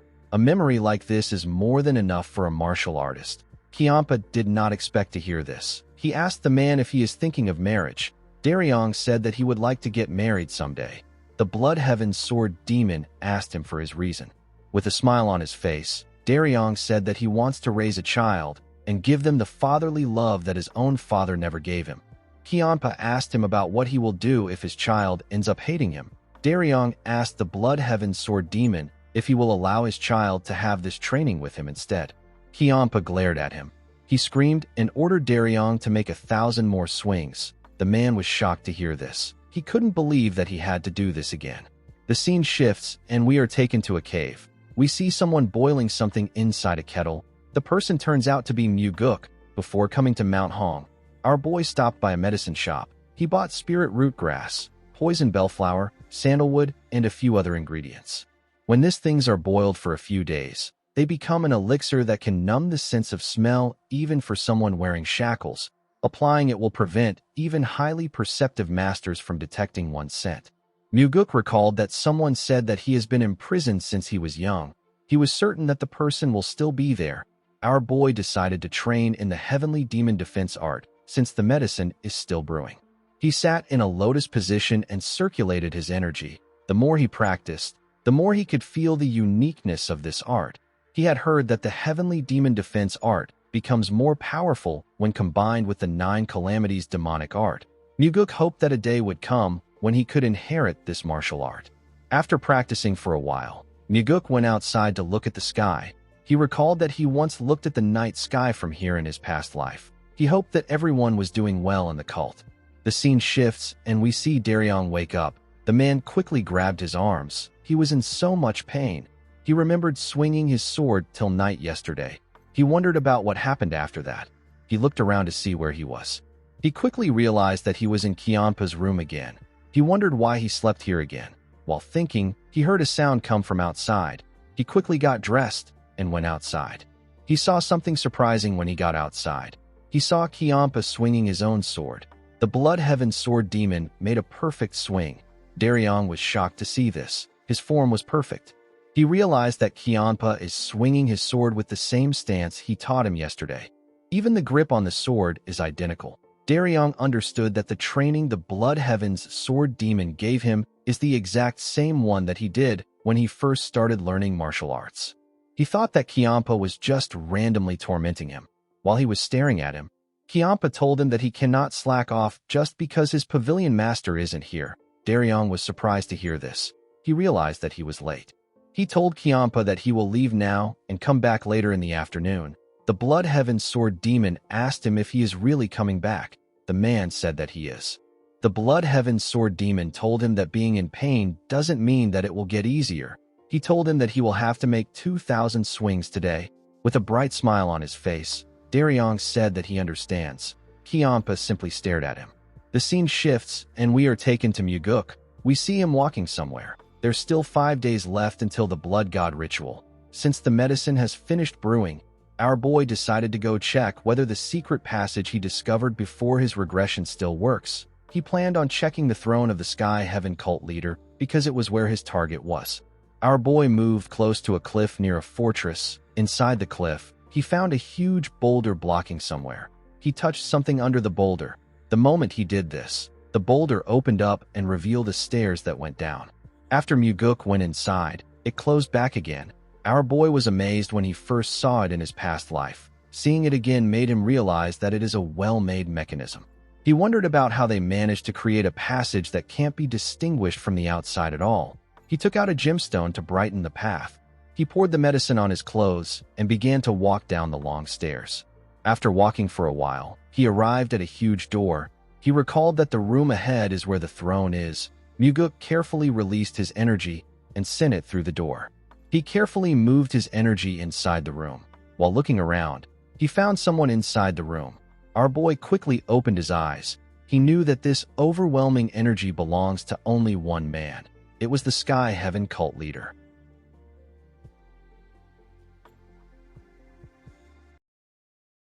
Guys, we have come to the end of our video. If you guys want more of this recap, let me know in the comments section. Don't forget to like and smash that subscribe button for more recaps. See you guys later.